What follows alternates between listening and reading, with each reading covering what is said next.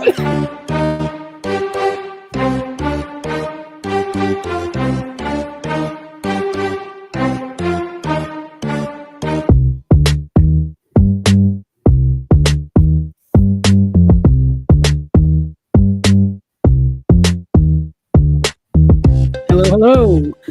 Welcome everyone. Let me just let the music slowly disappear. So, welcome everyone. I am your host, Andrew Cabral, and this is Chasing Labels. This is the podcast that we talk about several of the announcements in the boutique label world of video home releases, video home entertainment. I'm not quite sure how they would categorize it these days, but we take the last 2 weeks or so, and we kind of go into all of the boutique label announcements, or most of the boutique label announcements, mostly stuff that I'm interested in adding to my collection. You may be interested in adding to your collection, or stuff I'm just interested in general in talking about. That's a good way to kind of break that all down, so I'm not just talking about every announcement in the boutique label world, because there are so many, even within just a 2-week period. And this is officially episode or spine number 178. Thank you all for joining me. And before we get into all of the stuff that we're going to get into, all of the announcements from Criterion, from Severin with their upcoming Black Friday sale, with all their title announcements, with Kino, and with Imprint and Warner Archive, couple of things to talk about beforehand. Speaking of Criterion, the current sale that is at Barnes & Noble, the 50% off sale, is still going on as of this recording.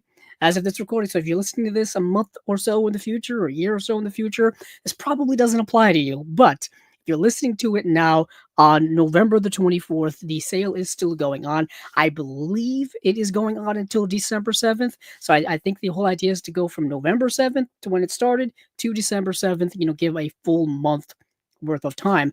I have gone to the sale and I've gotten a few things. I did do my usual a trip to the Criterion sale video that I do every time the sale comes around. So every July and every November, you'll see me at my local store looking at shelves and picking up some titles.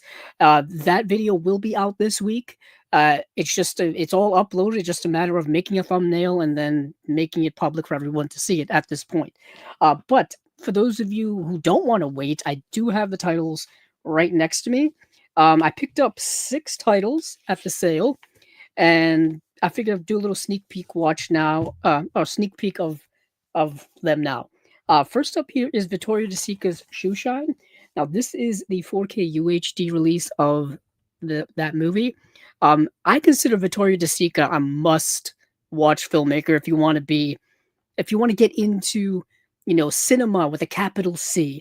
If you want to know what they're watching in film schools all across the world, chances are it's a Vittorio De Sica film. Chances are it's Bicycle Thieves, because that's where I started. And chances are you'll hear that name if you do ever take a film course ever. But this is his movie Shoeshine, which I think is also very, very good. Another Vittorio De Sica film, which is one of my favorites, is Umberto D. That's another great one to watch if you're trying to get into more Italian cinema. Italian neorealism is typically what Bicycle Thieves and Umberto D is, the style in which it's in. Really good stuff. But this is the 4K of Shoeshine. Next, I picked up A Confusion, and Mahjong. This is an Edward Yang double feature. This is just a Blu-ray, and this is an interesting double feature. Two earlier films, I wouldn't say earlier films, one's from 1994, one's from 1996, so not early, but Edward Yang, I feel, is such an underrated filmmaker. I recently saw a video of his work, and people just talking about it. He did the movie Yi Yi, which was his last film. He also did A Brighter Summer Day, which is another great film of his that I still need to get. But I just wanted to add more of his work to my collection, so I picked this up from Criterion. And then I picked up Fires on the Plain, which is a 4K UHD. This is the Kan Ichikawa film. This movie came out along with The Burmese Harp. And the reason I didn't pick up The Burmese Harp at the same time is because they only had the Blu-ray of The Burmese Harp, and I wanted to get the 4K of it. So I figured I'd wait and see if my store got any copies. And if they don't, I'll just order that movie online. But Fires on the Plain, I thought was even better than The Burmese Harp. This movie I think is really phenomenal. Came out in 1959. Um, just an amazing movie, really. As I talked about it here on the channel when it was announced several months ago. Definitely one for people to get their hands on. The next is a movie that I wanted to pick up back in July, and it is the movie Night Moves, the 4K UHD of Night Moves, starring Gene Hackman. This is the 1970s neo noir, and it's a great film. A few years ago, Warner Archive had put it out on Blu-ray, and then now we've got it once again, but in 4K from Criterion through whatever deal that they currently have going on with Warner Brothers. So, I've got that. Next up here is a movie I hadn't heard about since talking about it on the show here, and that is the movie Saving Face, a film by Alice Wu. This is a really great film from 2004. A great movie dealing with LGBTQ plus themes. It's also a bit of a romantic comedy as well, and in drama too, dealing with family and tradition and trying to break away from that tradition and be your own person. And there's culture clash between two worlds. All really, really good stuff. If you've ever seen the Ang Lee film, The Wedding Banquet, that would pair very nicely with this movie. Even the new remake with The Wedding Banquet that just came out last year, that would also probably pair nicely with this movie too. But that is Saving Face.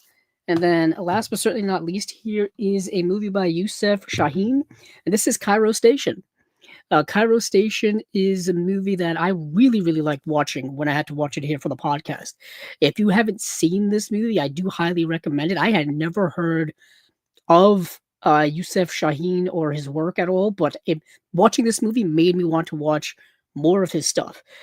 This movie, yeah, this is a whole documentary on here actually about his work. It says Shaheen why question mark, a 2009 documentary on the director and Cairo Station. So watching stuff like that always makes me want to watch more stuff from the specific director. So that is Cairo Station. So that is the sixth that I picked up from my first trip to the Criterion sale. Like I said, there will be a video of me going to the Criterion sale like I do every single time the sale comes around. That will be up. Speaking of Criterion, still, Steven and I got together last night. It's currently up on the channel right now.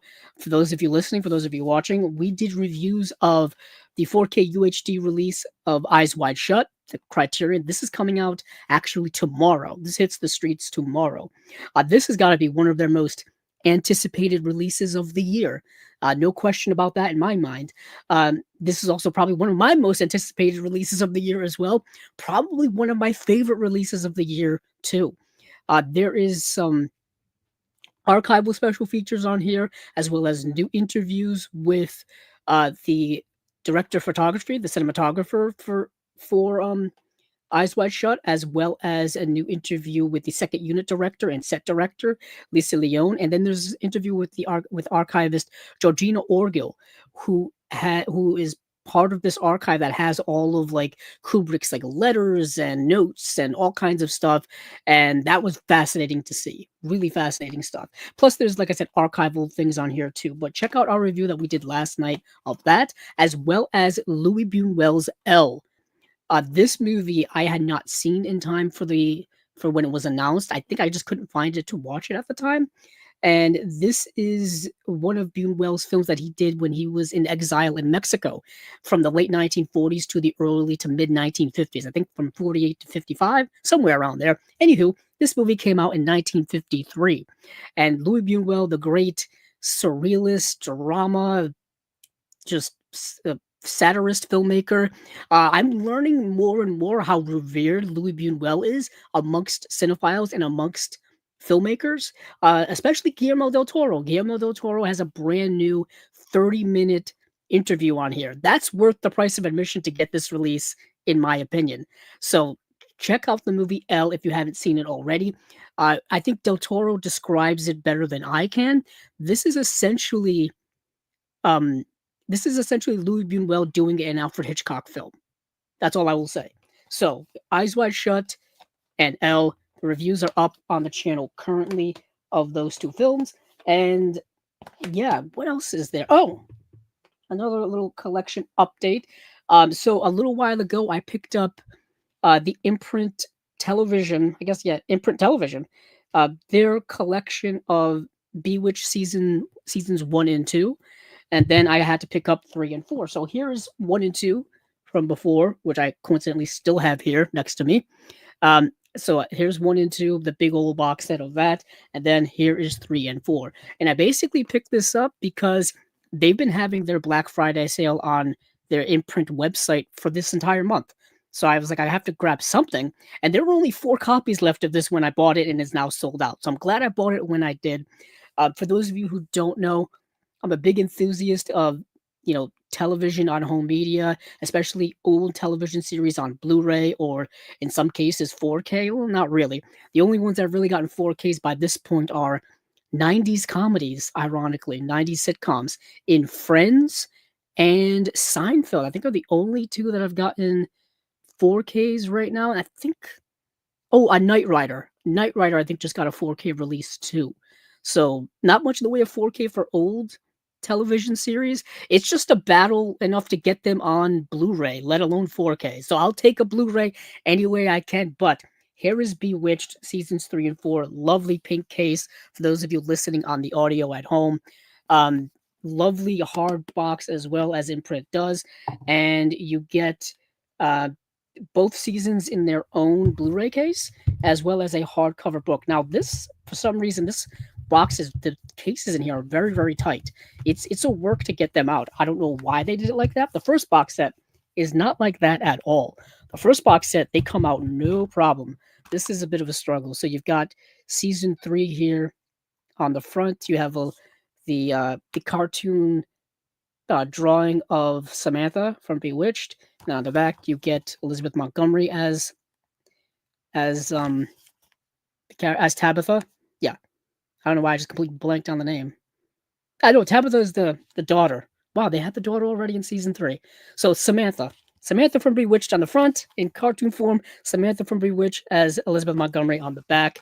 And then let me see if I can get season 4 out without too much uh, discomfort. So you have Darren in cartoon form on the front and animated form, and then you have, I think you have Darren and Samantha on the back as well. And then, just in case you guys want to know how the discs are in their own hubs. There's a disc on the right, disc 2 discs on a tray, and then the 4th disc on the back. I believe season 4 is the same exact way. Yeah. Season disc 1, disc 2, disc 3, and disc 4. All nicely done, all simply packaged. None of this like putting the discs in like sleeves or anything like that, or having them being in like the book packaging where you've got to like dig them out of these big old sleeves and stuff. Not a big fan of that packaging because the discs always get fingerprints all over them. They can be sliding and get scratches all over them, which does affect playback. And then lastly, in this box set, you do get a hardcover book as well. It's got Samantha and Darren in animated form on the front, and then Samantha and Darren in animated form on the back as well.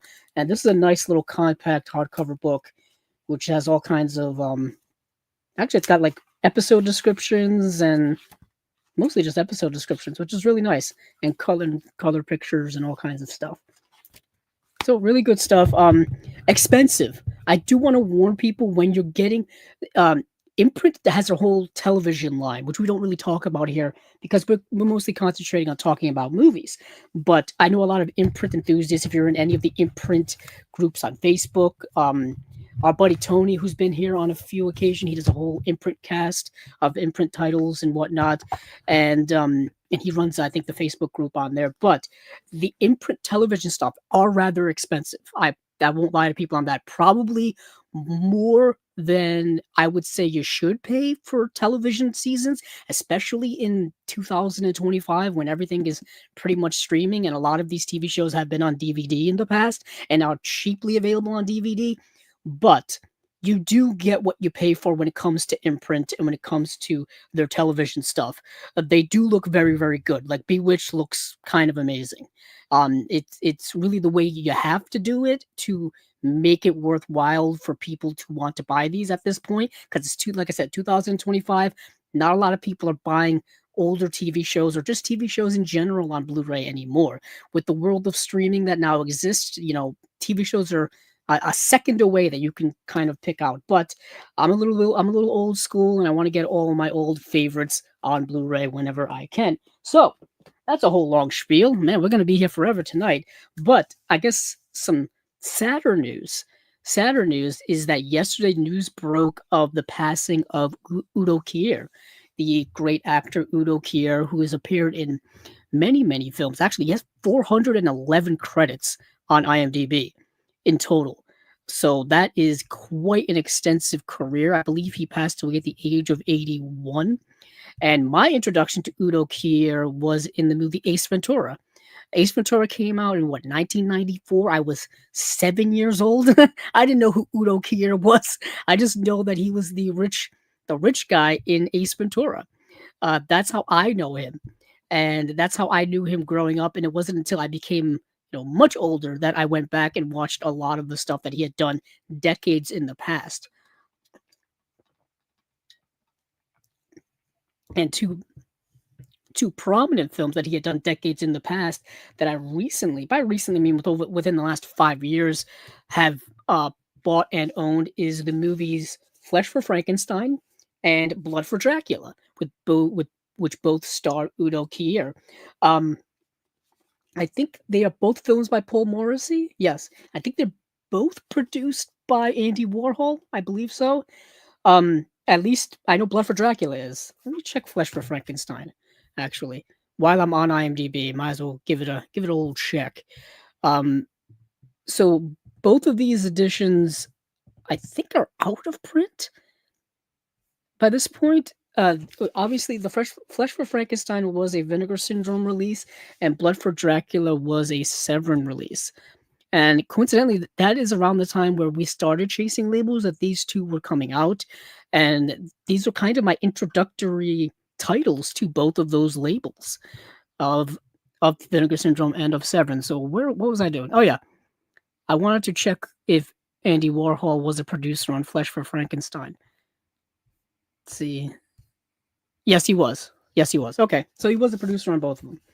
So yeah, if you're curious about Udo Kier's work and all that stuff, go to his IMDb, check out his work. I do recommend Blood for Dracula and Flesh for Frankenstein to people. These are probably my two favorite releases from each of these labels. Yeah, like definitely Vinegar Syndrome. This is my favorite release of theirs, and this is probably my favorite release from Severin as well. Just really stacked releases, really just great work all the way around, and two unique, interesting movies. If you've seen these movies, you understand what I'm saying. Coincidentally, we were just talking about Criterion. Once upon a time, these were part of the Criterion collection. Both of these movies, I think, had DVD releases, if not Laserdisc releases, something like that. Back in the old Criterion archives, you can find Flesh for Frankenstein and Blood for Dracula if you dig deep enough. But yeah, I just wanted to mention Udo Kier and just memorialize his passing by mentioning his work and how much of a big fan of his I was. He worked with so many directors in so many different genres. Truly an all-time actor. He's also kind of like an actor not a lot of people know of unless you're kind of deeper into cinema. You know what I mean? Like once you get a few layers into the back catalog of cinema, the deeper cuts of cinema, that's where you start seeing the work of Udo Kier. And that's where you start discovering just off the wall bonkers stuff like Flesh for Frankenstein, like Blood for Dracula, and you have yourself quite a time. You meet a lot of friends along the way too. You meet a lot of like-minded friends in the Udo Kier realm.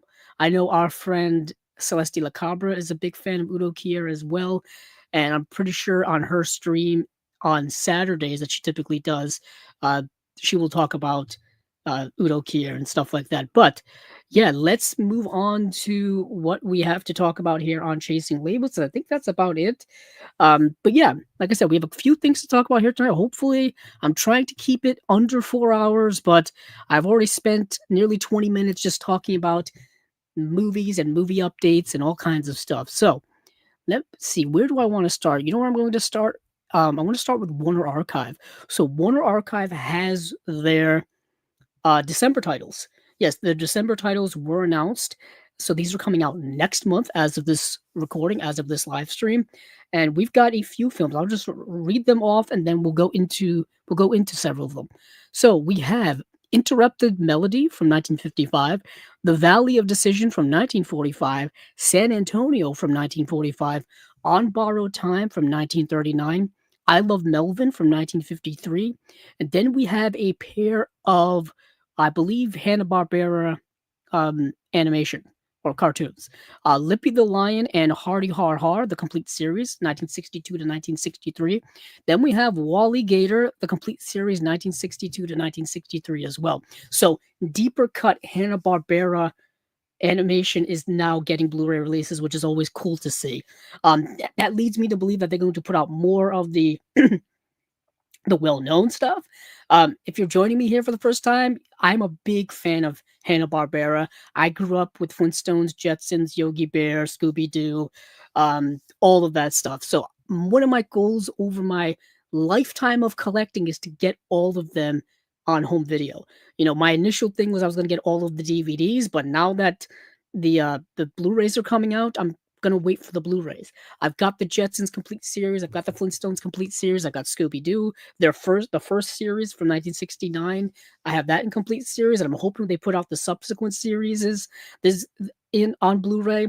There has been a there's been so many Scooby Doo series and movies and stuff over the years. I'm still kind of blown away by it. And I still mentioned it here on the podcast because it really does blow me away that that franchise has been around in some way, shape, or form since 1969. Like it is still, they're still making Scooby Doo series. They're still making Scooby Doo movies. They're still selling Scooby Doo products.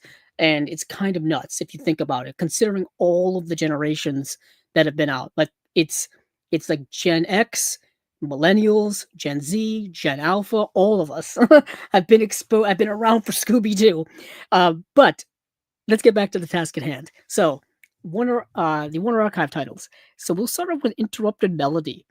Let's see. No pretensions, no tantrums. Marjorie Lawrence is a prima donna in the most professional sense of the term. She's a foremost Wagnerian, a soprano equal to the vocal and physical demands of the composer's oeuvre.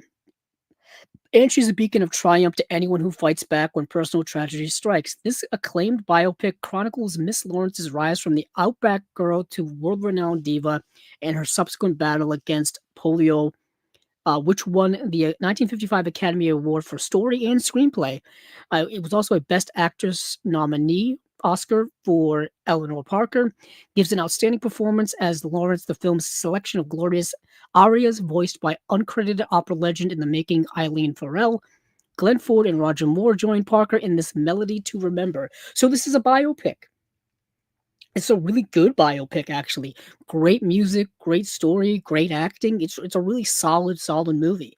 I really liked it. I didn't know anything about this singer when I watched the movie. I kind of had to go back and do some research. Marjorie Lawrence, who was an opera singer, and the movie, of course, takes artistic license and not everything is 100% accurate. We all know how the biopic game goes. So they're still making biopics now that aren't all 100% accurate. We just got a biopic on Bob Dylan. We just got a biopic on Bruce Springsteen. We got a biopic on Freddie Mercury a few years ago, which was not really at all accurate. So we know the game. We know the game. But this movie I thought was really good for what it is. So there's a new 4K restoration from the original camera negative, classic MGM CinemaScope cartoon Tom and Sherry. So that's a Tom and Jerry cartoon. I can't wait for that Tom and Jerry collection that's coming out next month. I think that's something I'm going to get myself for the holiday season. There's that. There's the Looney Tunes Vault collection that I need to get as well. I think those two are kind of big ones I want to get for myself. Speaking of animation, which we were. So The Valley of Decision is the next one. Oh, and Interrupted Melody is coming out on December 16th. So The Valley of Decision says steel separates Pittsburgh into rich and poor, master and worker, powerful and powerless. On one side is Paul Scott, the progressive son of a street mill owner, on a steel mill owner, sorry. On the other is Mary Rafferty, daughter of the embittered laborer who was crippled in a mill accident. When Mary takes a post as a housemaid at the Scott Mansion, she and Paul fall desperately in love, but a bloody strike may tear the city and the lovers apart, surging the passion and strife, featuring an outstanding cast that includes Greer Garson, who earned an Academy Award nomination, Lionel Barrymore, and Gregory Peck. Um, yeah, that's if you're a Gregory Peck fan, this is another one for you. So beautifully underscored by the music of Herbert Stothart, which also garnered a nomination. The Valley of Decision was a smash at the box office and remains a prime example of prestige filmmaking at MGM during the Hollywood's golden age. So what we have here is an back catalog MGM title, starring names that if you're a fan of the golden age of Hollywood, you will probably certainly know. Certainly you know who Gregory Peck is. He's probably the most prominent of these three. Lionel Barrymore, of course, from the famous Barrymore family, which goes all the way up to today with the beloved Drew Barrymore. And Greer Garson is a great actress. So what you have got here is I would say, melodrama, romance movie that's also about class warfare and class divide, about workers' rights and things like that as well, which seems to be an evergreen theme in a lot of movies throughout the last century is workers' rights, all of that stuff. So this is also a really good movie too. I really liked it. New 4K restoration from the best preservation elements. Classic MGM Tex Avery cartoon Wild and Wolfie. Classic MGM short Spreading the Jam. Lux Radio Theater broadcast starring Greer Garson and Gregory Peck. I believe it's probably yeah, that makes sense. I thought it would be like a Lux Radio performance of the movie, but maybe it's just an interview with them. Then you have the original theatrical trailer. This is coming out December 16th as well. So that is Valley of Decision. Now, I wanted to see if either of these two movies were made by a prominent filmmaker that you may have heard of. So, not really. Although Tay Garnett is a really good filmmaker, kind of a workman filmmaker. He did. Okay, so the movie he's probably most well known for, The Postman Always Rings Twice, is a great film noir. That's probably his biggest, most well-known movie. He also did One Way Passage with William Powell and Kay Francis. That's another good one. That's available through Warner Archive too. And I believe The Postman Always Rings Twice is available through Warner Brothers directly, because I have it. That's how I know. It's yeah. I'll say it's probably behind me somewhere on the shelf. Now that I think about it, I'll try to do the alphabetical order in my head. But next movie after The Valley of Decision is San Antonio. And so this is a Western starring Errol Flynn. Let's get into it. Rustlers have taken Clay Hardin's cattle and holed up in San Antonio. So Clay does what any cowboy worth his salt must do: strap on his sidearm, ride into town, and settle the score. Despite his Tasmanian roots and elegant British diction, Errol Flynn made an ideal all-American cowboy. With his steely gaze, lean frame, and understated humor, he tamed the West in 8 thrilling sagebrush sagas. San Antonio features blazing action, suspense, and a beautiful girl in Alexis Smith to add romantic luster to the heroics. Welcome to San Antonio, where excitement is as big as Texas, now meticulously restored from its original nitrate Technicolor negatives, and especially for its Blu-ray premiere. This fan favorite Warner Brothers Western glistens as never before. That's really cool to see.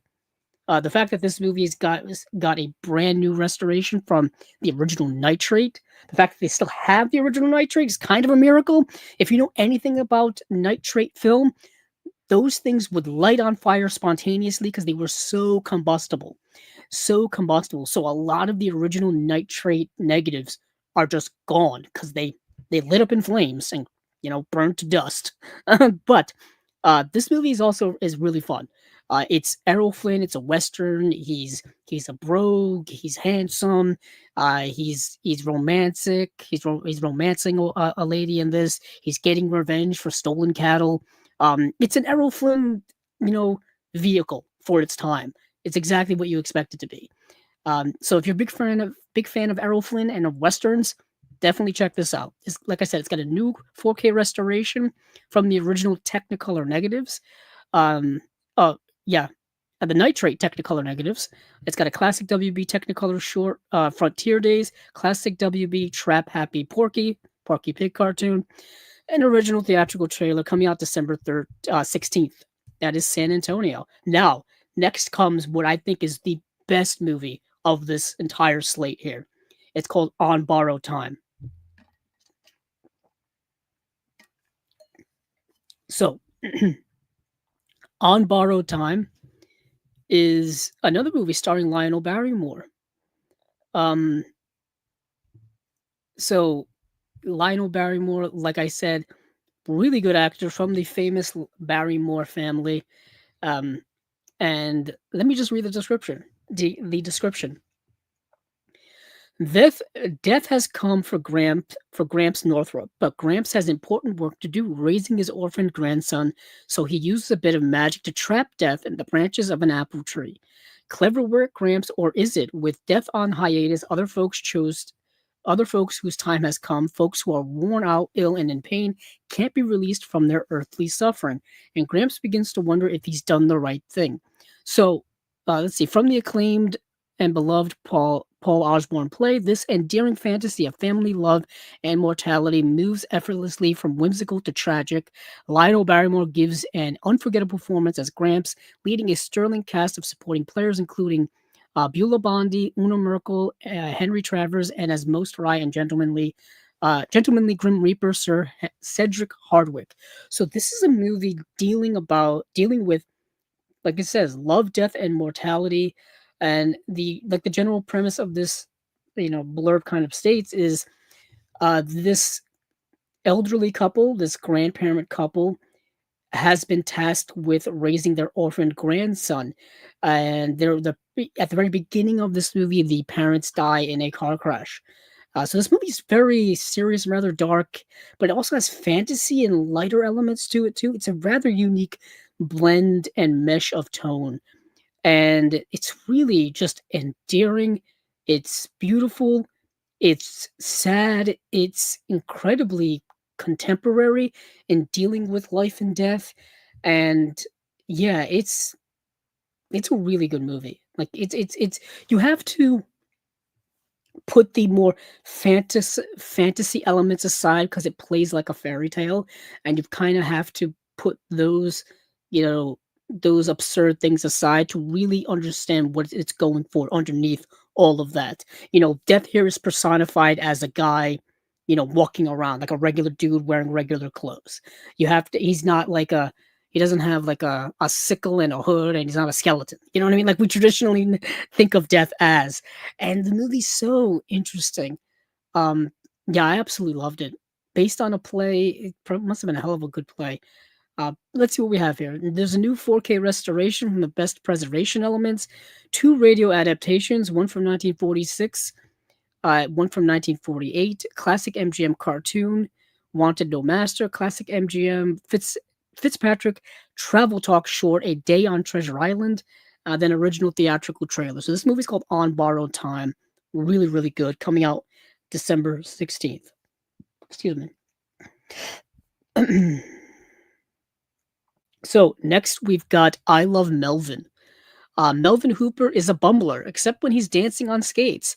A workday gopher for Look magazine, except when he fakes being a big time photographer and in love with Broadway. Boy, Quarren. It's supposed to be someone who's in a choir. Judy Leroy. Melvin convinces Judy he can send her star aloft by putting her on the cover of Look magazine. Now he has to make it happen. Singing in the Rain's Debbie Reynolds and Donald O'Connor dazzle again like July 4th sparklers and I Love Melvin. Highlights include glorious on-location Manhattan locales, Debbie portraying the tossed-about football in a gridiron stage piece, and Donald romping through the delirious make-em-laugh style I Wanna Wonder.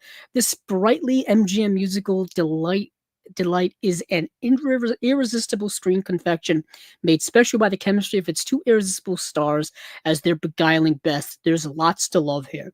So, if you are a fan of Debbie Reynolds, or if you're like myself, who is a fan of Debbie Reynolds and wants to get more Debbie Reynolds movies in their collection, This movie definitely fits the bill. Fits the bill. It's definitely one you want to add. Um, she's great in it. It's a lighter, romantic, love story. I would say romantic comedy, really, but with musical elements to it. You have this character who um is trying to court Debbie Reynolds, but she is involved with somebody else who is considered a better suitor by her father, but this character is just head over heels in love with her, and she is also in love with him, but he's this kind of nothing, part-time photographer guy, while this other guy is like a wealthy, more eligible, better suitor to give you a more comfortable, more, established life. So there's that classical battle of like, love versus comfort. And this movie's dealing with that. You got the great music in there. Debbie Reynolds is a star. I liked it. The movie's called I Love Melvin. Uh, and it's got a new 4K restoration from the original Technicolor negatives, deleted musical sequence A Lady Loves, which is the unused finale, classic MGM cartoons in The Impossible Possum, TV of Tomorrow, and then the original theatrical trailer coming out December 16th. And then after that, you've got the two um, animated series in Lippy the Lion and Hardy Har Har, the complete series, and then you've got Wally Gator, the complete series. They are both 2K. They're both 2 disc sets, both new 4K restorations from the best preservation elements on there, and they're coming out on December 16th as well. So just to wrap up the Warner Archive. Let me just run down what's coming out in December. Interrupted Melody, The Valley of Decision, San Antonio, On Borrowed Time, I Love Melvin, and then you've got the 2 animated series in Lippy the Lion and Hardy Har Har, the complete series, and Wally Gator, the complete series as well. So that is it for Warner Archive for December. And I will say this, um, with Warner Brothers once again in the process of possibly being sold to a new company, I would buy up as much of their back catalog as you can, because you have no idea what's going to happen physical media wise if indeed Warner Brothers gets sold to Paramount, to Netflix, to NBC Universal, to whomever. Uh, you don't know if the Warner Archive line is going to stay afloat either. We didn't know that last time when they were bought by Time Warner. When they were bought by AT&T. Sorry, AT&T about 10 years ago or so. We didn't know what they were going to be doing then. We didn't know what was going to happen when they merged with Discovery. Warner Archive still stayed afloat through both of those times. And we don't know what's going to happen if they do get sold again sometime soon. So buy up all the Warner Archive titles while you can, because you never know. Buy up all the Warner Brothers, catalog stuff while you can, because you also never know. I can say this, that the Disney acquiring the 20th Century Fox definitely had an impact on being able to get a lot of the 20th Century Fox back titles, catalog titles on Blu-ray. Those old Blu-rays kind of all are now out of print. You can still get them. You just got to pay way more than you would have paid when they came out or when they were in print. But let's just say, history kind of shows that this could go south. So get it while you can. But let's move on to someplace else. Let's see. That was Warner Archive. Let's move on to Eureka. Let me see. Did I get Eureka up? No, I didn't. Let me go and get the Eureka titles up. Let's see, because Eureka only has 2 titles, so I figured we would talk about that. They have, I know, the movie Jacob the Liar, and they have a Miyamoto Musashi um box set. There it is. So, of course. Let me just go to their Facebook page. That's what I'll do. I'll go to their Facebook page. It'll be so much easier. I was trying to look on Blu-ray.com, but Blu-ray.com is sometimes and usually the most reliable, but you got to go digging sometimes, and we don't have time to be digging, do we? I don't think we do. Let's go down on the Eureka Facebook page to their February releases. Yes, so their February releases, we have Jakob. It's either, I guess, the more English version would be Jacob the Liar, but it's really Jakob the Liar. So, Jakob the Liar, which is an Oscar nominated East German masterpiece of Holocaust cinema. Let's see, let me go directly to their website. Here we go. So, DF, directed for DEFA by Frank Bayer and adapted from the novel of the same name by Jewish author Ulrich Becker, Jakob the Liar was the only East German film to be ever nominated for an Academy Award, starring the prolific Czech actor Vlastimil Brodsky. It follows the members of a Jewish community in German-occupied Poland. So this movie came out in the early 1970s. I want to say 1974, 1975. This movie is, like I said, based on a novel. Which is interesting is that in the 1960s, I think late 1960s, this was actually originally a screenplay, and the DEFA thought it was too dark of a screenplay, too depressing. I guess it is dealing, of course, with incredibly serious themes and subject matter in the Holocaust, and they were like, "Yeah, we're not gonna make this." So the person who wrote the screenplay decided to turn it into a novel, and the novel became a big hit. It became such a big hit that now, years later, the DEFA was like, "Okay, let's turn it into a movie. Let's now we're gonna do it." And what we got here is Jakob the Liar.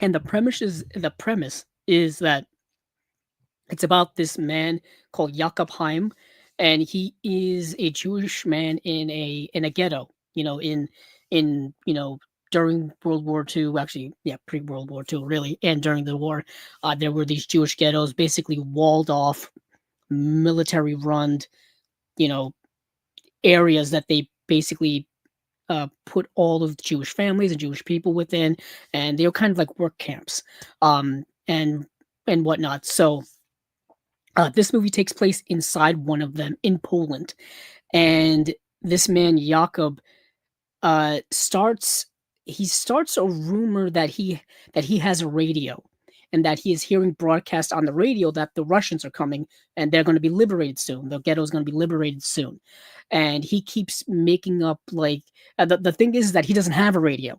He doesn't have one, so he's kind of just making it up. Well, initially he hears it on a radio inside one of the headquarters that he's in, like a police station, and he takes that information, which is true, and then relays it, but then starts making up other fake radio reports and telling people he's got a radio, he's hearing these reports, and all of this stuff. So the movie is dealing with the idea of false hope versus no hope. Which one is better? Um, is it morally okay to instill false hope in seemingly a hopeless situation? And the movie is constantly dealing with and wrestling with that theme, which is a fascinating theme. I think we can still discuss today. And so the movie's dealing primarily with that, but also, of course, dealing with anti-Semitism, dealing with Nazi Germany, dealing with all these other big time themes during that time period. It's a very powerful film. It's a very good movie. Obviously, not a light film to watch.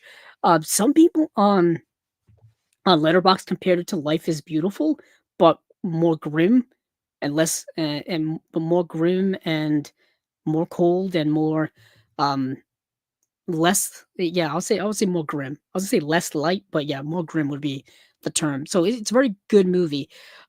It was also remade in 1999, actually, by Peter Kosovitz, with Robin Williams in the starring role as the Jakob character. I'm fascinated to see that version of the story. Um, yeah, yeah, I'm just fascinated by what that would look like in a modern film. Well, I know now a movie that's over 25 years old. But what do we have here for special features? Let's see. Limited edition O card slipcase featuring new artwork by Carly A through F. Limited 2,000 copies. Limited edition collector's booklet featuring new writing on Jakob the Liar by Sebastian Hadushk, author of East German Cinema, DEFA, and Film History. For those of you who don't know, DEFA was basically East German's a movie company, movie studio. They came around after World War II, and there's a whole like DEFA box set that was put out by Eureka. I think it may be out of print by now. It was put out this year, actually. It went out of print very fast, if indeed it is. Um, but yeah, so if you're interested in kind of more historical context for these movies, I definitely look into DEFA. There's a 1080p HD presentation from a 4K restoration of the original camera negative and interpositive by the DEFA Foundation. Original German audio, optional English subtitles. Let's see some special features. Lessons of the Past, new interview with Jewish studies scholar Sue Weiss on Holocaust cinema. Yurik and Jakob, new video essay by film and literature scholar Mary Going on Yurik Becker and DEFA's adaptation of Jakob the Liar. Diary for Anne Frank is a DEFA documentary on the story of Anne Frank. Okay, so that is Jakob the Liar. Let's go to the other one, which is a box set of 5 movies. It's called Zen and Sword, and it's the Miyamoto Musashi saga at Toei.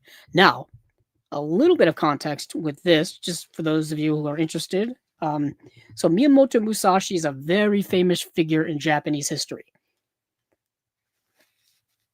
Miyamoto Musashi is kind of a legendary figure, really. Let me actually, just so I'm not talking out of nowhere, let me actually look up Miyamoto Musashi. Oh man, sometimes you can go with it, and sometimes you second guess yourself. So yes, he was a Japanese swordsman, strategist, artist, and writer who became renowned through stories of his unique double-bladed swordsmanship and undefeated record in his 62 duels. So he lived from 1583 to 1645. So we're talking 16th to 17th century Japan. So we're talking feudal times here, with the samurai and stuff like that. There have been movies, there's been books, there's been comic books, there's been documentaries, there's been so many things made about Miyamoto Musashi over the years. There is a 3-film set from Criterion. That's a Miyamoto Musashi, 3 movies about his life, starring Toshiro Mifune that I have. It's actually, I don't even think it's in my action section. But there's a lot of Miyamoto Musashi. They've been making movies about him for like a century. So let's get into what this is about. Hold on. Zen and Sword, the Miyamoto Musashi saga at Toei. A swordsman, writer, and artist who lived between 1584 and 1645. I could have just read this on Eureka's website. Miyamoto Musashi is a near mythic figure in Japanese history and an icon of Japanese popular culture. The first film based on his life was produced in the silent period. I think it was like 1928. Followed by dozens more made over the next decades. In the early 1960s, Toei launched into an entire series focused on the legendary samurai, a 5-part saga adapted from the works of Eiji Yoshikawa and completed under the direction of Tomo Uchida between 1961 and 1965. And so they were turning these out, like 5 movies in that period. So Miyamoto Musashi charts the origins of the eponymous swordsman following his participation in the Battle of Sekigahara and traces his path towards the way of the samurai. In Miyamoto Musashi 2, Showdown at Hanayazaka Heights, Musashi emerges from a period of learning and contemplation, soon coming into conflict with a rogue group of Ronin. Then in Miyamoto Musashi 3, Birth of the Two-Sword Style, the samurai develops his personal style of swordsmanship and first encounters Kojiro Sasaki, who will become his arch rival. His feud with Sasaki intensifies in Miyamoto Musashi 4, Duel at how am I going to say this? Ichioji and Miyamoto Musashi 4, Duel of Ganru. A duel at Ganru Island, ultimately leading to an epic final battle. So we got a 5-film set here, all Miyamoto Musashi stuff, all samurai stuff. If you're into samurai movies like I am, you kind of want the set. You kind of want it. So let's see what we got here just in terms of special features and such. Limited collector's edition box set, limited 2,000 copies. Limited edition hardbound slipcase featuring new art by John Dunn. Also, that's 2,000 copies. Limited edition 100-page collector's book featuring translated writing by Miyamoto Musashi himself. Notes on each film in Toei's Musashi series by Japanese cinema expert Joe Hickenbottom, and a new essay on the film's stars by Jennifer Coates, author of Film Viewing in Post-War Japan, 1945 to 1968. So that's all three of those things are all within the 2,000 limited edition copies. So get them while you can. Let's see, 1080p presentations on Blu-ray from new 4K restorations by Toei. We have new audio commentary on Miyamoto Musashi with Japanese cinema expert Jonathan Root. New audio commentary by Miyamoto on Miyamoto Musashi 2 Showdown at Hanayazaka Heights with critic and Japanese cinema expert Jasper Sharp. Live by the Sword, new video essay on Miyamoto Musashi in history and popular culture by Jonathan Clements, author of A Brief History of Japan, Samurai Shogun, and Zen, the extraordinary story of the Land of the Rising Sun. A legendary swordsman, new appreciation by Toei's Miyamoto Musashi Saga by film critic Tony Raines. Oh, nice. And Otsu and Other Women, new interviews with Japanese cinema scholar Jennifer Coates on female representation in Toei's Miyamoto Musashi's Saga. This is a definite must-buy for me. There's so much Eureka stuff I want to get, and I think this one just kind of floated towards the top. Towards the top. I do love me some Japanese stuff. Now, this is coming out February 23rd, 2026. You can pre-order it now, but you do have like 3 months worth of time before it comes out. So that is the 2 February titles by Eureka. You have Jakob the Liar, and then you have Zen and Sword, the Miyamoto Musashi Saga at Toei. Those are coming out from Eureka. Now, let's see what else we've got here. Actually, let's see if we have some comments. We do have some comments. Our friend Acres of Movies is here, and they do have some comments. Excited for the program. What features would you want on a Fletch double feature special edition? You got to get something with Chevy Chase. You've got to get some stuff with Chevy Chase. I know they've done Fletch quite a few times. They've done Fletch, and they've done the Fletch sequel. Both have gotten Kino releases. I don't know if they're stacked with special features or not. I don't have either of them. And I know I've talked about them here on Chasing Labels, but I can't remember what they have. So Acres of Movies also said, should Kino do Up the Creek special edition? Do you like that one? I've never seen it. So I don't know. Have you heard of Genesis RPG Shining Force? Should that be a good fantasy series of movies? I have not heard of that. So I couldn't comment on whether that would be good or not. I think we need some good fantasy series now. I mean, I'm assuming you mean television series. What's interesting when it comes to fantasy TV is we've been getting a lot of medieval fantasy. Well, actually, with Game of Thrones, and that kind of ushered in a whole new era of medieval fantasy TV series and whatnot. And you have House of the Dragon. The thing is, they're not so. There's not a lot of fantasy going on in there, in terms of like magic and stuff like that.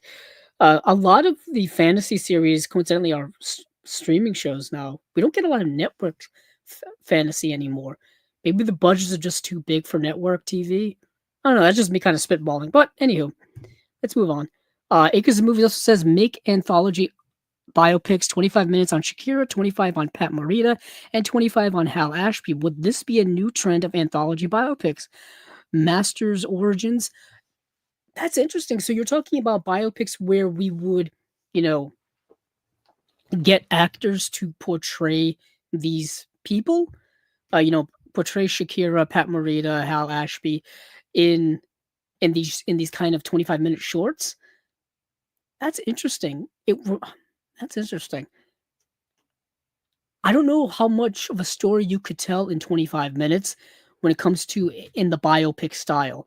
That's the one thing that people criticize the biopic model for being, is it's too rigid and traditional, and you get it's kind of the same story every time. It's the classic rise and fall, the rise to fame, the fall, and then and then perhaps the re-rise again back to prominence. They got to pick themselves back up. We've seen that in so many biopics, especially about musical acts and stuff like that. So I'm more of a fan of non-traditional biopics, which this kind of sounds like it would be. I know I'm curious because Danny Boyle is making his biopic about the Beatles, or biopics rather about the Beatles. I'm curious how that's going to go, because that seems like a lot similar to this, where we're getting like individual biopics about different people. I'm curious how that's going to go. I am very curious. So, and then Acres of Movies asks, "Have you seen Once Upon a Crime?" I have not. Oh, excuse me. Acres of Movies also says, "Excited for network and for you to discuss so many thanks. Would you like to see a stunt show for Starship Troopers or Crawl?" Starship Troopers. I think Starship Troopers um needs to have a little bit of a comeback in relevance. What's ironically is that movie I think is more relevant now in modern times than I think when it came out, 30 years ago.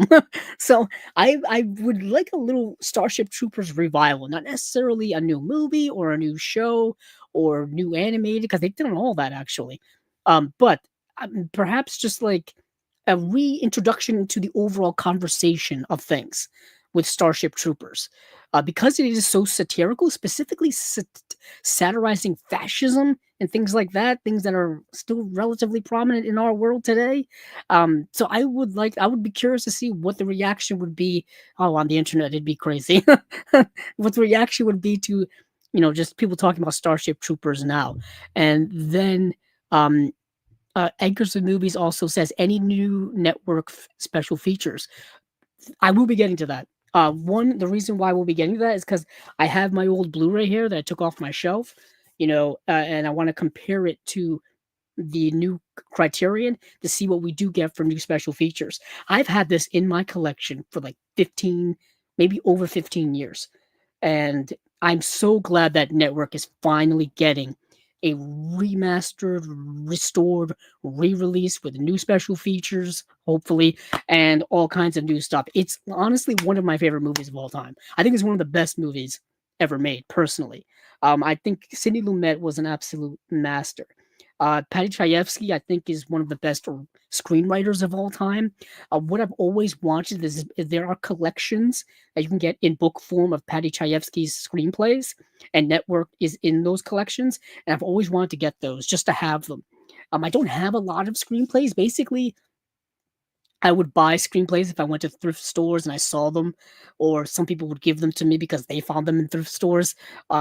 Some I did buy straight up brand new. Like, what did I buy? Like did I buy the Dark Knight trilogy screenplays? I bought the before. It was Before Sunrise and Before Sunset uh, screenplays. I bought the Godfather screenplay.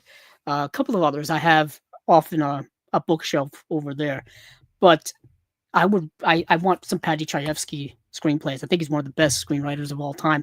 I mean, also somebody to learn how to write screenplays from too. The best way to learn how to write screenplays is to read screenplays. That's the advice I would give to people. Um, Especially when it comes to just look at the structure, and on all that stuff. When it comes to screenplay writing, a lot of it is learning the structure of it all, which is always got, you know, made me frustrated. Have Because I'm such a perfectionist when it comes to things that if I don't know the structure, if I don't know the beat by beat structure of how to, like, oh, this is how you introduce a new character talking, this is how you introduce a new character coming into the scene, this is how you do dialogue back and forth and all this kind of stuff. And if I never could be able to narrow down that structure, it would bother the heck out of me because I'm such a perfectionist in my mind. But that's just me going on and on about things. So we did Warner Archive, we did um Eureka. Now let's do Imprint. Why not? So Imprint has like a plethora of their Asian film releases. Not only do they have their Imprint Asia bundle for February, they've also got three Golden Princess releases as well. They're starting their Golden Princess releases. So, little recap here. Golden Princess, When you hear that terminology, think of the Hong Kong films from the 80s that you've either heard of or that you know and love already. Think of John Woo, think of all of those stuff, Ringo Lam, and all these things. So recently, we all know that Shout Factory got the rights to the Golden Princess library, and they've been putting out their releases of Hard Boiled and A Better Tomorrow and The Killer, all this kind of stuff, and City on Fire as well. So they've been putting out their releases. They sold the rights. Well, yeah, they sold the rights to put out UK releases to Arrow in the UK. So Arrow is putting out their own releases. Those are the ones that I'm waiting to get. Those are the ones that I'm waiting to get personally. And then now we go geographically down to Australia, and now Imprint has apparently acquired the rights to put out Golden Princess releases in Australia. So we've got United States in Shout Factory, UK with Arrow, Australia with Imprint. So there's plenty of these movies now to go around, which is amazing considering that a year ago or 2 years ago or however many years ago, there weren't a lot of high quality releases for these movies. Honestly, there weren't really any. So now we're getting high quality release after high quality release of the same movies, but at least we've got a variety of where of everyone can get whichever one they want, whichever version they want. Heck, you can get them all. You can afford to get the Imprint and the Shout Factory and the Arrow release of the same movie. Go ahead, live it up, live it up. So, let's start. Boy, let's start with that. So, their Golden Princess February releases are City on Fire, Peking Opera Blues, and then a box set of a Chinese ghost story trilogy. Now, we've already talked about the we've already talked about City on Fire. We've already talked about Peking Opera Blues here on Chasing Labels because, like I said, I covered these movies when they were released by Shout Factory. So let me click on these and just to get an overall sense of special features and stuff like that. Let me just see here. I probably should have done this earlier. So let's see. City on Fire is the first Golden Princess title to join the Imprint Asia collection. This excuse me. This exclusive steelbook is housed in a limited edition hardbox with a 60-page hardcover booklet featuring brand new essays. Um, rediscover the classic 80s action crime drama fully restored from the original camera negative in Dolby Vision on 4K UHD and on Blu-ray, loaded with special features. Now, so it's a 2-disc set plus the hardcover book. Is a new audio commentary by film historians Frank Zhang and F.G. DeSanto. New Burn It Down interview with screenwriter Tommy Sham. New Hong Kong Confidential Inside City on Fire with author Grady Hendrix. New Some Like It Hot interview with film historian Rick Myers. New Burning Rivalries interview with film historian Kim Newman. More special features to come, essentially. I'm man, I don't want to do this for all of these because if I start this trend, I'm going to lose my mind. I wanted to do a little comparison here. Let's see. So, City on Fire.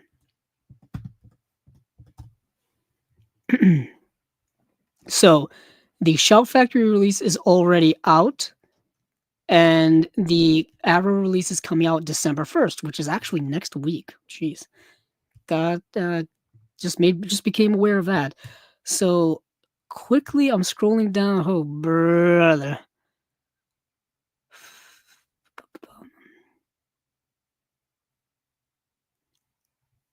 So this has all of those special features. I just let me open this over.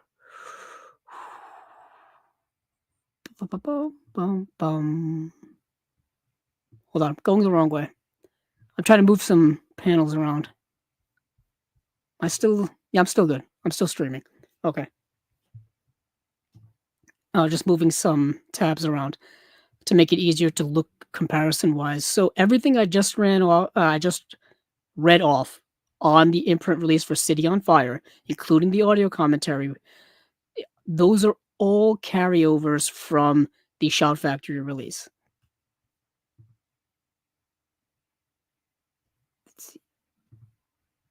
Yep.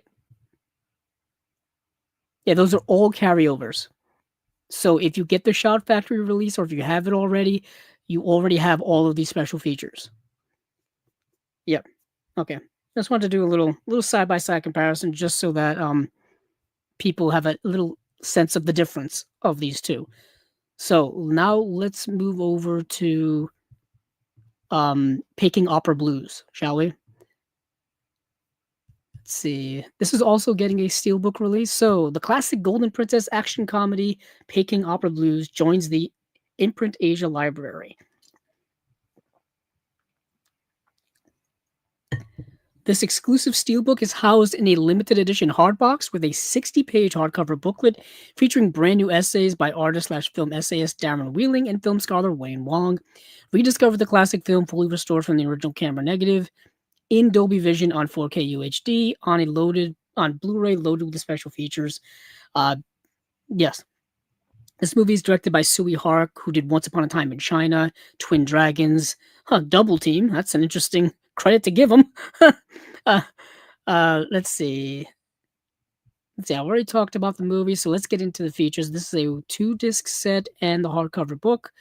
There's a new audio commentary by film critic James Mudge. An opus for Peking, starring in a Sui Hark classic interview with actor Mark Chang. New and operatic achievement interview with cinematographer Ray Wong, Hong Kong Confidential Inside Peking Opera Blues with author Grady Hendrix, Peking Provocations interview with author and critic David West on the cinema of Sui Hark, and new Peking History Blues, Professor Lars Laman on the setting and time of a Sui Hark masterpiece. Now, let me go over to see what the Shout Factory release has. My guess is it's going to be the same, hopefully.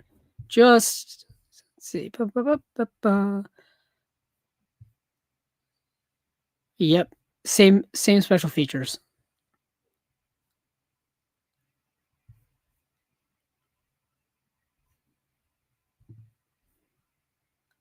Yep, same exact special features. Okay, so you're not losing anything, you're not gaining anything, but um there you go. So I wanted to see I wanted to see if that ghost trilogy, let's see, a Chinese ghost story trilogy had been released here. I don't think it has. We've gotten so many like supernatural ghost stories.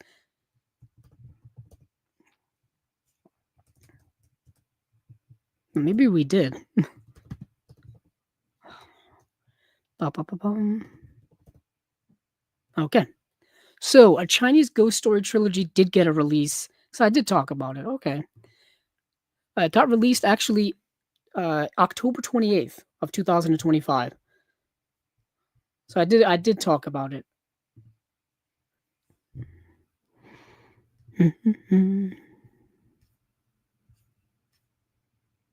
Yep. Okay.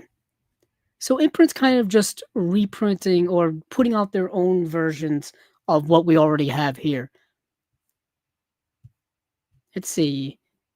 The cult classic Golden Princess horror trilogy comes to Imprint Asia. This exclusive 3-disc Blu-ray steelbook is housed in a limited edition hardbox with a 60-page hardcover booklet featuring brand new essays by film critic slash author David Chu and film historian Sam Deegan. Let's see. Producer Sui Hark, Supernatural Fantasy, brought supernatural fantasy back to the big screen with a Chinese ghost story, an acclaimed series of films that has left a lasting worldwide impression on ghostly cinema and ghoulish tales. So you've got all 3 movies. Let me see. Now, where am I going to go? This is, what sucks now that Shout Factory doesn't have a website is I've got to go and look. I got to go and like hunt down a list of special features for this release. Let's see. Go over to. There it is.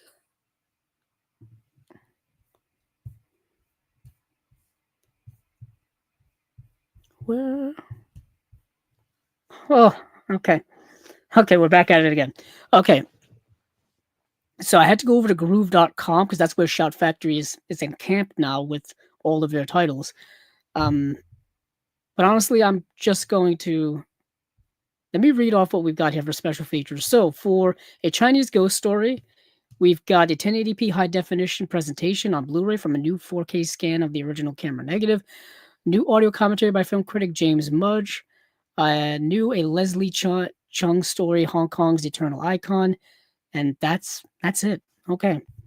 Now let me see if Group has an awful, awful format for the way they list special features. Like it makes me want to cry. It's so terrible.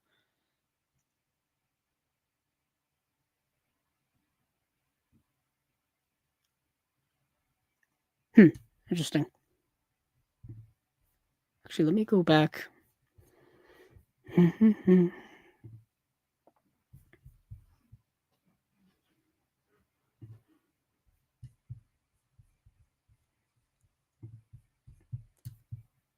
see. I could go.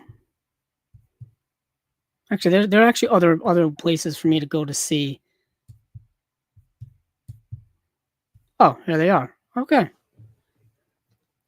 I did. I went to the forums over on Blu-ray.com.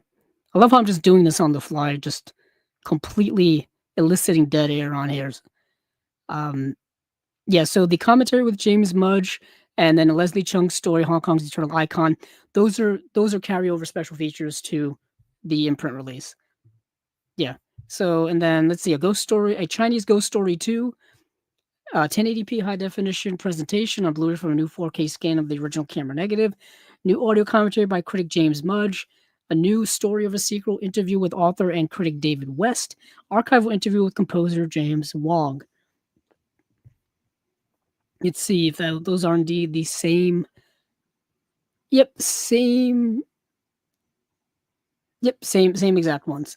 And then we've got a Chinese Ghost Story 3, and you can probably bet your bottom dollar that it's going to be the same exact special features. So, audio commentary by film critic James Mudge, third time lucky interview with author and critic David West, archival interview with composer James Wong, archival interview with martial arts director Wen Bun, and this also coming from a 1080p high definition presentation on Blu-ray from new 4K scan of the original camera negative.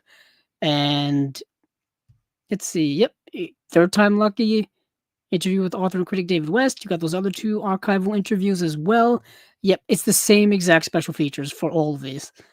All right, so that's their Golden Princess February bundle or their Golden Princess February releases. City on Fire, Peking Opera Blues, A Chinese Ghost Story. If you have the Shout Factory releases already of these three, you have everything. You've got the movies. The only difference is the packaging. I hear they're coming with like steel books and the booklets that, of course, Shout Factory doesn't have, but you're getting all the same on disc content. So if it all depends on how much you care about what's in those booklets and how much you care about packaging. But let's go to their Imprint Asia line from February, and we've got Farewell My Concubine, Lust Caution, and Tai Chi Zero. Now, Farewell My Concubine is a 4K UHD release, and there is already a 4K UHD release here in the US from Criterion. I know because I have it, and I know because I've watched it. That's how I spent my Friday night. I spent my Friday night doing a double feature of Farewell My Concubine and Eyes Wide Shut. So I did a Criterion double feature of two 3-hour movies, or near 3-hour movies. Both, yeah. Wow, how long is Farewell My Concubine? It's like 164 minutes. Actually, let me get my copy. Hold on.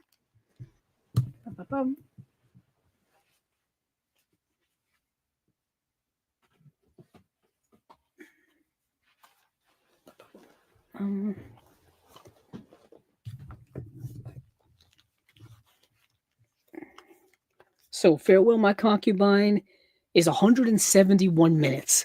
That is 2 hours and 51 minutes. And then you had Eyes Wide Shut, which I followed it with. That is 159 minutes. So if you want to ever hang out with me on a Friday night, that's what I'm doing. I'm watching really, really long movies, really excellent movies, mind you, because Farewell My Concubine is an amazing movie. Um, this movie I had heard about, oh goodness, years ago. I had heard about this movie probably like 15 years ago, and I wanted to get it, but at that time, I believe it was only available on DVD, and it was, like I said, incredibly long movie. It's, it it's just a lot. To me, it felt like a movie I had to wait to prepare myself to watch. Like, I wasn't quite ready as a cinephile, I wasn't quite ready as a movie fan. I had to build a catalog, build a resume in order to watch Farewell My Concubine. This was a big hit, I believe, at the 1993 Sundance, not Sundance, but just the, um film festival circuit. And yeah, this is an excellent movie. This movie, yeah, it's probably one of the best movies I've seen this year in general. In general, um, and I'm really glad I bought this. So this was like a semi blind buy for me and blind buy watch. And yeah, this release from Criterion is also very good. It looks really really good too. But let's see what the special features are for Farewell My Concubine. Let's say a breathtaking opus of intimate passion, unbridled color, and timeless frailty of love. Director Chen Cage's Farewell My Concubine is a breathtaking opus of intimate passion, unbridled color, and timeless frailty of love. Now joining Imprint Asia on 4K UHD with a brand new Dolby Vision grading in a limited edition release. So, I can tell you right away that the Criterion did not have any HDR, didn't have HDR10, did not have Dolby Vision. And so that's already a difference between these two. If you've never seen this movie, there's a little synopsis here that's good. It won't take too long to read it. Two boys meet at an opera training school in Peking in 1924. Their resulting friendship will span nearly 70 years and endure some of the most troublesome times in China's history. Yes, so this movie is a sprawling film, sprawling in terms of time, where we go from from the 1920s, like all the way up to not quite modern day, not like 1993, but we go all the way up, I think, into like the 1970s or 1980s. And so it's a sprawling multi-decade movie, and it centers around the relationship between these two boys, or these two people. By the time we get to them later on, they're full-grown adults. From 1924 to from the time they're kids all the way through their lives. And yeah, it's a fascinating movie, and the backdrop of the movie is all of the, like, tumultuous times in China's history in the 20th century. So in the 1920s, um there's just a lot going on. It's just it's so hard to, so if you don't have a context of China's history in the 20th century, um you may not get a lot of the references, but there's a lot that goes on in here. Like, China goes through a series of civil wars, um, to the point where, of course, like, communism takes over China in the 1940s and 1950s, and is kind of destabilizing government all the way through to today. But there's a lot of things that go on there. Cultural revolution of the 60s, all kinds of stuff. It's fascinating. If you ever have the time to look up the history of China, it's sprawling, and there's a lot that's going on in the last century. But this movie is incredibly small and intimate within the giant framework of that backdrop of all of these historical things happening. What you have here is this relationship between these two people, and how it's ever changing, how it goes from good to bad to good to bad. Just like fallouts where they don't talk to each other for years, and it's all set around them putting on this opera performance called Farewell My Concubine. And this movie's dealing with a lot of themes too. A lot of themes of not only friendship and relationships, but sexuality, sexual identity, androgyny, and stuff like that. It's really, really good. Political themes are in there, of course. But yeah, My Farewell My Concubine, honestly, is probably one of the best movies of the 20th century. It's really good. Um, it's I would compare it if you like the movie The Last Emperor. The Last Emperor, which is the Bernardo Bertolucci film, that would pair up really well with Farewell My Concubine. Um, it's similar in tone. You got to be very patient with it, but man, it's a hell of a journey. A hell of a journey. Let's see what we got here for special features for it. Let's see. Let me get rid of some of these tabs so I don't have too much open. Um, let's see. It's a 2-disc set plus the hardcover booklet. We've got disc 1 is just the movie in 4K with a new Dolby Vision / HDR presentation, restored from the original 35mm camera negative. And let's see.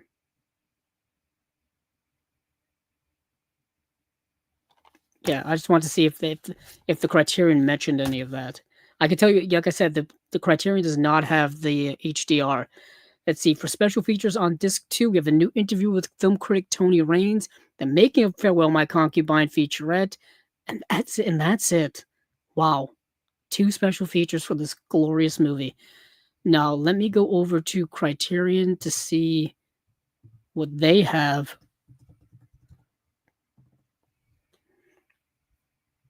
For special features.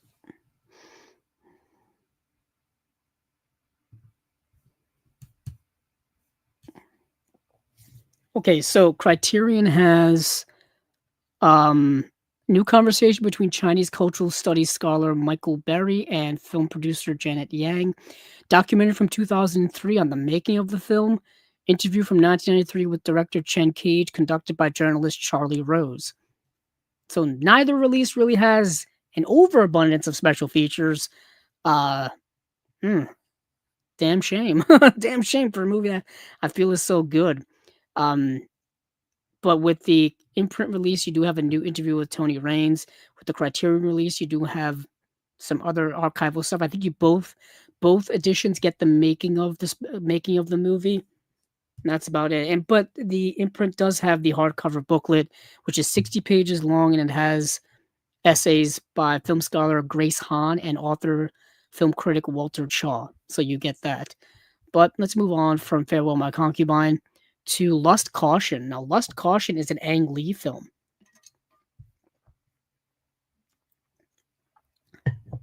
It's an Ang Lee film that I actually have on DVD and I've never seen.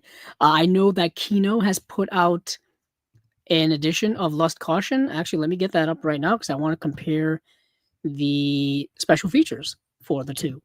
Lust Caution. For some reason, I thought I had bought Lust Caution and upgraded my DVD to Blu-ray, but apparently I have not yet. So let's see if I'm going to be getting the Imprint release or if I'm going to be getting the Kino release. We will find out very, very soon. Okay, so Lust Caution. From 2007, renowned director Ang Lee brought Eileen Chang's 1979 novella to the big screen in 2007 with Lust Caution, awarded the 2007 Golden Lion for Best Film at the Venice Film Festival.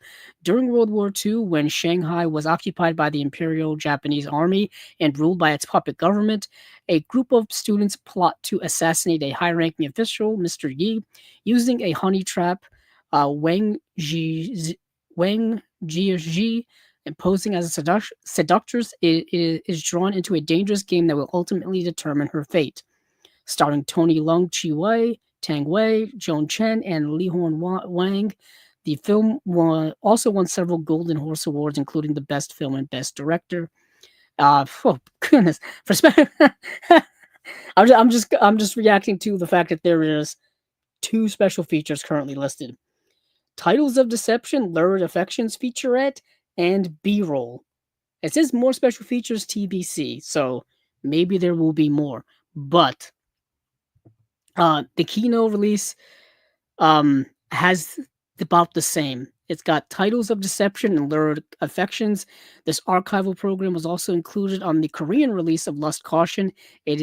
It focuses on the film's conception and narrative.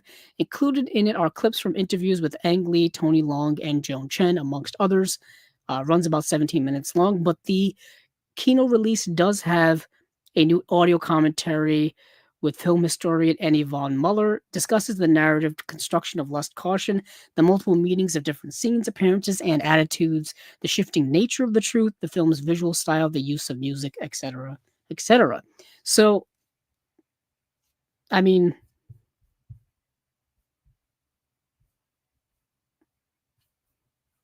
I don't know, but both of them are not really blowing me away with the special features. I can tell you that. And and the imprint release just says 1080p high definition presentation on Blu-ray. So I don't think it's from a new restoration or scan or anything like that. It's probably the same one that Kino used when Kino put out their release. Yeah, when did they put it out? In 2021. So that's pretty much my guess. So that's Lust Caution, the Ang Lee film. If you're an Ang Lee fan, buy the movie, I guess, any way you can. And next we have Tai Chi Zero from 2012. I know nothing about this movie. From the creators of Ip Man and Detective D comes the martial arts epic Tai Chi Zero. Liu Chan, a gifted young martial artist, arrives in the legendary Chen village seeking to learn Chen-style Tai Chi, but is rejected by the villagers. But when a figure from their past returns, threatening to destroy the village with a steam-powered machine and a railroad project, Liu Chan becomes the village's last hope. Uh, there you go. Sounds like a little Seven Samurai situation going on, if you will. Uh, Yet again, nothing much in the way of special features. We just have behind the zines featurette, and that's it. Okay, not much there, not much there at all. So that is it from Imprint. We've got their Golden Princess releases of City on Fire, Peking Opera Blues, and A Chinese Ghost Story. Those are coming out in February. We have their Imprint Asia releases from February with Farewell My Concubine, Lust Caution, and Tai Chi Zero. Okay, now let's move on, shall we? Um, let's see what we have next on the list. Actually, let me get rid of some of these.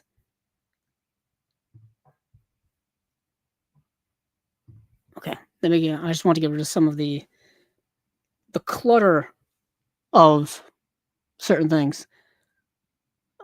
Let's see. Where was I looking? Oh yeah. Ba-ba-ba-bum. I'm gonna save Criterion for last. So we did Imprint, we did Warner Archive, we did Eureka. Let's see. There's okay. Let's go to Kino. There we go. We'll go to Kino. Now, was that Kino?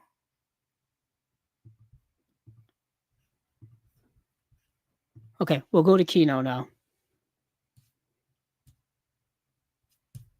Okay, let me scroll down to where we left off of last time in the previous episode of Chasing Labels, or the spy number of Chasing Labels. Let's see. We left off with here we go. So there is a James Garner movie coming out called A Man Could Get Killed, starring James Garner, Melina McCory, Sandra Dee, Tony Franciosa, Cecil Parker.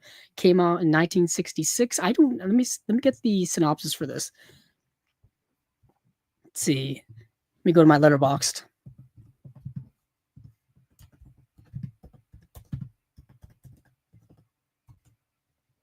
Let's see.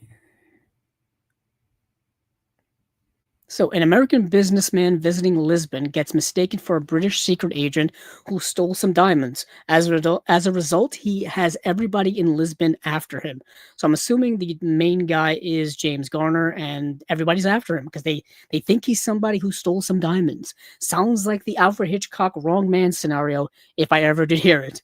I do want to check the movie out eventually. I do like James Garner a lot. Yeah, so I'm going to be checking that out. There's nothing in the way of special features or anything. It just says coming soon on Blu-ray, not even a release date. So nothing when it comes to a man could get killed. Next is another movie that says coming soon. It's called House of Cards, starring George Peppard and Orson Welles and Inger Stevens. Now let me get the synopsis for this one as well.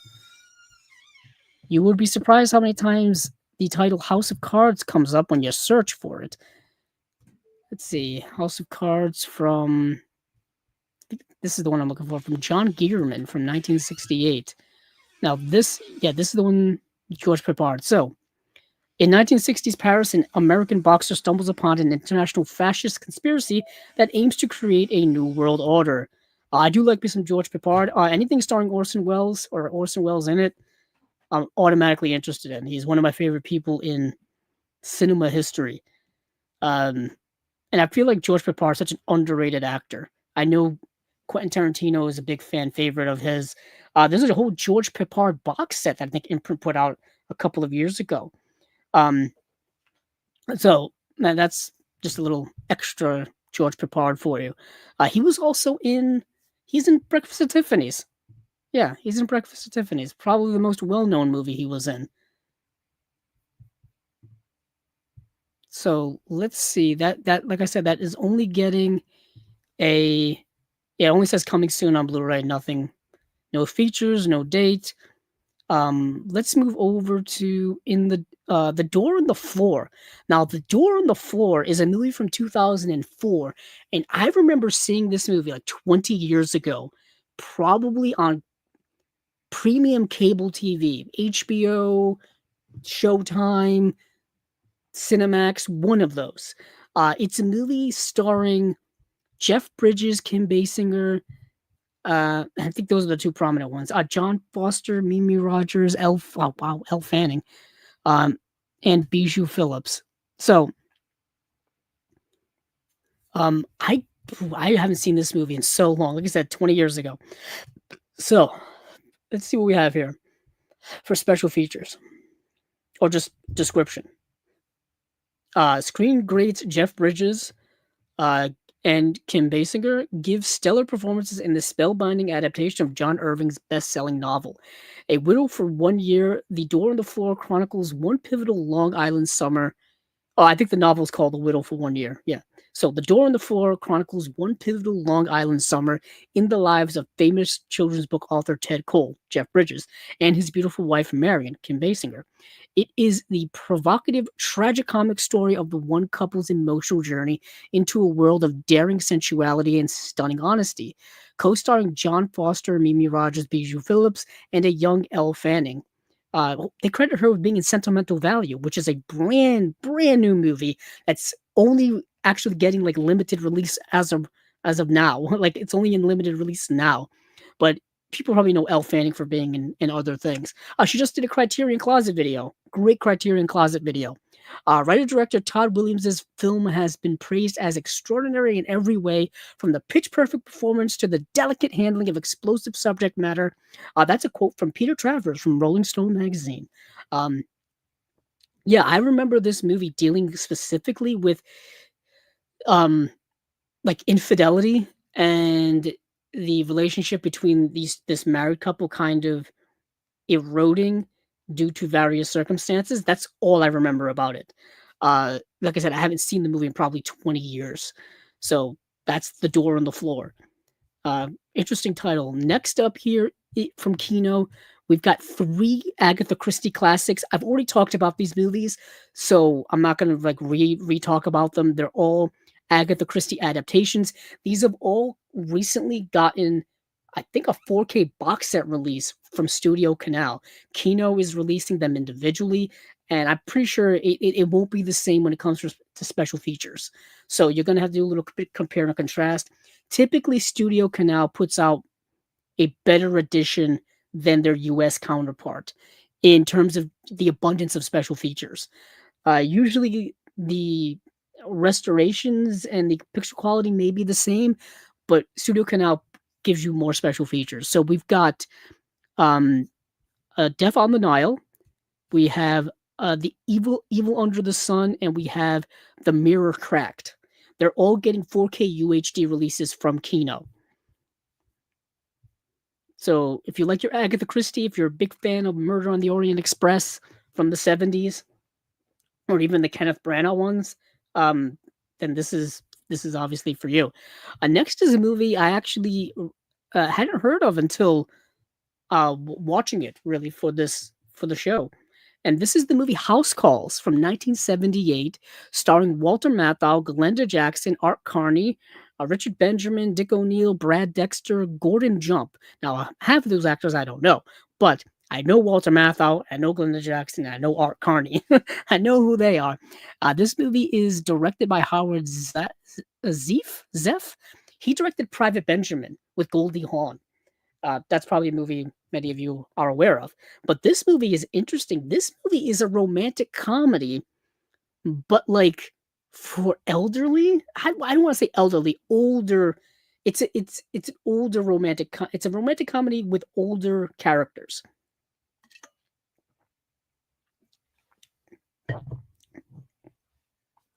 Which is kind of a lost art. It's not really a subgenre that's utilized a lot now. It was utilized more in the 90s and in the 2000s. I'm thinking of what's the Diane Keaton and Jack Nicholson movie? It's it's remember it's this movie is very similar to that. Oh boy.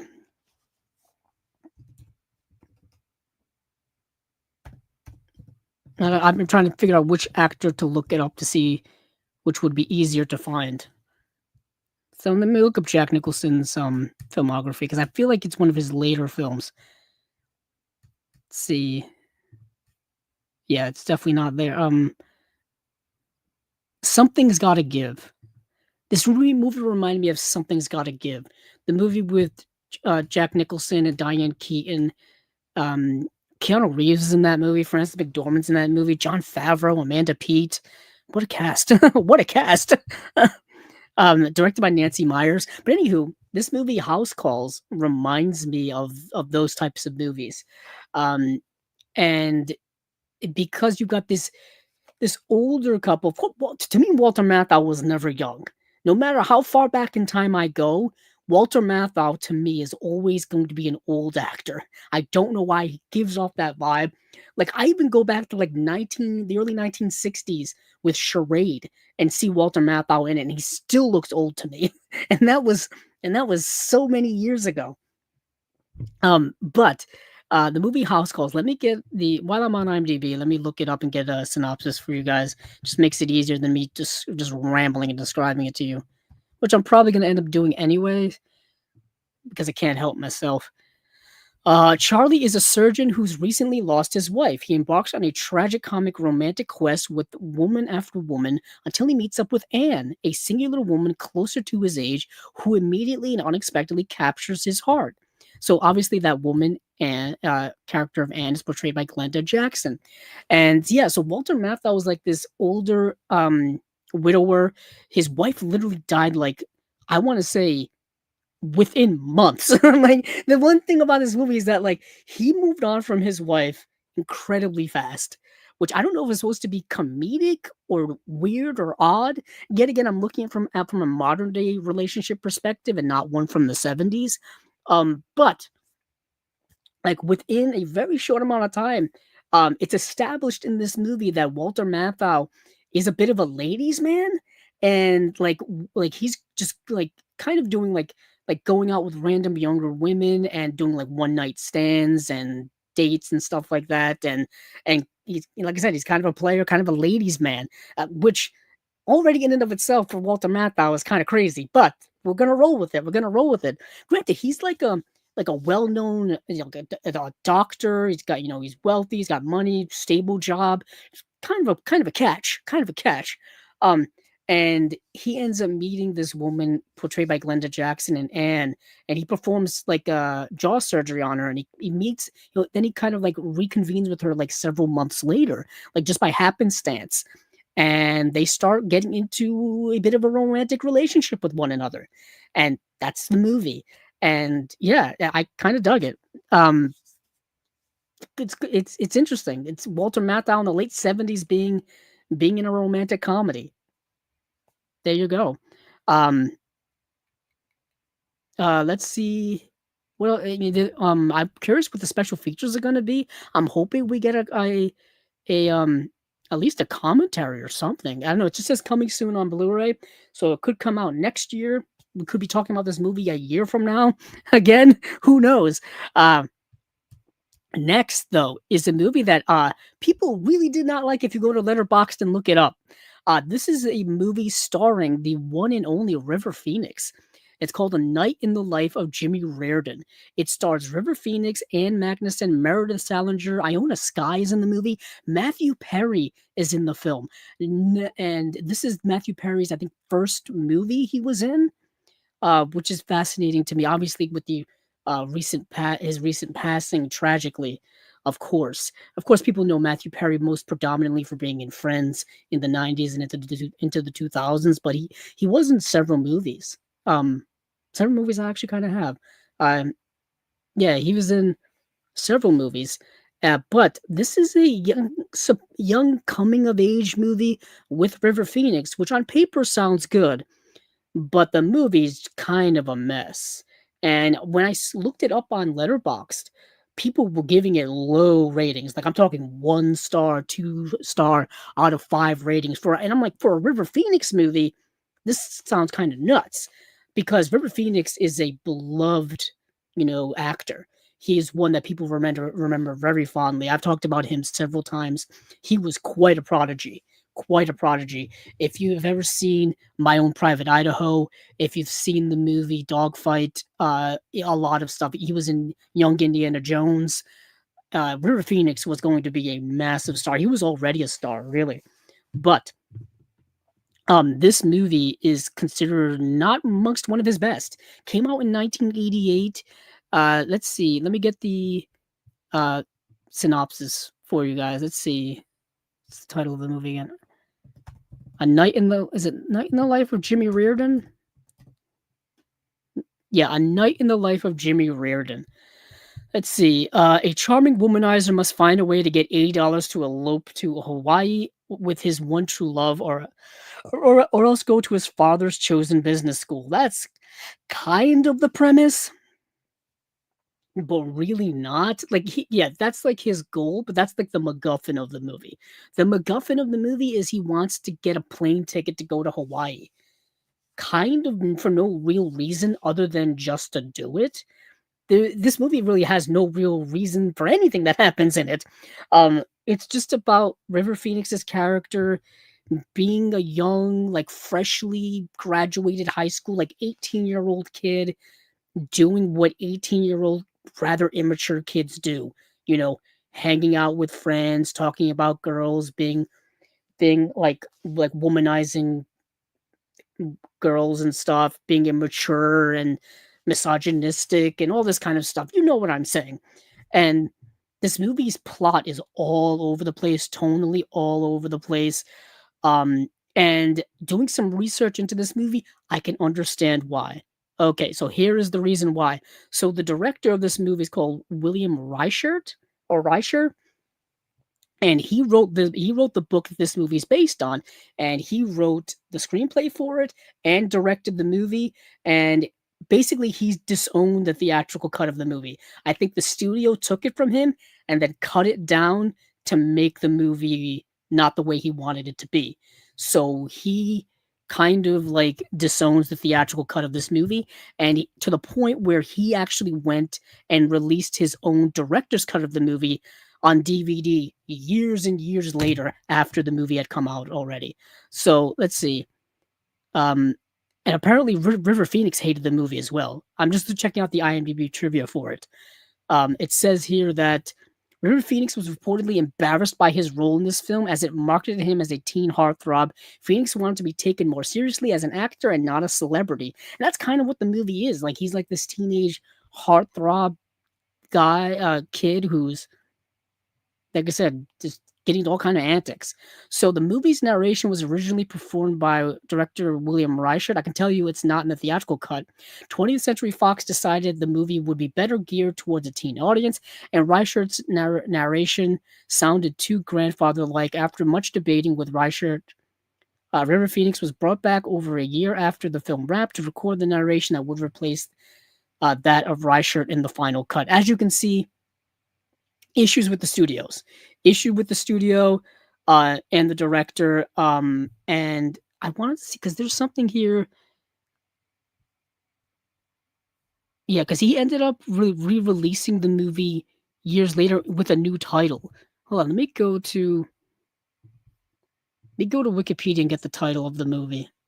or the original, because he actually switched it back to the original title of the book, and that was the director's cut of the movie. So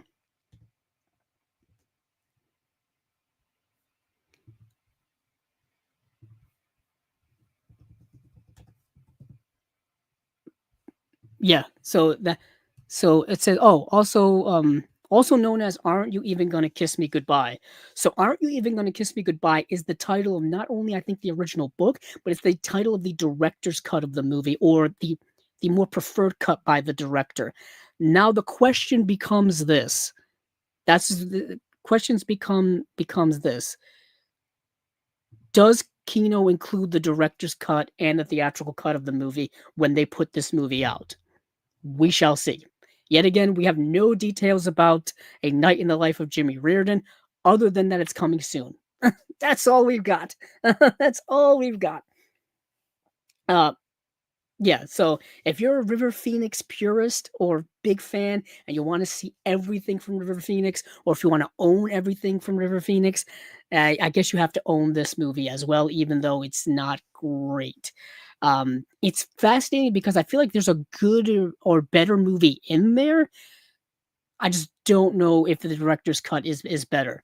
It was nice to see a lot of these young actors that I would then go on to recognize later on in their lives, like Matthew Perry, like Meredith Salinger, like Iona Sky. Um, yeah, but I'm just fascinated by this movie. Actually, I'm more fascinated by the making of the movie and the movie itself than the quality of the actual movie. But it's a River Phoenix film. But let me check some comments here because I saw some rolling in. Let's see. Bum, bum, bum, bum. Go back to where I was before.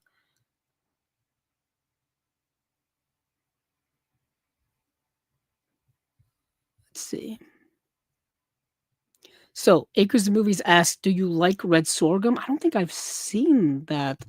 Acres of Movies also asked, making of movies anthology, 20 minutes for The Graduate, 20 minutes for French Connection, 20 minutes for Husbands and Wives, 20 minutes for Black Cauldron." Okay. Um, Yet again, that's really tough to compress 20 minutes into a making of. But if I had to choose one of these that I would want to see, Black Cauldron, because I don't think there's just much about the making of Black Cauldron, where I feel like Husbands and Wives and The French Connection, people have talked about those movies forever, as well as The Graduate. Um, yeah, so I would say the Black Cauldron, just because I don't think there's a lot on it. Plus, you could also include that on a Black Cauldron Blu-ray, even though I think there's one already through the Disney. It was the Disney Movie Rewards Library or something. Acres of the Movies also says make Bill and Zoolander movie, then make Ted and Hansel movie, and then cross over them with sequels. Okay. So crossing Bill and Ted with Zoolander and Hansel from that would be interesting. That's like a few years ago. How they wanted to make a 21 Jump Street and Men in Black crossover movie. Don't know how they would have done it, but I would have loved to have seen it. So Acres of Movies asks, as far as movies in my career, I can only put in sales efforts for one of these upcoming horror movies at EFM. I have to choose soon. Many have great concepts, etc., and I will choose in the days ahead. Okay. Let's see. That is one called George Peppard, Orson Welles, A Man Could Get Killed. Yes. No. This is a House of Cards. House of Cards is the one with George Peppard and Orson Welles and Inger Stevens. Have you seen Gypsy Moths? Should that get a special edition? I've not seen Gypsy Moths. Acres of Movies. You bring up all the movies I've never seen, but I have to add to my list. Um, A Door on the Floor is Nadine Reteam. I enjoyed that one. I saw it at Los Feliz 3.0 when it came out back in '04. Okay. Let's see. Um, Illuminator Pro. Nice to see you back once again. What's up, man? If you have any more detailed thoughts on Eyes Wide Shut, um, do I have any more detailed thoughts on Eyes Wide Shut? I was actually thinking a lot about what I said last night. It's tough to get into the nuances of a transfer and not be talking like in a foreign language to people, because a lot of people don't know like the nuances of transfers and picture quality and bit rates and all that kind of stuff. It's hard to break all that stuff down. What I was trying to get across last night, I don't know if I really did, is that I kind of trust the cinematographer more than I trust kind of what an old Blu-ray looks like. I know that's kind of wild to say because I don't think like neither of them could be accurate to what Kubrick wanted aesthetically for the movie, but I feel like I feel like the 4K is a better quality. You know, it's just better quality. And at the end of the day, when it comes to my personal preference for what I want for my collection, is I want better quality. And I didn't mention this last night. Th- um, this comes in the original aspect ratio. The old Blu-ray is not in the original aspect ratio. The old Blu-ray is in 178 to 1, and the original aspect ratio of Eyes Wide Shut is 185 to 1. And as a uh, aspect ratio aficionado or someone who prefers, the most accurate possible of aspect ratios, I gotta lean more towards the news thing, just out of principle, I guess. Just out of principle. They did that with a lot of movies that came out on Blu-ray in the 2000s, where they were framed at 178 to 1 versus 185 to 1. And I think the reason why they did that is because if you have a widescreen television, the full on dimensions of a widescreen television is 178 to 1. So they wanted people to be able to utilize the entire screen of a widescreen television, because back in the 2000s, widescreen TVs in the home were brand new. You know what I mean? Like they were just starting to come out. So they really wanted to showcase widescreen televisions, and they didn't want people to be seeing any black bars on the top and bottom, because if you have a 185 to 1 aspect ratio movie in a 1781 to 1 frame, there's going to be a slight black bars on the top and bottom. You may not even notice them, if you're not looking. Especially if you're far back enough, you will probably won't even notice them, but they're there. They're there, and sometimes that bothers people. To me, I don't care, but that's the way I want it to be. But the full widescreen frame is 178 to 1, so they put a lot of movies in that aspect ratio when it's not accurate. So yeah, I forget to mention that last night. And I thought about that afterwards. Um, Lumiere Pros is planning to grab the Blu-ray tomorrow. Cool. I gotta get to this. I may not get to my Barnes and Noble this week, so I may just order it online. Um, because the holidays Thursday, Black Friday is Friday. Going out on Black Friday, if you have social anxiety like myself, is hell on earth. It's hell on earth. So I may just end up just ordering because I wanted to get Hell's Angels, the Howard Hughes film. I still have to get No Country for Old Men, um, just because that talk about a movie from Blu-ray from the 2000s that needed an upgrade. That and There Will Be Blood both needed upgrades, so we got one of them so far. Um, let's see, Illuminator. Let's see. Um, Illuminator Process. I know Jimmy Reardon, weird movie, but I love River. Yeah, I think that's the thing. Is like if you love River Phoenix, you're gonna be willing to watch the movie, even if the movie's not great. Like structurally, it's kind of all over the place, but it's an interesting coming of age movie in the same realm of a lot of other coming of age movies of its time. Big Mess. Yeah, Illuminator Process. Big Mess. Very true. Running on Empty is excellent. That's the Sidney Lumet movie. For those of you listening, there is a Warner Archive Blu-ray of Running on Empty, with River Phoenix. Judd Hirsch is in that film. That movie is excellent. I came in at the right time. Love what you're talking about. Thank you, Illuminated Pro. Is the director's cut available? I believe it's available on DVD because I think the DVD is around. I don't know if it's still in print. That's what I have to check. Let me check. I would have to check the DVD.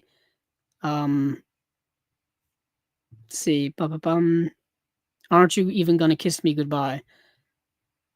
I think that's the title of the DVD. Let's see if it's even in the database over on. Hmm. Let's see.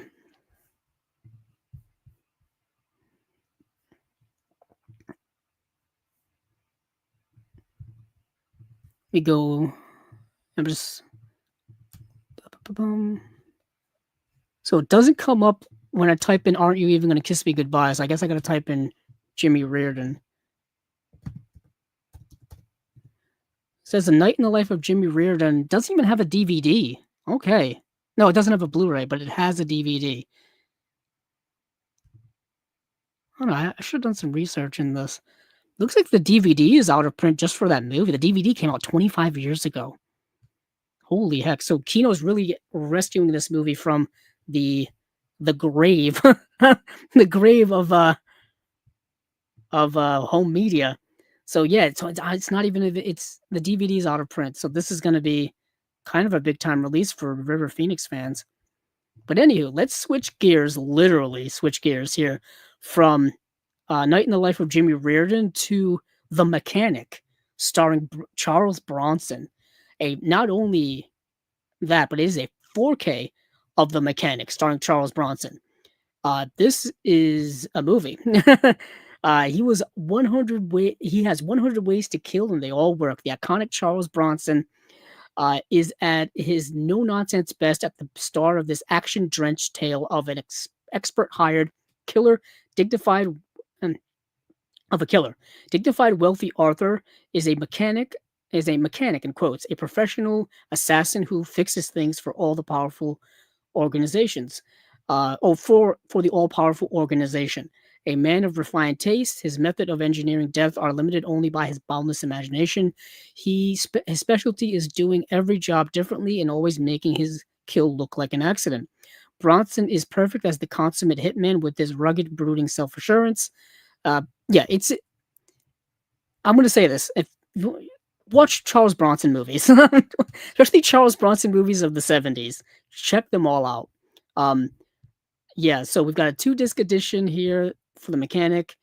For disc 1 is brand new HDR Dolby Vision Master from a 4K scan of the 35mm original camera negative. There's a new audio commentary with film historians Steve Mitchell and Troy Harworth, an audio commentary with film historian Paul Talbot, audio commentary by cinematographer Richard H. Klein. So you get 3 audio commentaries. Okay. And then disc 2 is the movie on Blu-ray with the same transfer and the same 3 audio commentaries. And you get an interview with screenwriter Louis John Carlino. So The Mechanic, if I do recall, has already gotten a Blu-ray release from Kino or from somebody. I remember seeing people have it in their collections. So, okay, so it did get it looks like a Twilight Time release in 2014, and then a Scorpion releasing in 2022, and now it looks like it's getting a Kino release. I'm assuming next year at this point. Yeah. Yep. January 2026. January 13th is The Mechanic on both Blu-ray and 4K, depending on which format you prefer. So the movie is getting, yeah, it's been released. This is the 3rd release in the last 10 years, pretty much. Last 11 years. Of course, this movie was remade in 2011 with Jason Statham. I consider Jason Statham the modern day Charles Bronson. He's kind of doing all the same roles that Charles Bronson did, 40, 50 years ago. It really is all the same roles. Is really, really good. Let's see. Where was I? Get rid of this. Okay, so moving on from The Mechanic with Charles Bronson, we've got a movie that is finally coming out. So let me actually look this up. So we have Guillermo del Toro's Mimic. Now, this movie was announced that they were working on it like 2 years ago. Yeah. So in October 31st, 2023, Kino Lorber announced that they were working on Guillermo del Toro's movie Mimic. They were going to be putting out a release of it. And then nothing for 2 years. They didn't nothing, no news about it. My guess is that Del Toro's been super busy making Frankenstein that he didn't have the chance to assist with the making of this release. So they had to basically wait for his schedule to open up. Um, that's my guess because Guillermo del Toro is heavily involved with physical media of his movies. He is a collector just like us. He is incredible. Um, he's done what, 2 Criterion Closet videos, I think, at this point. Um, but yeah, he's a massive physical media collector. He loves Blu-rays and 4Ks and DVDs. Big time collector. Big time collector. I find that to be more commonplace amongst a lot of filmmakers than I thought.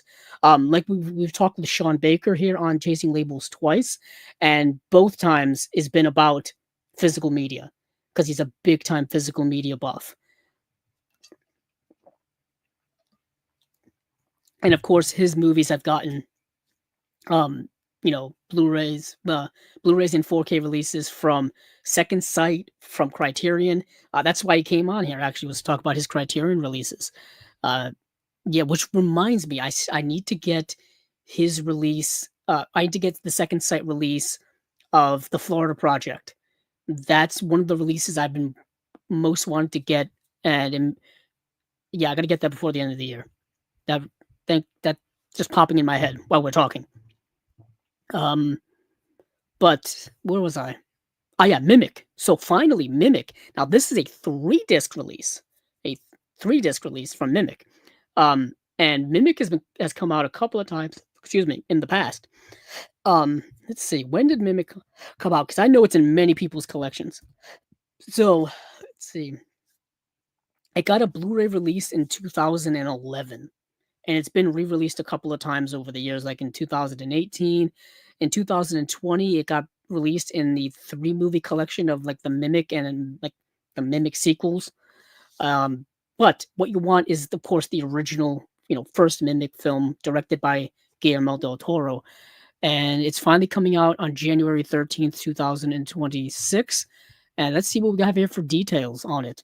So, like I said, 3-disc set, disc 1, brand new HDR Dolby Vision master of the director's cut, approved by Del Toro. There you go. he had to be involved. Audio commentary by Guillermo del Toro. Here we go. All my reasonings are coming to light. So, disc 2 is a 4K UHD release of a brand new HDR Dolby Vision master of the theatrical cut, approved by Del Toro. And there's a new commentary on that theatrical cut by horror cinema expert on Venema and cinema author Stephen Hammond. And then the 3rd disc is a Blu-ray of the director's cut and the theatrical cut. It's got the Del Toro commentary for the director's cut. It's got that same director's cut. It's got that same theatrical. It's got the same audio for the theatrical cut.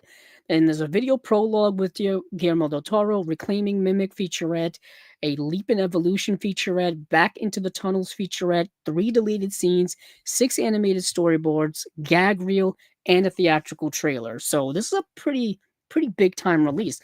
What a way to kick off the year, actually, in January with this nice 3-disc release of Guillermo del Toro's Mimic.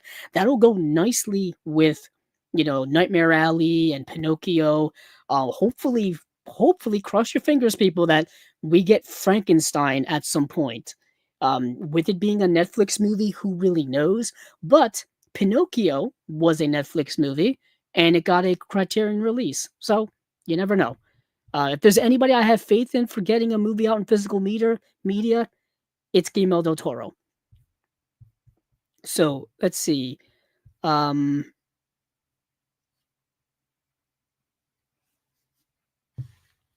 Let's move on to, what's the next one I've got here? Oh, Hold That Blonde. So let's switching gears up from Mimic to Hold That Blonde from 1945.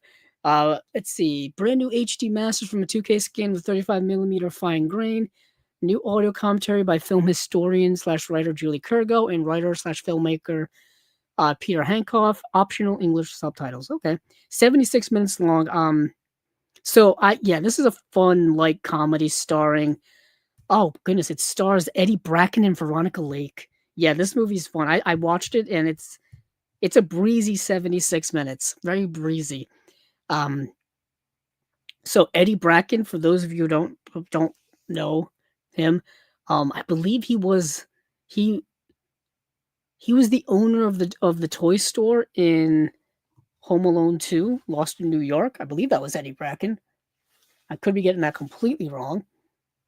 But if you don't know him from that, he was also in the movie Hail the Conquering Hero and Miracle at Morgan's Creek. And he stars in this movie as Ogden Spencer Trullo III, a wealthy kleptomaniac who turned to stealing when he was spurned by a girl. His psychoanalyst advises him to find another girl for a cure, so he fastens his interest upon Sally Martin, played by the incomparable Veronica Lake, who of course is one of my all-time favorites. Actually, I love Veronica Lake. She was in Sullivan's Travel. She's in The Hour Before Dawn. She's in The Glass Key. She's in yeah, I think is she in the Blue Dahlia?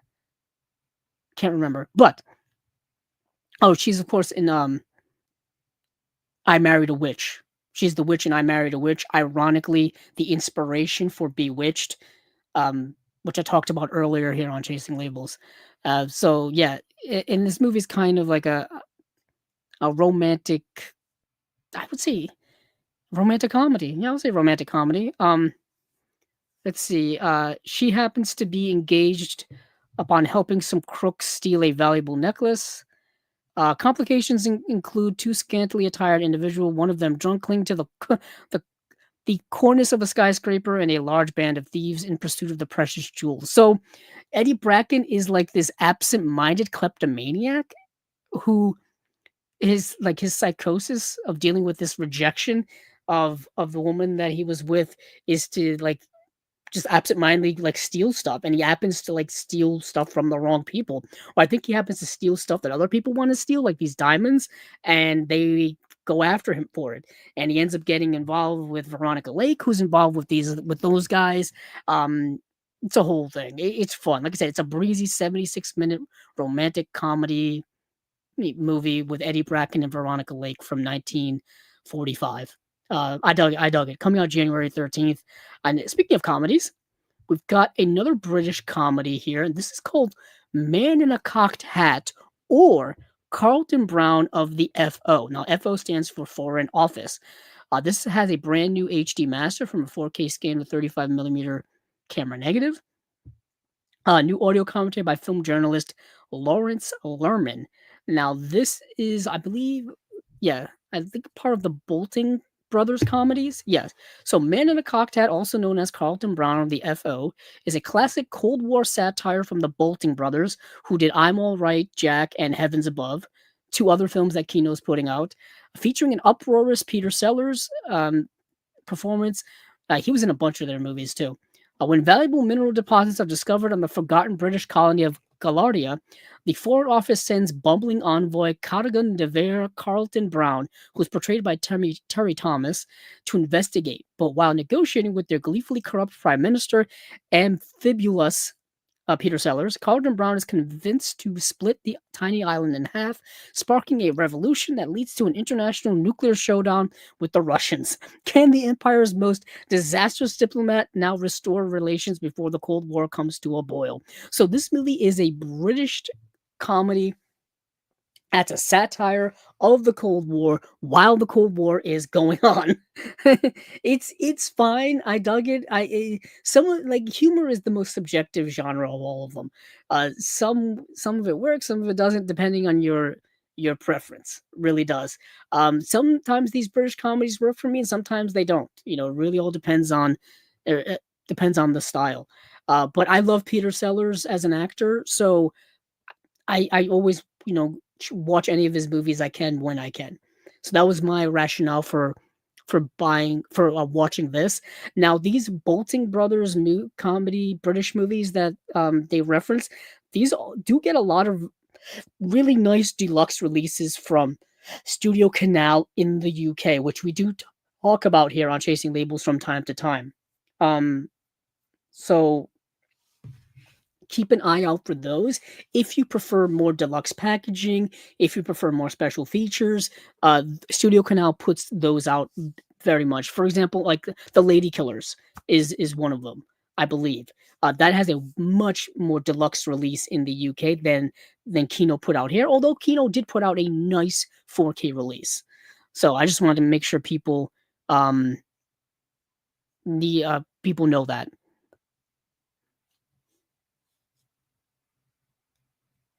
I do.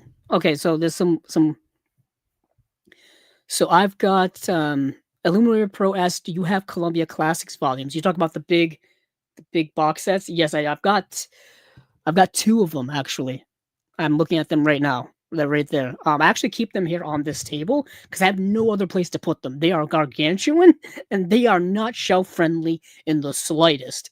So I've got. Let me get them actually. I've shown them off a few times, but why not? We'll do it again. Um,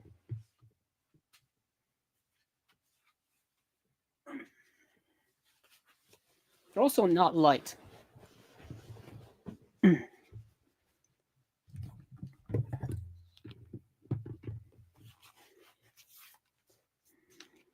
I would love to go back and get some of the earlier ones. I mean, you can find them. The problem is you have to go on eBay and spend like you have to sell your life savings to get them.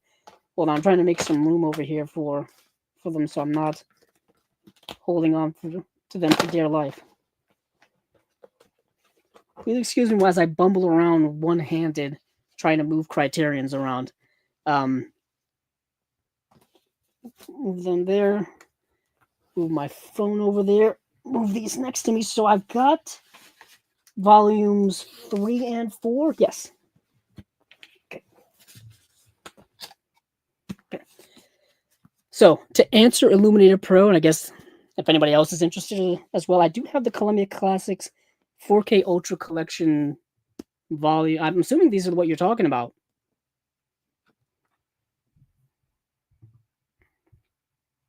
Let's see. Yeah, Illuminator Pro kind of hits the nail on the head of what my rationale was early on.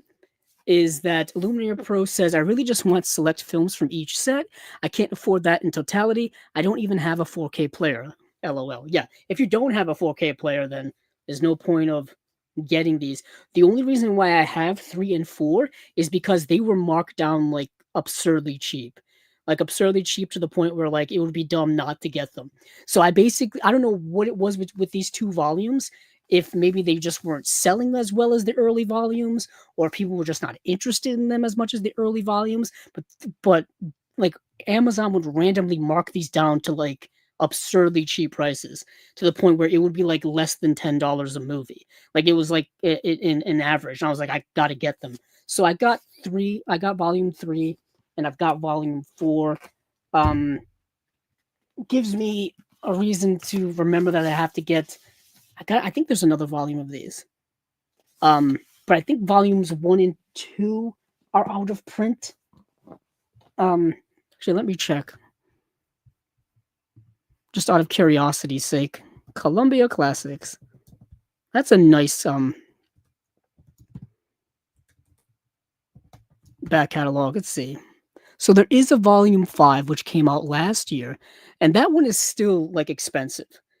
That one's still like well over $100. That's well expensive. I'm hoping like that would be something you should put on a Black Friday deal, like 50% off. I know I'm like that would be something that would be nice. But that's just me doing wishful thinking because this movie, like this one's got titles that I know of, but I don't think any regular cinephile has the same type of resume of movies of recognition than I do. Um, yeah. So, but I understand what Illuminator Pro is saying. Is that was my rationale early on? It's like, oh, I'm just gonna wait to get them individually. And to be honest, a lot of the early titles and even some of these, I already had the movie, so it didn't make sense for me to rebuy them right away. You know what I'm saying? That's also something I fight with in my head as a collector personally. Is it a movie? Do I already own this movie?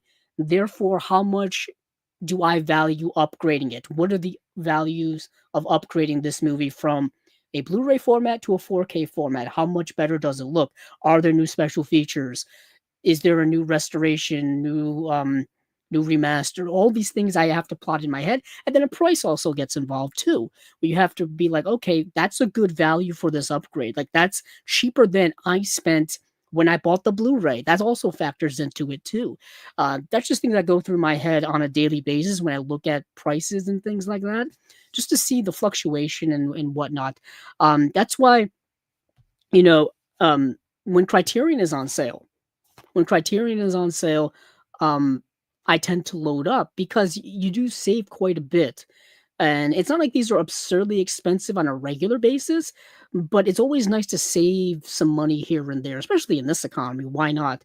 $5 is $5 at some point. So yeah, but yeah, I do have, like I said, I do have these Columbia sets. I know people who have all of them, and I'm just like, I'm kind of envious of those guys. But I still want the early ones because those have movies that I want, specifically A League of Their Own. A League of Their Own has finally been re-released on 4K by itself. So I have to wait whether to just, try to track down the big old set, or just get it by itself. Taxi Driver, I've had so many times. I've had so many times, so I can wait to get Taxi Driver. It's my second favorite movie of all time. So I I'm going to get it again eventually. But where was I? Oh yeah, we're still doing Kino, aren't we? Yeah, that's so that was the Peter Sellers. Well, he's in the movie, but that's Man in a Cocked Hat or Carlton Brown of the FO. I have to say, Man in a Cocked Hat is such a dumb title. It has nothing to do with the movie. Carlton Brown of the FO is a character in the movie, so maybe that makes more sense. But um, yeah. So speaking of a movie that I don't have but really really want, and I think is this only getting a Blu-ray release, or is this getting a 4K release? And that is the movie Sabrina, but not the original one with Audrey Hepburn. I'm talking about the one from 1995. The one from 1995 starring Harrison Ford. And who else is in this movie? It's Harrison Ford, Julia Ormond, and Greg Kinnear. Uh, if you want to talk about a movie of a remake of a movie that is beloved, that I think is actually very good, this remake of Sabrina I think is really really good. And yeah, it's only getting a Blu-ray release, which is kind of a shame. I kind of wish it was getting a 4K. But we have Sabrina from 1995. Um, brand new HD master from a 4K scan with 35mm original camera negative. New audio commentary by film historian slash writer Julie Kurgo and writer slash filmmaker Peter Hankoff, and that's it. So we just get an audio commentary, and that's about it. But if you if you're not familiar with the Sabrina story, love is a funny thing, especially when Harrison Ford, Julia Ormond, and Greg Kinnear formed the warmest, winningest romantic triangle ever. This 1990s update of the play Sabrina Fair and its 1954 Billy Wilder adaptation was directed by Sidney Pollack. Okay. And shimmers like a fairy tale. Ford plays Linus Larrabee, a busy tycoon who has no room for love in his appointment book, but when a romance between his playboy brother and Sabrina, daughter of the family chauffeur, threatens one of Linus's business deals, the CEO clears his schedule for some ruthlessness. He courts Sabrina, intending to drop her when the deal closes. Will the world's only living heart donor discover his heart? Of course. But like the best journeys, the fun isn't just the destination, it's getting there. So, yeah, I love the original movie Sabrina. It's one of my favorite um Audrey Hepburn films of all time, one of my favorite Billy Wilder films of all time. But like I said, this movie is a worthy remake. Like I really like it. I think it's somewhat underrated, I think, in my opinion. But like I said, I kind of wish it was getting a 4K release, but I will happily take it on Blu-ray as well. Um, yeah, yeah. Let's see. Illuminated Process, Taxi Driver, and Jerry Maguire. Jerry Maguire is a movie that I do need to get an upgrade for. So because I have the original Blu-ray, and they did a remastered Blu-ray actually that I wanted to get my hands on and just never did. And then the 4K came out, so I'm like, oh, guess I don't need the remastered Blu-ray anymore. And that's the game we have to play nowadays as collectors, as we've got to play the game, the waiting game, essentially. Because there's several movies that I'm currently waiting on to upgrade actually from DVD to Blu-ray, because I'm like, is it going to get a 4K release? And one of the biggest ones of that is another, I think, Sony film, and that is the movie Ali, the Oliver Stone, no, the Michael Mann film. Sorry, the Michael Mann film with Will Smith as Muhammad Ali, the biopic. I want to buy the Blu-ray, but I have a feeling any day now that a there's going to be a 4K release announcement. Why, you ask? Because a bunch of other Michael Mann movies have already gotten 4K releases, so that's kind of one of the odd movies out. So we've gotten a 4K release of Heat. We've gotten a 4K release of Collateral. We've gotten a 4K release of Black Hat, of all movies. So why not do another Michael Mann movie in Ali? And also, while you're at it, do a Michael Mann 4K release for his movie, The Insider, which I think is also super underrated and gets overlooked and overshadowed by Heat. We do need a remastered 4K re-release of The Insider. Really good movie. Really, really good movie. Um, Illumina Pro asks favorite Christmas films. Um, is it too easy to say It's a Wonderful Life is my favorite? It's one I watch every year, as many people do. Um, Home Alone, something from my childhood. I This is gonna be a hot take. I like Ron Howard's Grinch movie, the one with Jim Carrey.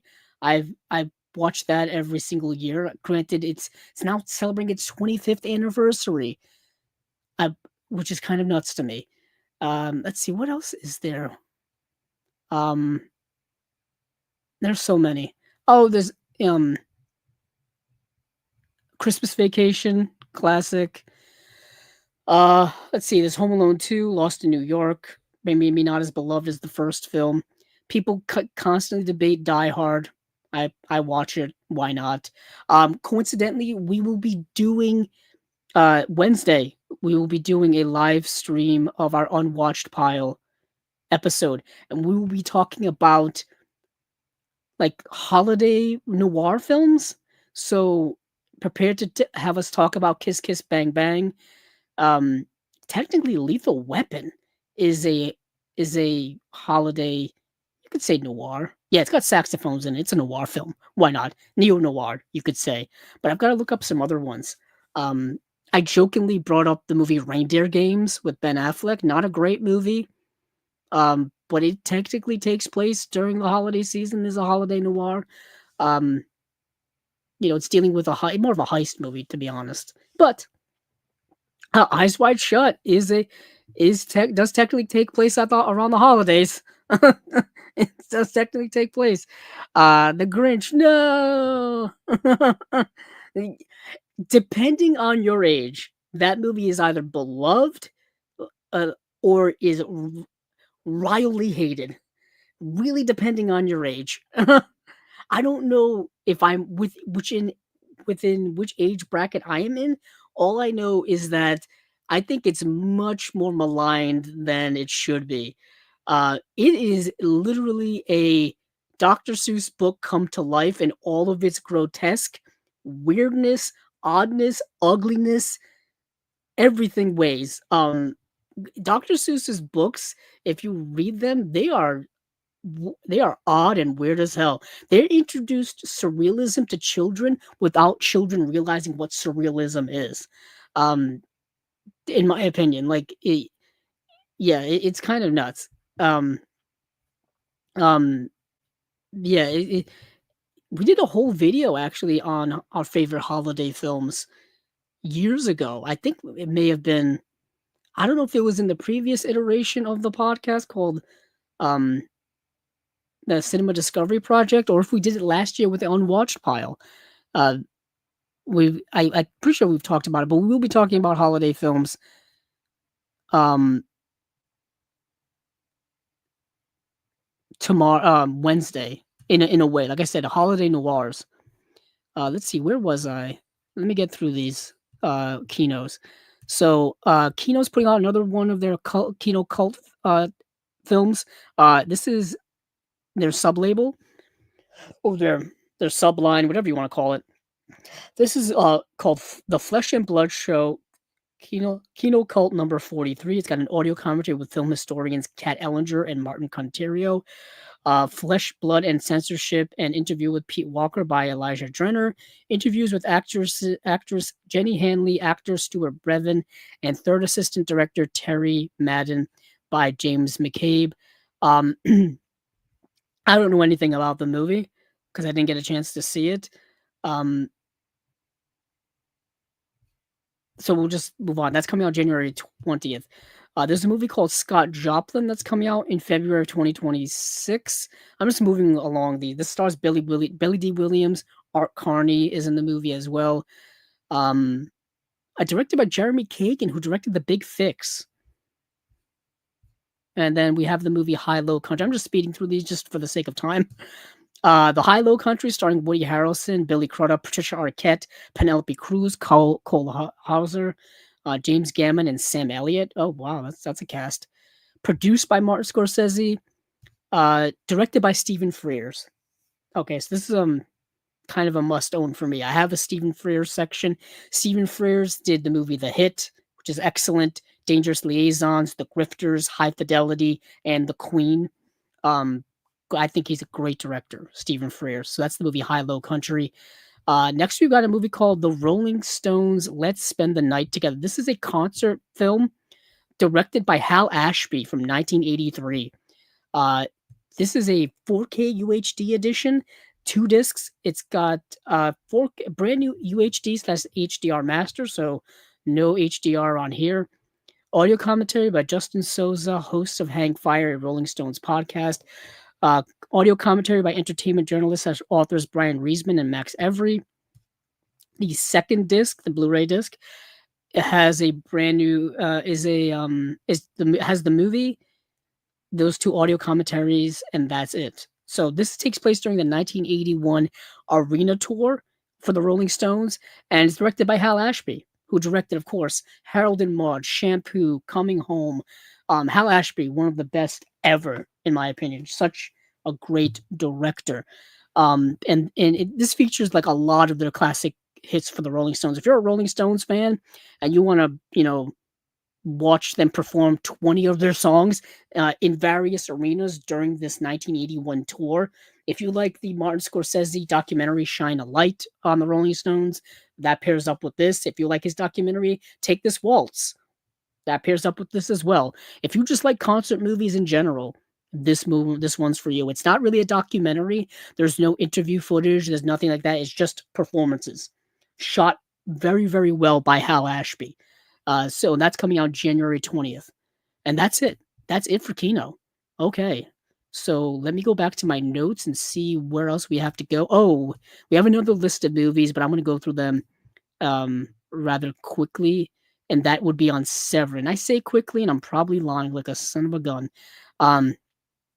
So Severin is having their Black Friday sale, as they have every year. And then every single year, they reveal their titles that they're going to be coming out with on said Black Friday during said Black Friday sale. And there's about 15 of them. We talked about one last time because they had announced one by the time Chasing Labels Spy number 177 was on. So I figured, hey, I might as well sneak it in there. But now we've got like 2 through 15. And some of these I've seen, some of these I haven't. So I don't have much to say on them. All I can say is that I trust Severin to put out good stuff. Severin puts out good stuff. We've had one of the producers and people who work over there, Andrew Furtado, who's from my state. We were in this, ironically, as we were in high school at the same time, but in different parts of the state, in different schools. And yeah, didn't even know it. But Andrew Furtado has been a guest here on Chasing Labels 4 times, and he works over at Severin, and they put out really, really good quality stuff. Like I just said, one of my favorite releases of all time from Severin is probably their release of Blood for Dracula, the Udo Kier film. Once again, rest in peace, Udo Kier.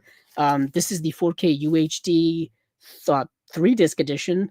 It's got the UHD disc, it's got the Blu-ray disc with special features and the movie and a CD soundtrack. This was one of my first, I think, ever buys from them, and still one of my favorites. Just beautiful work from over at Severin. So I trust them putting out good products. I really, really do. They're one of the boutique labels that really, you can tell the people who work there are incredibly passionate about the movies that they put out and about the product that they put out, in my opinion. So really good stuff. Blood for Dracula is a cool movie. Illuminated Pro says Blood for Dracula, cool movie. Yeah, I talked about it earlier because Udo Kier just passed away. So I brought out my editions of Blood for Dracula and Flesh for Frankenstein. Uh, so in a way to memorialize Udo Kier and his passing.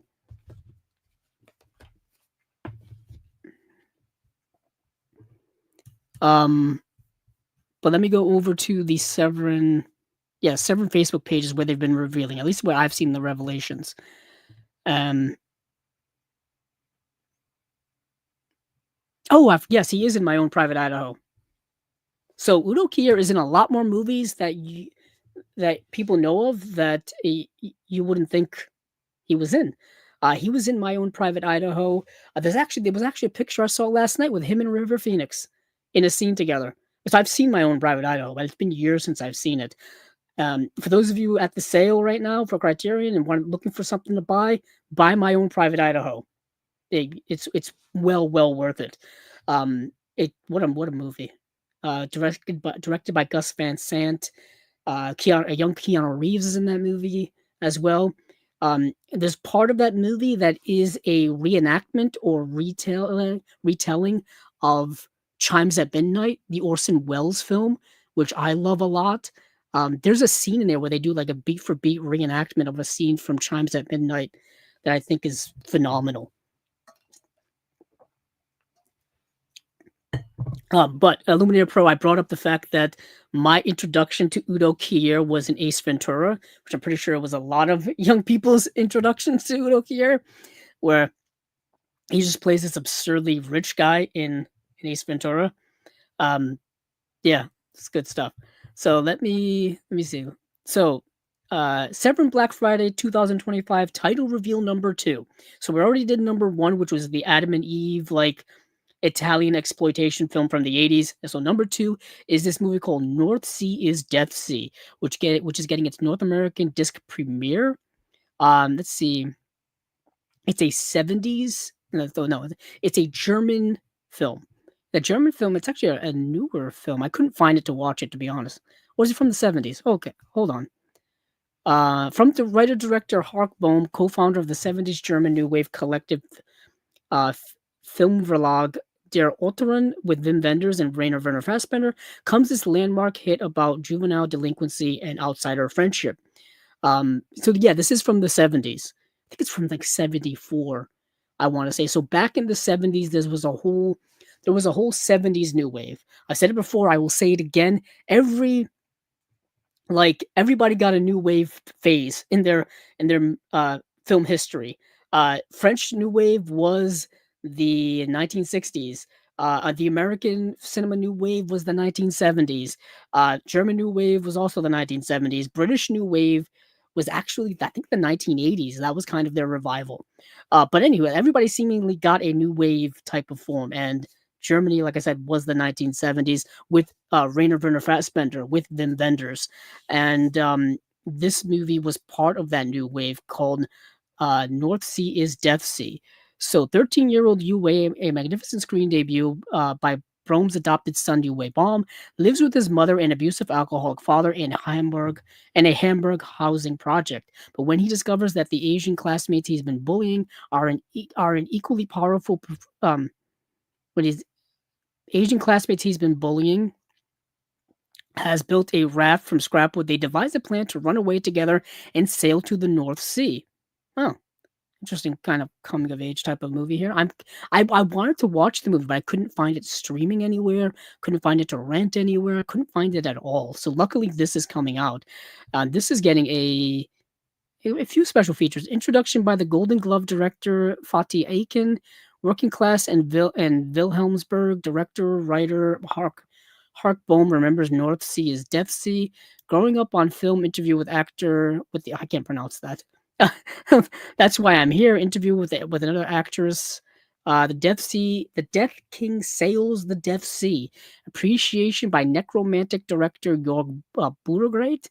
I'm butchering these German names. Booklet designed by Haunt Love, featuring an essay by Till Kleiner, director of Dare Samurai and Rare Stills and Promotional Items. Okay. Yeah, it's coming out on November 28th, which is Friday. North Sea is Death Sea. So let's move on from there to the next one. Just in the interest of time, I may not read. Oh, for example, I don't need to go into this one. A Bay of Blood. A Bay of Blood, which is the Mario Bava film. I don't think this movie needs an introduction. I don't think Mario Bava needs an introduction. An Italian horror maestro, if you will, a foundational horror director for many, many people for so many reasons. But this is getting a nice release, a 4-disc release. So pretty definitive. I'm not going to go through all the special features here. Needless to say, you can check them out for yourself. But it's a 4-disc set. The 4th disc. Oh yeah, so they're all. I thought it was a CD sound. Oh no, 5th disc. Sorry, there's 5 discs. CD soundtrack is the 5th disc. So a Bay of Blood 4K UHD release from Severin, probably one of their most anticipated titles of the year. I would say it's Mario Bava. He's a big hit. So Severin Black Friday title number 4 is The Crippled Masters. Now you may be wondering, hey, that sounds a little familiar. Didn't somebody put out a Blu-ray of that? Why, yes, they did. Film Masters put out a Blu-ray of The Crippled Masters, but Film Masters put out kind of not an official release. They didn't really get the official. They didn't get the official. They didn't get like the original film elements to work with and stuff like that. Is kind of a more. It's not really It's not an official release. It's an official release in the sense that they put it out, but it's not the official release for North America. For example, it says here, the official North American disc premiere with 3 hours of long-due special features. I talked about this movie before.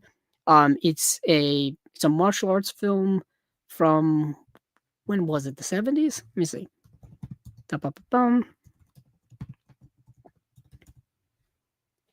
Yeah, from 1979. 2 kung fu masters betray and cripple their partners, but they combine martial arts to seek revenge against their evil master. So what happens is, I think one person loses their arms and one person loses their legs. So they basically combine together to form one fighting unit and to get revenge for the people that wronged them, against the people that wronged them. So that's The Crippled Masters. I really kind of like the movie. Just conceptually, it's wild and crazy. As a lot of martial arts films were in the 1970s and into the 80s, just you kind of had to go with the insanity of it all. It is weird. Yeah, I think Illuminator Pro kind of nailed it. I love it, but it is weird. Yeah, indeed it is.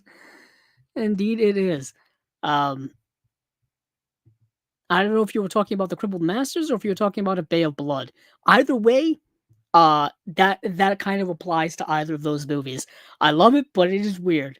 You could pretty much say that a lot about Mario Bava's work in the 60s with Italian horror.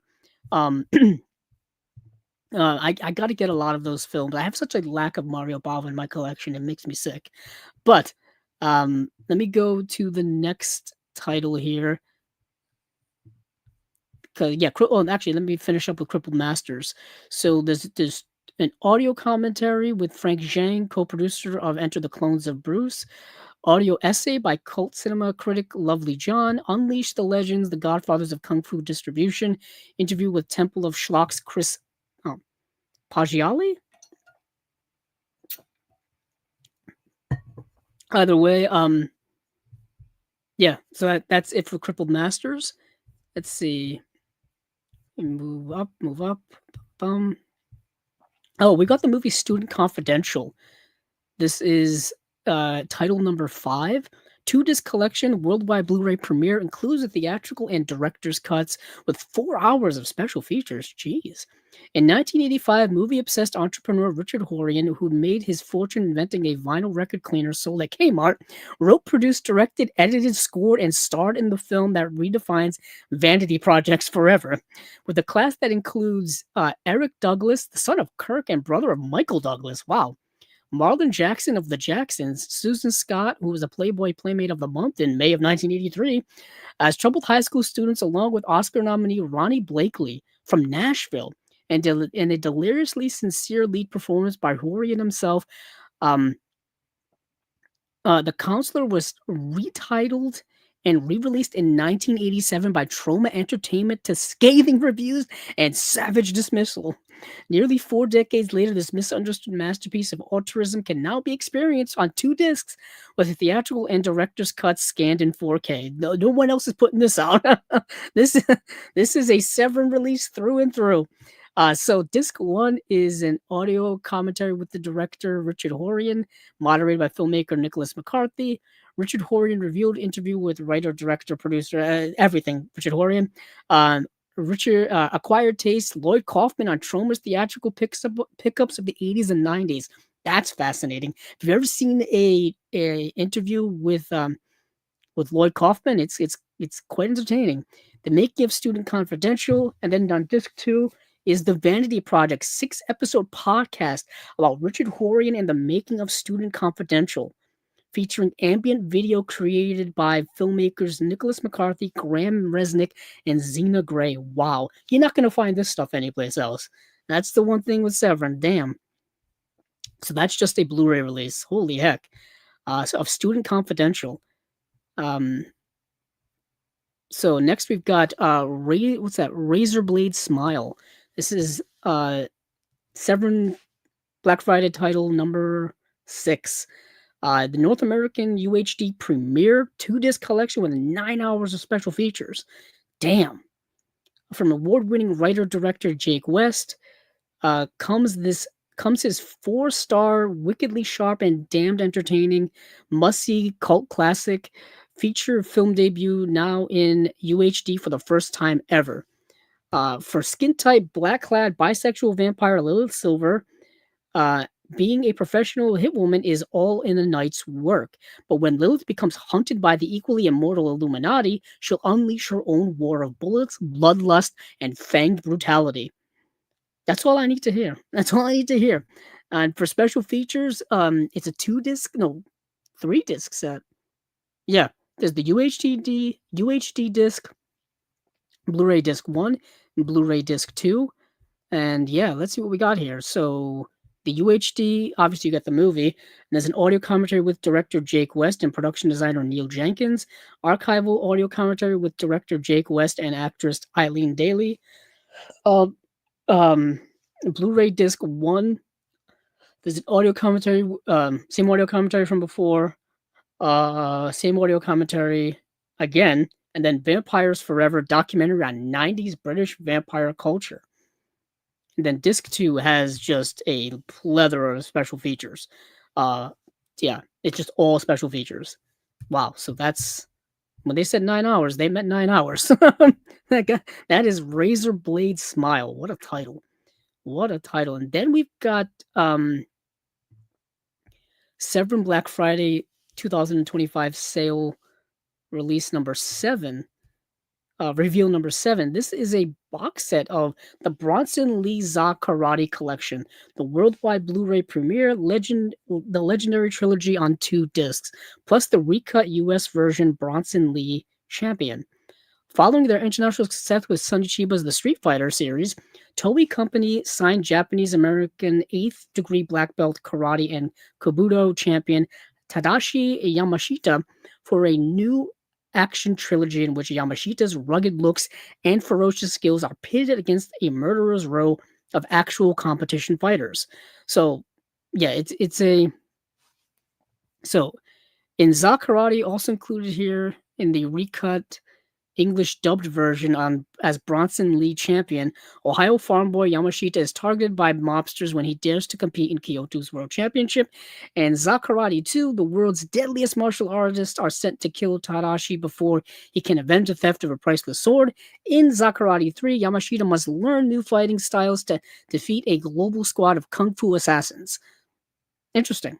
So it's 3 movies on 2 discs. So disc 1 is Zakarati slash Bronson Lee Champion on Blu-ray. There's an audio commentary with a ton of people. Um, and then there's a partial audio commentary with cult critic Lovely John. That's on the Bronson Lee Champion, the US version of the movie only. Bronson Lee thespian interview with Tadahashi Yamashita. And then on disc 2, obviously you get you get Zakarati 2 and Zakarati 3. There's an audio commentary for each movie, and looks like Zakarati 3 has the Donnie Williams show interview with co-star Donnie Williams. Okay. Yeah.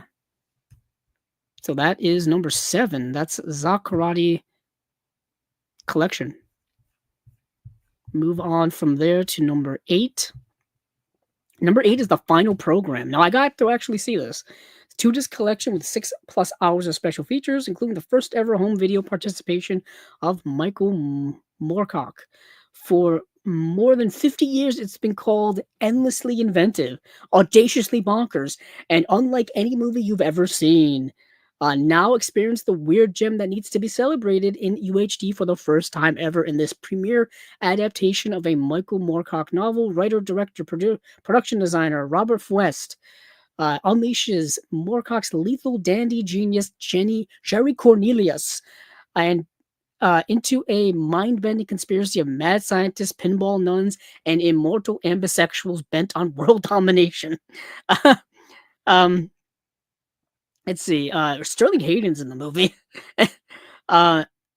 So this movie is about so this movie starts out at a funeral, okay, where this Jerry Cornelius guy, his father was this like brilliant scientist and he was working on like his life's work and he dies.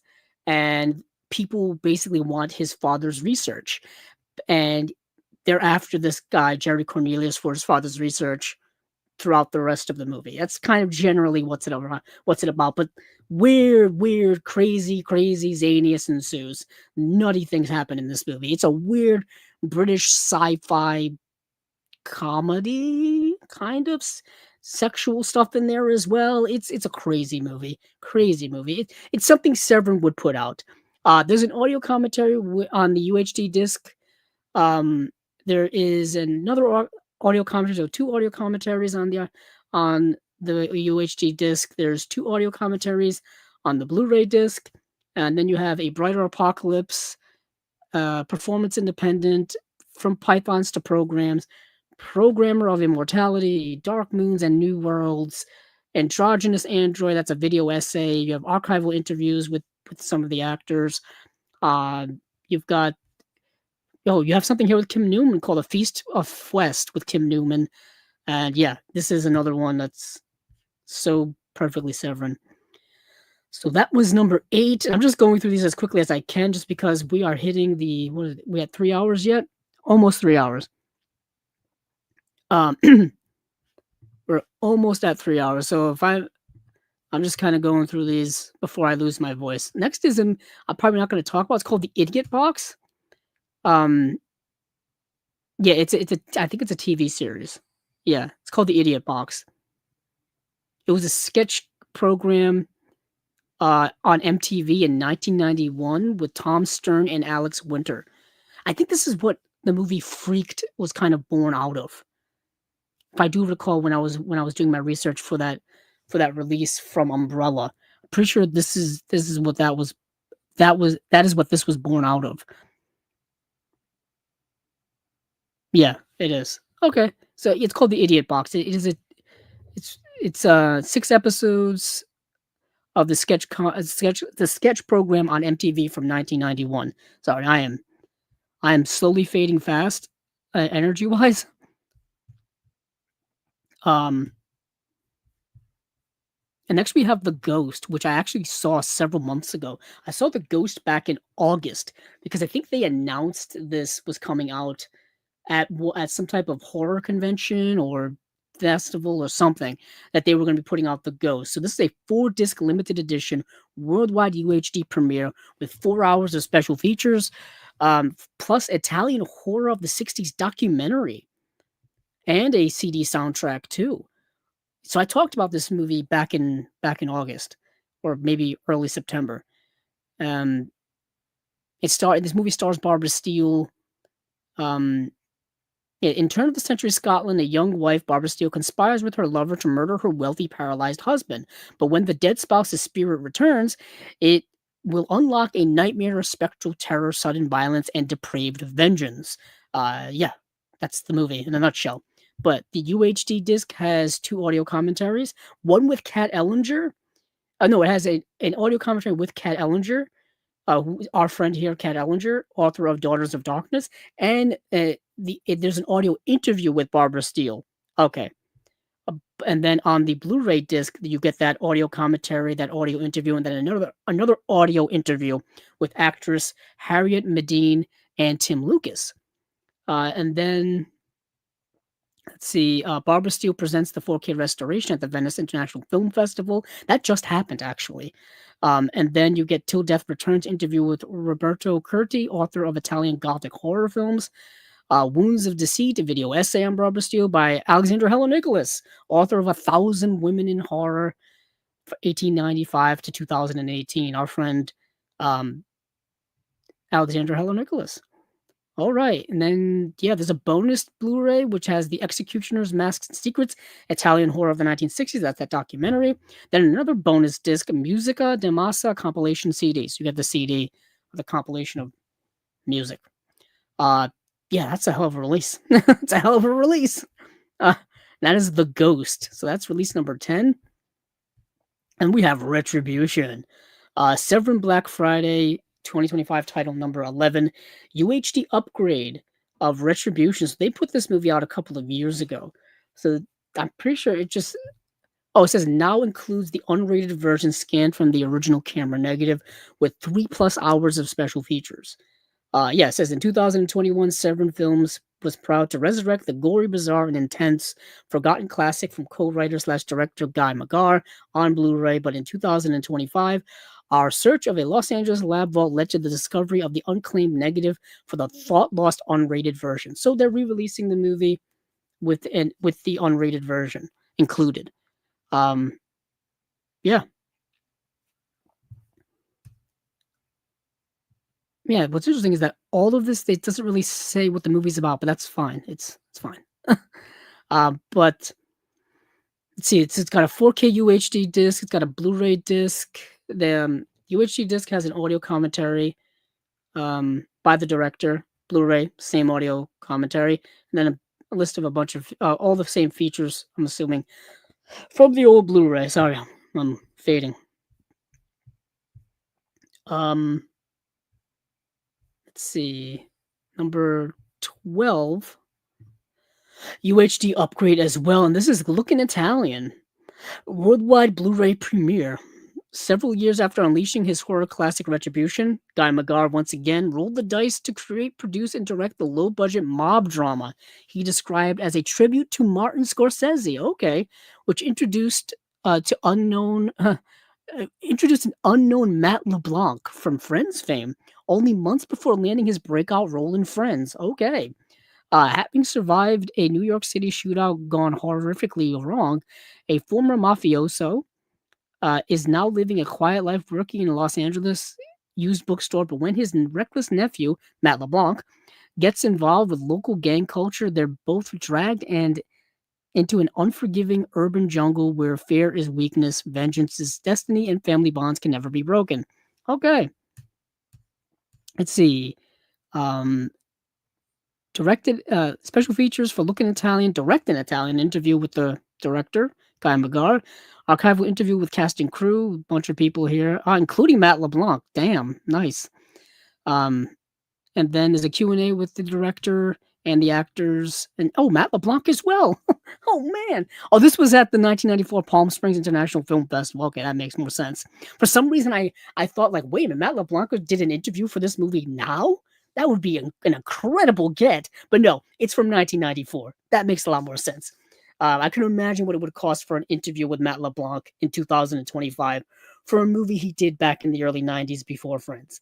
I could imagine that he would want some money for that. Um, yeah, so that is Looking Italian. Let's see. Number 13, where are you? Lucky number 13 is She Killed in Ecstasy. Okay. We're getting there. 2-disc collection, worldwide UHD premiere. First follow-up to Vampiros Lesbos. A little sneak preview for the next one, I can tell you that. It's a Jess Franco film.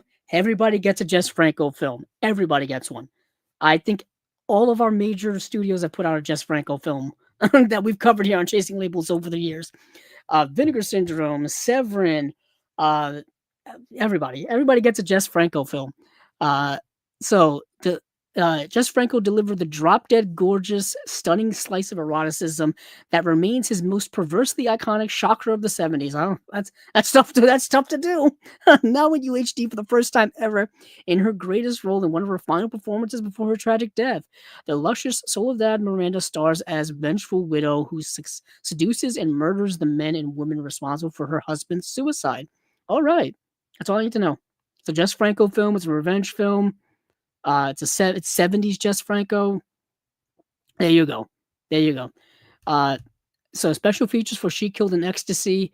You get the UHD disc of just the movie. No commentary on here. Damn shame.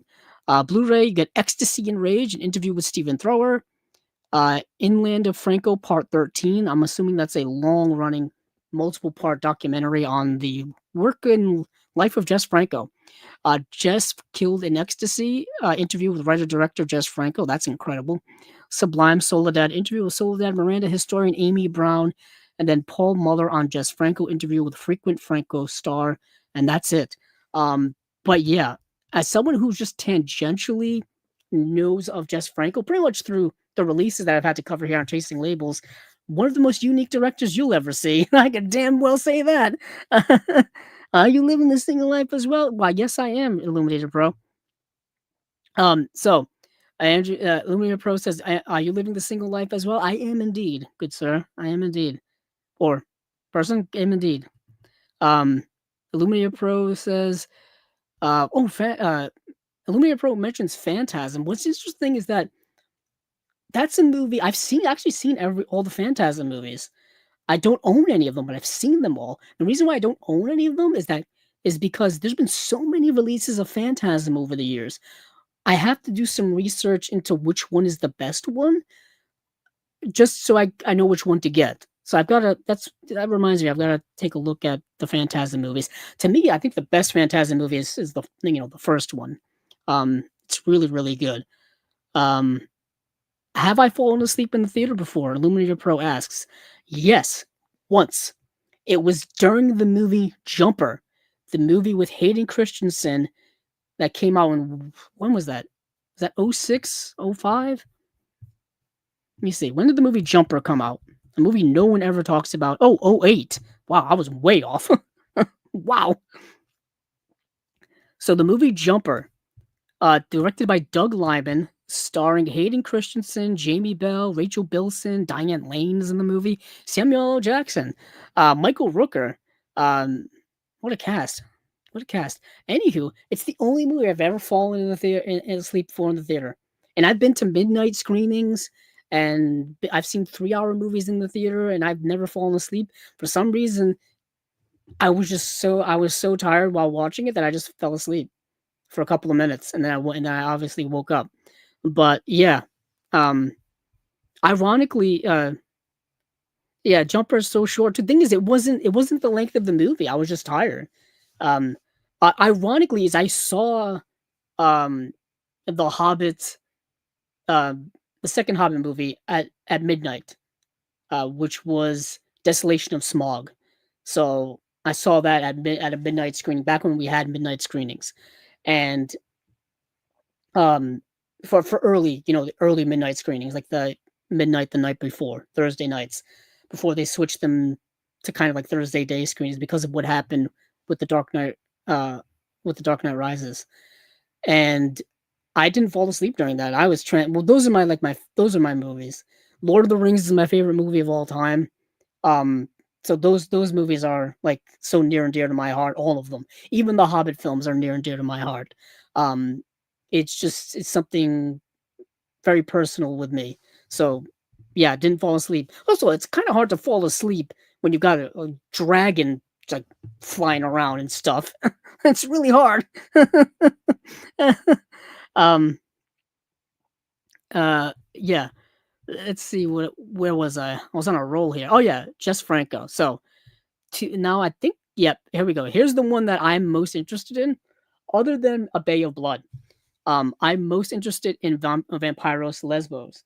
See, do I have it here? Or did I put it? Hold on, it's got to be somewhere. I was looking around for something. I'm not quite sure. Anywho, oh no, I'm looking right at it. I'm looking right at it. So I'm most interested in getting Vampiros Lesbo, the Jess Franco film, because we had Sean Baker here on Chasing Labels earlier this year in June. I think we had him. It was either May or June, right after the Oscars and all that kind of stuff, and right when Honora came out. That's why I wanted to get it. So the cover here of Honora, the Criterion edition, is an homage to the poster for Vampiros Lesbos. So Sean Baker mentioned that in the special features on here. He mentioned it here on the podcast and on the show, and or when we interviewed him, I should say. I don't know what show I'm talking about, but anywho, so I watched Vampiros Lesbos, um, and I was like, and it's kind of like my favorite Jess Franco film, at least up till now, of all the ones I've seen, and yeah, that's kind of the reason why I want to get it. Uh, but Vampiros Lesbos 2-disc collection, the worldwide UHD premiere from Jess Franco, the filmmaker the Vatican called the most dangerous director in the world. You gotta love that moniker. Comes this legendary fever dream of blood and lust. Now in UHD for the first time ever, eternally stunning Soledad Miranda stars as a vixen vampire who lures women to a Mediterranean island to satisfy her insatiable hunger for female flesh.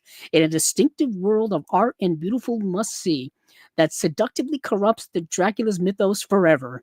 They're really overhyping it here, but it is kind of all of those things. Um, let's see, the director himself. Uh, yeah, yeah, it's the Dracula mythos through the lens of sexually steamy, erotic Jess Franco film. Uh, Yeah, it's you truly have to see it to understand what the heck I'm talking about here. But on the UHD disc, audio commentary with Kat Ellinger, author of Daughters of Darkness, our friend, audio commentary with film professor Aaron Albashon and Oscar bait film collectives John Dixon and Will Morris. And then on the Blu-ray, you get both of those audio commentaries plus Interlude and Lesbos interview with director Jess Franco himself. Fever Dracula interview with Stephen Thrower, and The Red Scarf Diaries, a Jess Franco career appreciation by Academy Award winning filmmaker Sean Baker. There you go. I just said it. Uh, and then In the Land of Franco, Part 12. So I actually got to go check to see where are the other like previous 11 parts. Are they just, I'm assuming they're in each Jess Franco film that they've put out. So I got to go back to track down the other parts, just out of curiosity. Let's see, Sublime Soledad interview with Soledad Miranda, historian Amy Brown. Jess is Yoda. Interesting. That doesn't tell me what that says. um, yeah, that's Vampiros Lesbos. I really enjoy the movie. If you go onto Letterboxd, you'll see a lot of people talking about it as it being their favorite Jess Franco film, and I understand why. It's very, very good. Uh, but let's see that I think that's it for Severin, or at least is there more? Is there more? Oh, The Devil's Reign was announced. Out of my and that The Devil's Reign was the last one. Okay. Just for the sake of my sanity and the fact that I'm probably gonna lose my voice, we'll I don't need to talk about it. So that is it. But Severin once again is having their sale on Friday. Let's see. They have actually some details about their Severin sale here. So it's running from the sale begins at 12:01 a.m. Eastern Standard Time on Friday, 11/28 through 12:01 a.m. Pacific Standard Time on Tuesday, the 2nd of December, 12/2. So keep that in mind. There's also several policies they've got about like shipping and order placing and all kinds of stuff. Also, it's not every single title is not on sale. It's certain titles. Let's see. Yeah, it says I'll run this down while I'm looking at it. 10 brand new titles, sale exclusive bundles, 50% off SRP for most Severin in Intervision titles. Like I said, most up to 75% off on select Severin and Intervision titles. Box set Saturday, so box sets will be on sale on Saturday. Up to 50% off for select box sets. They put that in bold, and they like put stars around it. 4K UHD upgrade Sunday, and then brand new merch items are available as well. Stickers, all kinds of stuff. As Severin is prone to do. So I thought I would, mention all that for all of you who are interested in the Severin sale. Every single year, people make a mad dash rush to Severin's website and Vinegar Syndrome's website as well for their Black Friday sales. Even before we started doing chasing labels here, I was aware of those sales and just the lore behind them, if you will. Um, let's see. What else? So moving on from Severin, what else do I have here? Oh, some individual titles here I want to talk about. Then we'll go to Criterion. Okay. What are we doing here for time? Oh, we're past the 3 hour mark. So, let's go to Hammer. So Hammer once again is putting out a nice release. Now, where in goodness' name am I gonna find this release? I should have done this before the show, but I guess you'll see me do this in real time. I gotta track down where to actually get the details. Oh, I may have struck gold. The movie's called Stolen Face, and it is getting a kind of big old deluxe edition like we've been seeing with like Curse of Frankenstein and all these movies from Hammer over in the UK. I just want to get some details on it. Oh, thank goodness it's actually here. I don't have to hunt. So Hammer Films is preparing a 4K Blu-ray release of Terence Fisher's Stolen Face from 1952, starring Paul Henry, Elizabeth Scott, Andre Morel, Mary McKenzie, and John Wood. The release is scheduled to arrive on the market in early 2026. Let's see. The description of the movie is as thus: Philip Ritter, a philanthropic plastic surgeon, is jilted by Alice, a beautiful concert pianist. After a whirlwind romance, in desperation, he remakes disfigured criminal Lily in Alice's image. Oh boy, we got a little Vertigo situation going on here. But learns to his very real cost that beauty is only skin deep. Okay, it's kind of like Vertigo meets Eyes Without a Face. I'm digging it. Kind of digging it. I did not get to see the movie in time to really discuss and go into it here for the show, but I definitely kind of fascinated by that by that premise. So I want to definitely give it a whirl. So what else do I have here on my list? Oh, Treasure of Soviet Animation Volume 3, the short films of Yor Norstein. I may have misread that. Oh, spelled that. Let me go over to Deaf Crocodile's website, because Deaf Crocodile is the one putting them out, giving them a shout out. Let's go over to their shop and see what they've got cooking for this release, because they've already released 2 of these volumes. I think they're both sold out already. Let's see. Blah, blah, blah. Yeah, they're both sold out already. Okay. So let's see. Yep, the short films of Yuri Nostein. Wow, I butchered the spelling on that when I wrote it in my notes. You know what it is? It's the audio. It's the autocorrect because I do the notes for the show in my phone, and obviously we know that our phones have autocorrect on it, and they like for example, if you spell somebody's name, they're gonna correct it to a word. They they do all that stuff all the time, especially with a lot of the foreign titles that I talk about here, like the title Nori Yori Nostein is they my phone will recorrect it into the word your. So anywho, our third volume of the classic and rare Soviet animated gems from the vaults of, I can't pronounce that, is focused on the short films of legendary animator Yuri Norstein. The first ever US Blu ray release of Norstein's films features several rare shorts, new to home video, all newly restored by Deaf Crocodile and co presented with Seagull Films. Let's see, what do we have here? The 25th, The First Day, Seasons, Children and Matches, The Battle of, no, I can't pronounce it. Kurzenitz, the fox and the hare, the heron and the crane, hedgehog in the fog. That rhymes. A day before our era, the tales of tales, and that's it. And that's it. These are all short films in Russian with English subtitles, and there are special features here. Let's see, Yuri Norstein making the overcoat from 2019. Um, it says 40 years ago, Norstein began work on an ambitious adaptation of Nikolai Kogel's The Overcoat, but after completing 25 glorious minutes of the film, the project stalled. A Japanese film crew visited Norstein's studio and found mountains of sketches, character studies, and shooting table covered with dust. When will this much awaited work finally be completed? Who knows? That's interesting.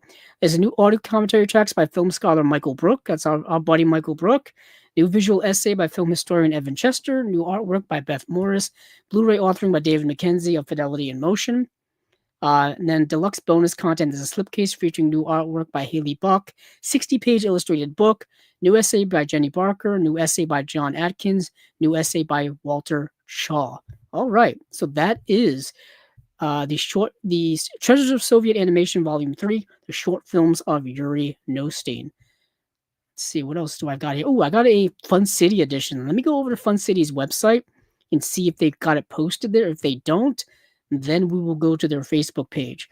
It's been a little while since I've been over at Fun City. I got to catch up on their titles. Not from buddy Jonathan Hertzberg. So it's not.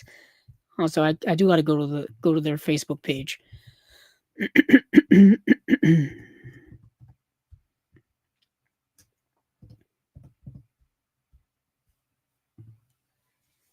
Fun City editions. Let's see. Let me scroll down to see if they've got. It's this movie called Patti Rocks. For anybody interested in what I'm talking about. Okay, when did they announce this? I'm going back to October. I am way off. I'm in Samsonite land right now.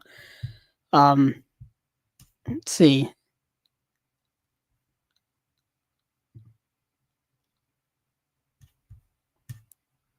I see the announcement. Where's the announcement for it?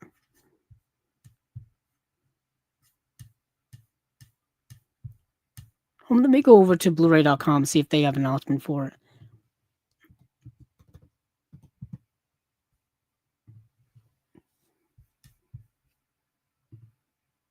Oh, they do. Okay. So Patti Rocks. Okay, so Fun City Editions has revealed that it is preparing a Blu-ray release of David Burton Morris's Patti Rocks, starring Chris Mulkey, John Jenkins, Karen Landry, and David Turk. The release is expected to arrive on the market in early 2026. The description is Billy Regis, Chris Mulkey, a serial philanderer with an epically foul mouth, is less than delighted to hear that his downriver girlfriend Patti Rocks is pregnant with his child. To complicate matters, Billy has neglected to inform Patti about his wife and kids in Minneapolis. A frantic Billy persuades his straight-laced best friend Eddie Hassett, John Jenkins, to come with him on a debauched overnight road trip to find Patti, admit his sins, and persuade her to get rid of the baby, essentially. And yeah, and the movie is super low budget, black and white. Is it black and white? I don't know. I think I found it actually on YouTube of all places. So I don't know what the rights issues have been with the movie for however long, but it was available, I think, on YouTube to watch. Super short, super low budget. It's like 3 people in the movie, 3 characters. It's a little bit of a road trip movie, a little bit of an existential movie. Very raw film, very raw in terms of acting, writing, cinematography. The whole production seemed very much guerrilla style, almost like a John Cassavetes, early Cassavetes type of style. Um, and yeah, it's it's interesting. Um, I would love to get Jonathan Hertzberg back on as a guest just to get an update on what's been going on over at Fun City. Uh, but yeah, I like I said, I got to catch up on some Fun City releases soon. There was a John Sayles release that I really have to get my hands on because I love John Sayles and I've been loving getting his films and watching his films and diving into him and his work lately. Uh, but yeah, that is from Fun City Editions called Patti Rocks. Let's see. Illuminator Pro asks, "How are you handling these upcoming holidays?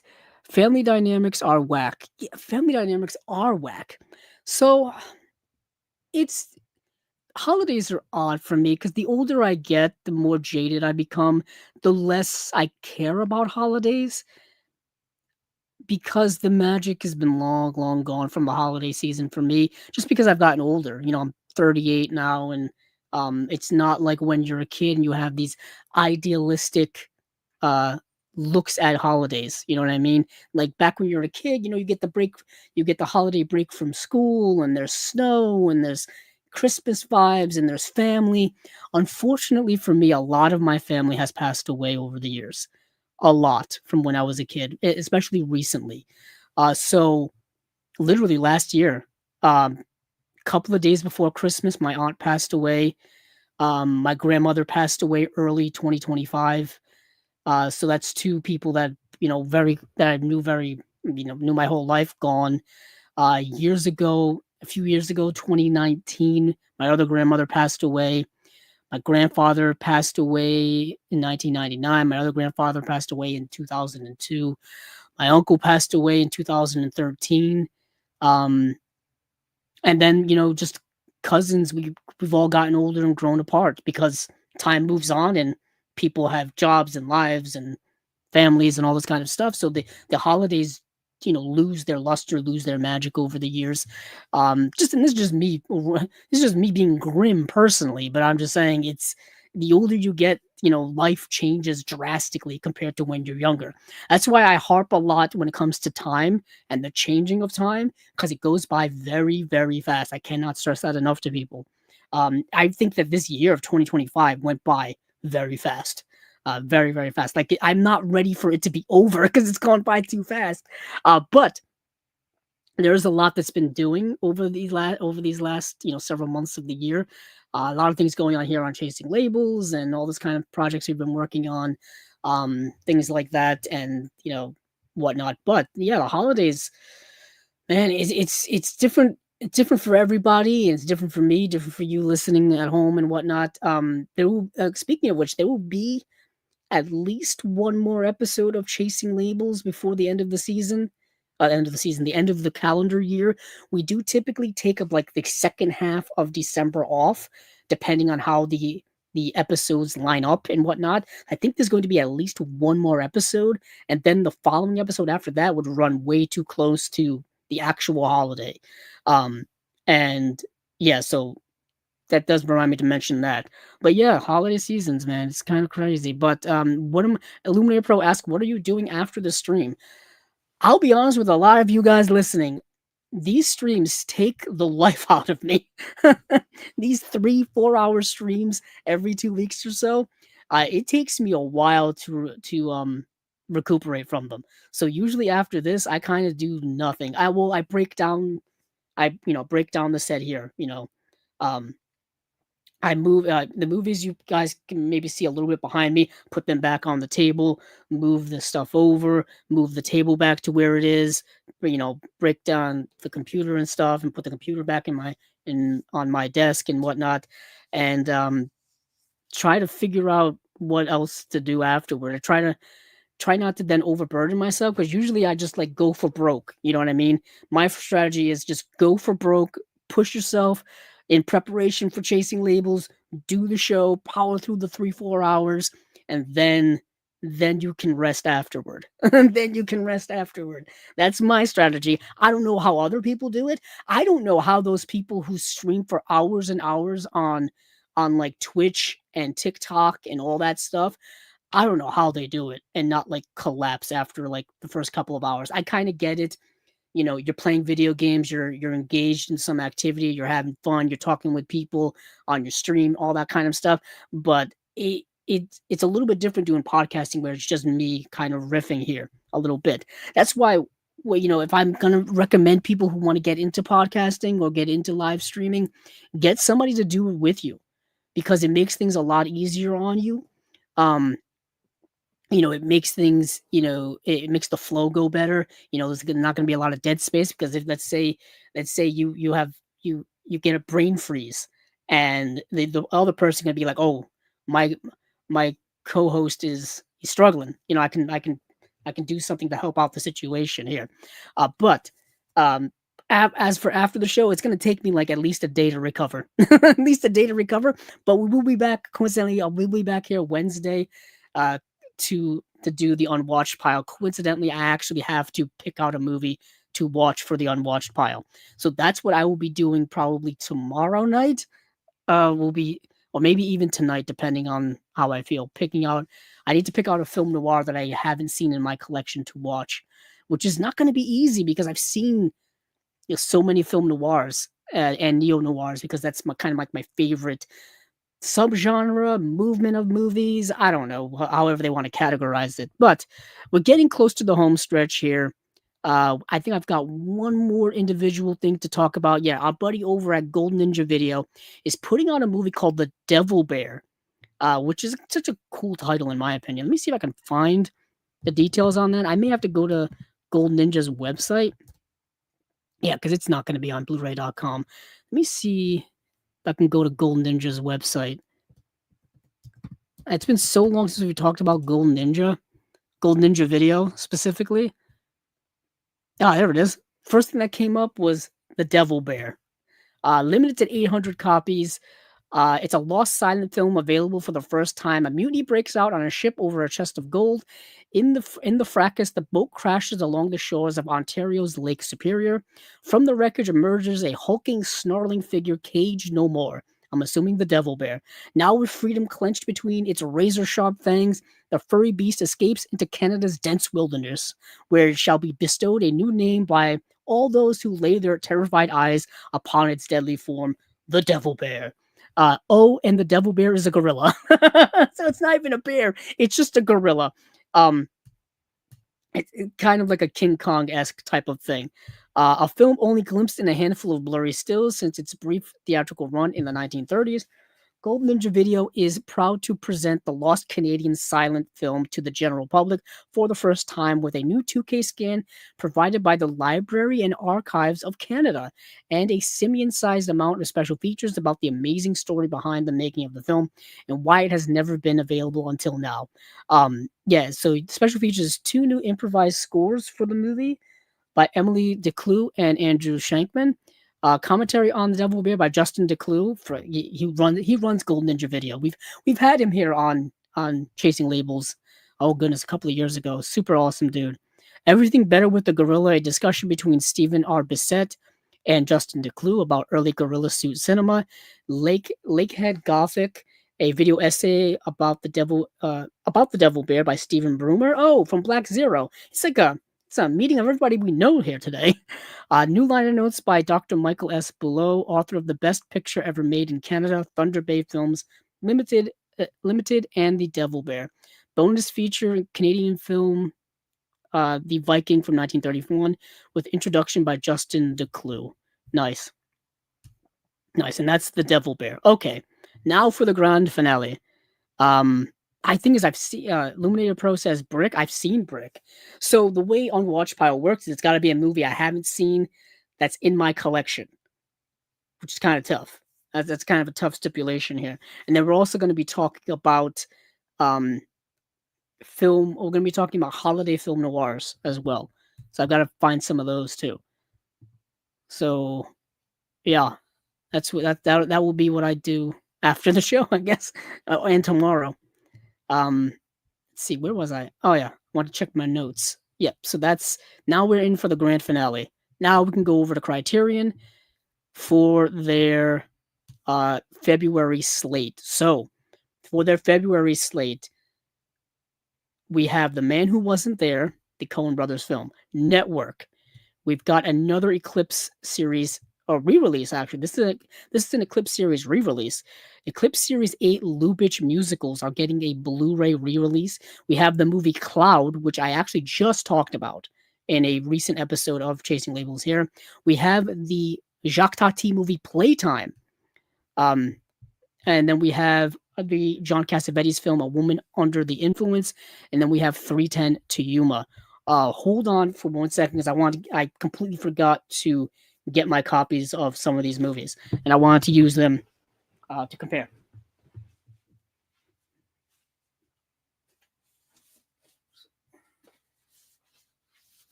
Okay, I'm back.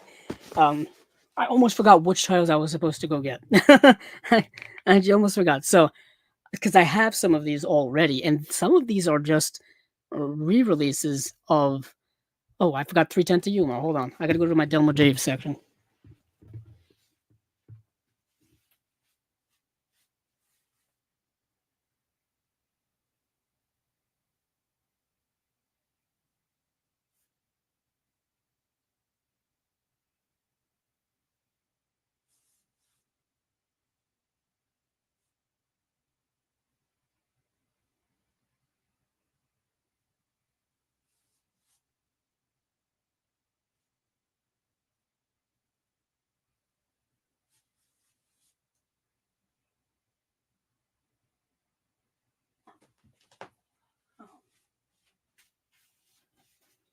Okay, I'm back. For some reason, my mind is complete scrambled eggs right now because I couldn't find my copy of 310 to Yuma. But I guess we'll talk about that one first. Let's go in reverse order, shall we? So, but I found it. I couldn't like I have a very small Delmer Dave section. I don't have a lot of his work. I think I have like two of his movies. Like he was like wedged in there between like Michael Curtiz and Guillermo del Toro, and I couldn't find it. But Delmer Daves is 310 to Yuma, the classic Western. Of course, this was remade in 2007 with Ben Foster and Russell Crowe. Really good remake, but the original is also very, very good. So, for those of you who've never seen Delmer Daves' 310 to Yuma, you have another opportunity to get it, and this time with a 4K UHD release. So, in this beautifully shot, psychologically complex Western, Van Heflin is a mild mannered cattle rancher who takes on the task of shepherding a captured outlaw, played with cucumber cool charisma by Glenn Ford, to the train that will deliver him to prison. This apparently simple mission turns into a nerve wracking cat and mouse game that tests each man's particular brand of honor. Based on a story by Elmore Leonard, 310 to Yuma is a thrilling, humane action movie directed by the supremely talented studio filmmaker Delmer Daves with intense feeling and precision. Yeah, it's a great movie. Um, New 4K digital restoration with uncompressed monaural soundtrack.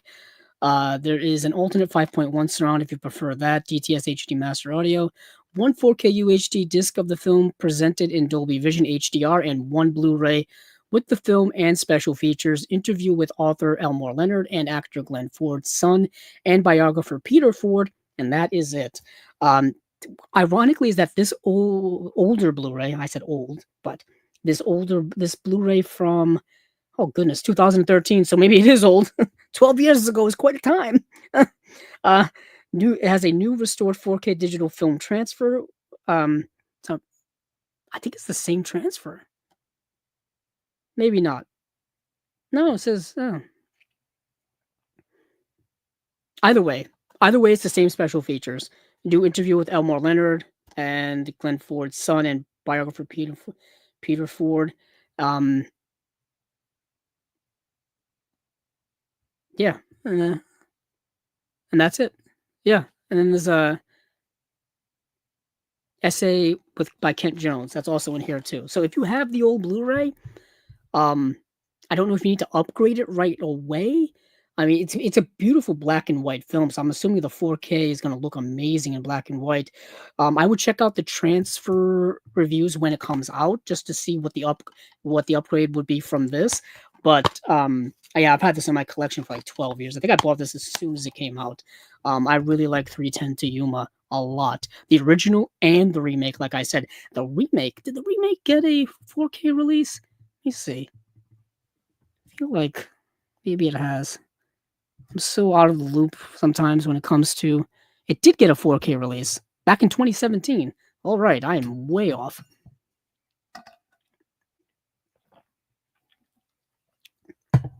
Okay. But let's move on from there to A Woman Under the Influence. All right. So this is fascinating. Okay. So this isn't a 4K UHD upgrade. I think they are just putting the Blu-ray of this out, the Blu-ray of this movie out individually from the box set. So here is for those of you listening at home, I have the John Cassavetes Blu-ray box set, 5 films. This is Criterion 101. Like everybody probably has this. If you don't have it, I do highly recommend it because it's film school in a box. It really, really is. John Cassavetes was one of a kind, and this release here has Shadows, Faces, A Woman Under the Influence, The Killing of a Chinese Bookie. It has the 1976 version and The Killing of the Chinese Bookie, the 1978 version, and it has the movie Opening Night. So, this is interesting because like I said, I think they're just taking the disc that's in here and putting it in a Criterion case with the artwork, and that's what they're selling. So it's not like it's a new restoration or a 4K UHD upgrade. So I find that interesting. So A Woman Under the Influence, this uncompromising portrait of domestic turmoil, details the emotional breakdown of a suburban housewife, her family's struggle to save her from herself. Gina Rowlands and Peter Falk give unforgettable, harrowing performances as a married couple deeply in love but unable to express their ardor in terms the other can understand. This landmark American film is perhaps the most beloved work from the extraordinary John Cassavetes. Yes, A Woman Under the Influence, maybe that's tough to say because I would say Killing of a Chinese Bookie is probably more well known and more referenced, but I think Gina Rowlands' performance in A Woman Under the Influence is one of the most influential acting performances ever. And that says a lot, but I feel like I'm not overselling that concept. I feel like I've seen it referenced so many times by actresses and actors and people going into the Criterion Closet talking about A Woman Under the Influence. I've seen, when Gina Rowlands passed away a little while ago, people remembering her for that role. That performance in that movie is unlike anything you've ever seen. It is truly a landmark performance. So I'm glad that it's getting an individual, Blu-ray release, but I was kind of hoping maybe we would get a 4K UHD upgrade because I'm pretty sure a lot of people already have this box set, whether it's the DVD, whether it's the Blu-ray. Yeah, let me actually take it out. Let's see. The Woman Under the Influence. So yeah, this is the individual release here. It's the same artwork they're going to put on the Blu-ray release. Because I'm pretty sure. Let me actually take a look. It's got audio commentary by sound recordist and composer Bo Harwood and camera operator Mike Ferris. Conversation between actors Gina Rowlands and Peter Falk from 2004. And an audio interview with director John Cassavetes from 1975. And I'm pretty sure that is the that's what's going to be on this release.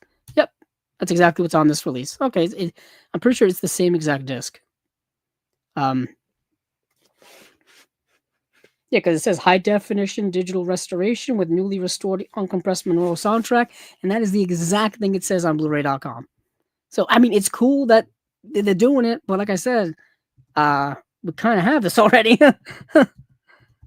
Let's see. Yeah, so the Blu-ray has never gotten an individual release before, uh, except on DVD. So it got an individual release on DVD back in 2008, but this Blu-ray's never gotten an individual release. That's I guess that's the rub here. Okay. I just wanted to make sure to point that out.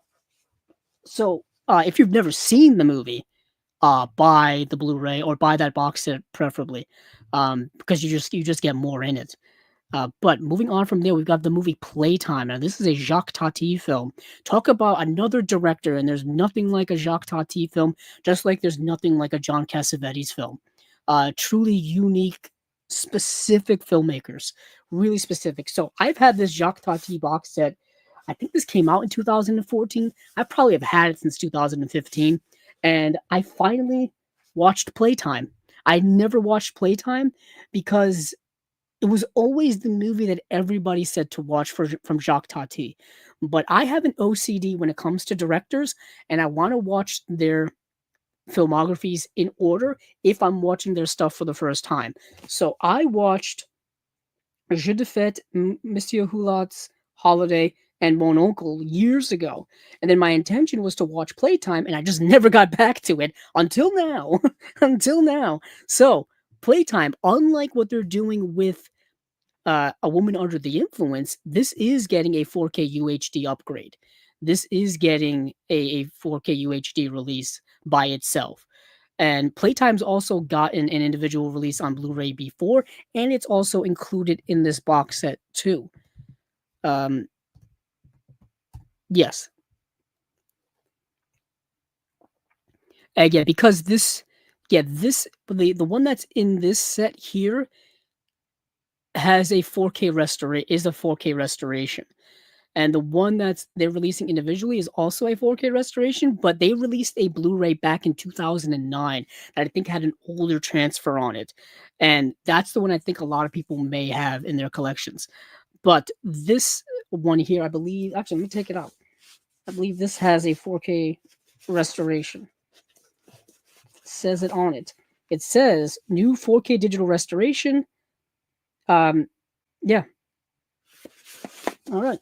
So let me go over this movie. So Jacques Tati's gloriously choreographed, nearly wordless comedies about confusion in an age of high technology reached their apotheosis with Playtime for this monumental achievement, a nearly 3-year-long bank-breaking production. Tati again thrust the lovably old-fashioned Monsieur Hulot along with a host of other lost souls into a baffling modern world, this time Paris. With every inch of its super wide frame crammed with hilarity and inventiveness, Playtime is a lasting record of a modern era tiptoeing on the edge of oblivion. So, there's this character, Monsieur Hulot, and he makes his premiere in Je de Fête.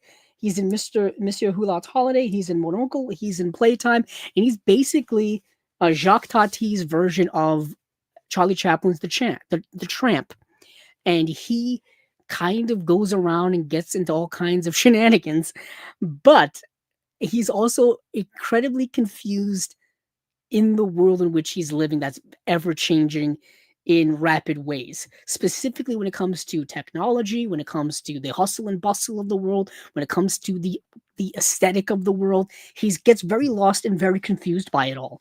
I'm pretty sure that's a social commentary by Jacques Tati.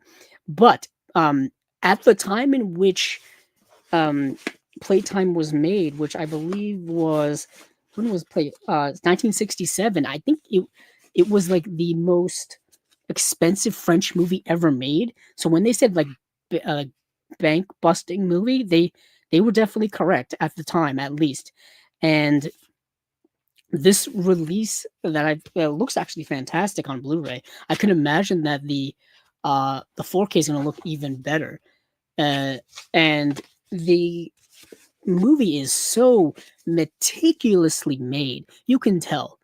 Uh, the set design, the scene, um, the scene design, the set design, the way in which it's all choreographed, the way in which it's all set up, just the world is so meticulous. The way in which Jacques Tati presents it to us, and he's doing it purposeful. He's doing it purposeful, and he also shoots the movie in pretty much all master shots. They're all just wide shots. There's no coverage, no like shot reverse shot stuff like you would see in conversations, because there's really like no dialogue in the movie whatsoever. There's hardly any whatsoever. It's all visual filmmaking, and it's brilliant visual filmmaking. It really, really is. This movie's probably definitely meant to be seen on the biggest screen possible because of how visually uh specific it is, and how visually sumptuous it is. Truly a unique movie. Playtime. Yeah, it's great. So let's see what we have here for special features. 4K digital restoration, one 4K UHD disc of the film, and one Blu-ray with special features. So I'm guessing no HDR or Dolby Vision. Introduction by actor and comedian Terry Jones um, um, Monty Python fame. Three selected scene commentaries by film historian Philip Kemp, theater director Jerome Deschamps, and Jacques Tati expert Stéphane Godet. Like Home, a visual essay by Godet. Tativille, a 1967 television program featuring an interview with Tati from the set of Playtime. Beyond Playtime, a short documentary featuring behind the scenes footage from the production. Interview with script supervisor Sylvette Baudreau. Um, and an audio commentary with Tati from the US debut of Playtime. Audio interview with Tati from the US debut of Playtime at the 1972 San Francisco International Film Festival. Tati, a short film by Godet on life and career of Tati. Mr. Hulot's work, a 1976 television program about Tati's beloved character. Cours du Soir, a short film written by and starring Tati, and then an essay by critic Jonathan Rosenbaum as well. Now, that essay, actually, there's a booklet in here. Never mind. Never mind. It shows you how many times I've opened this box set over the last 10 years. The essay may be in here. Hold on. This is gonna bother me if I don't check. Why am I doing this live on air as opposed to doing it on my own time? Because we don't play those games. Let's see. Nice if there was a table of contents in here. Like, oh, there is. Pop up. Let's see. There is an essay by Jonathan Rosenbaum in here, in this booklet. So that must be what that is. Anywho, so yeah, you get all the special features that were on that is in this Blu-ray, that's in this box set.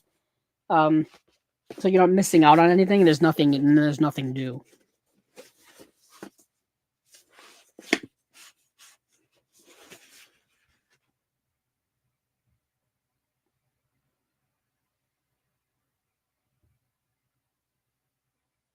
Yeah, I just wanted to do a quick rundown in my mind. But yeah, that is Playtime. Yeah, it's a classic for a reason, and it's on like every Criterion must-have for a reason.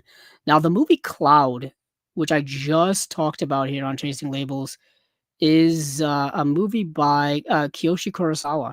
It's a modern film by Kiyoshi Kurosawa. I think it came out 2024, last year.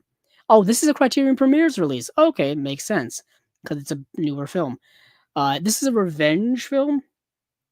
I talked about it. A gonzo revenge thriller, a darkly comic anti-capitalist critique, and a dizzying plunge into the alienated abyss of the internet.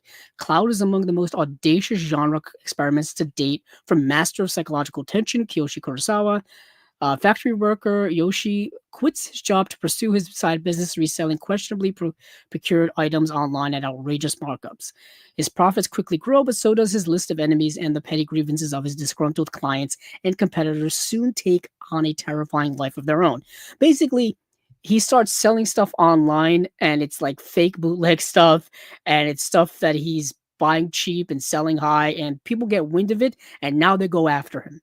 That's the movie. It's a very slow burn type of movie. Like I said, I talked about it when it was who put this out? Was it I don't think it was. Let's see. Oh, it was Eureka. Yeah, Eureka put it out. It was part of what they announced last month, I believe. Let's see. Let me check the special features here because this Criterion Premieres edition really doesn't have anything. Um, yeah, I don't. Yeah, okay. So for this Criterion Premieres edition, there's a Meet the Filmmakers Kiyoshi Kurosawa, a Criterion Channel original interview.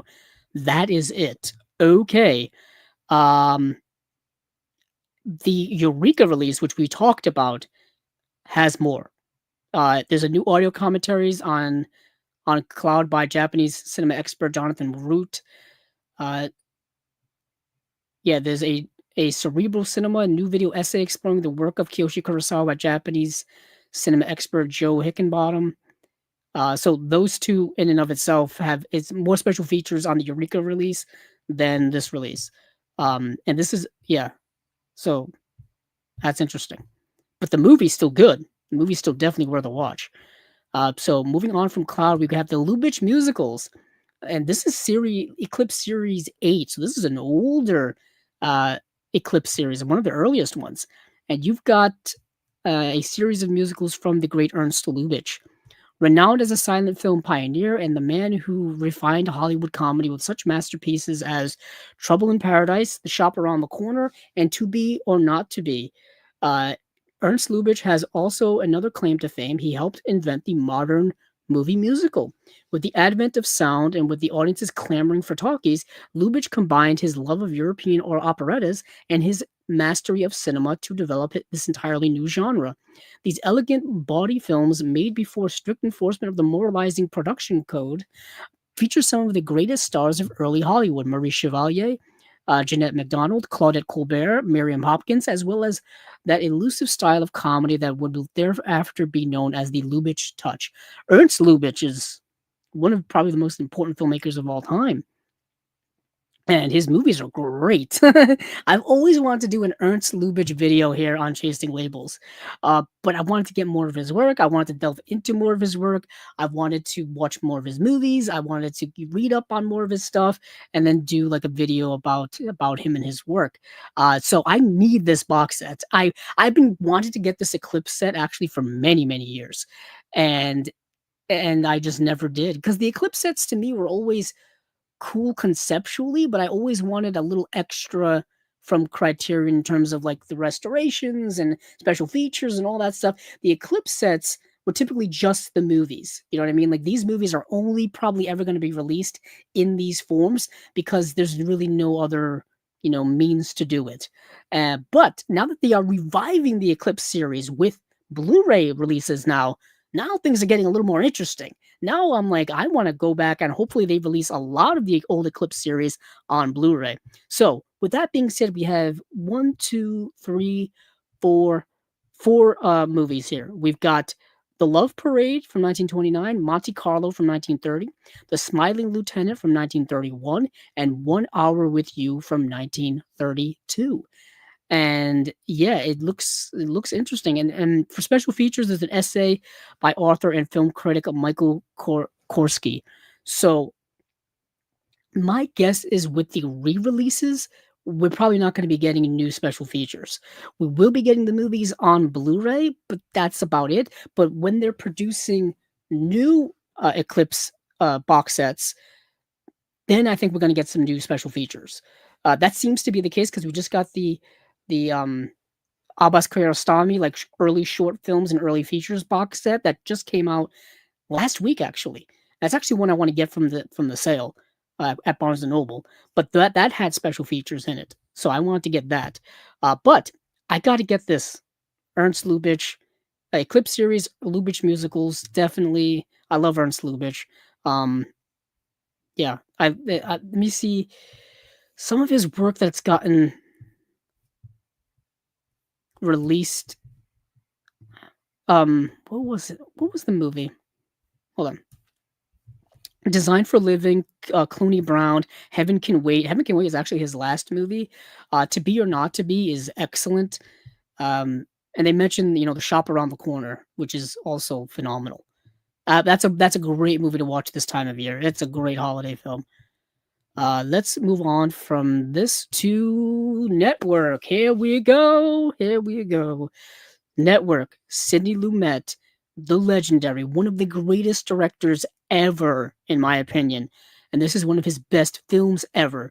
This movie is evergreen. This movie is timeless. This movie is contemporary. It's brilliant.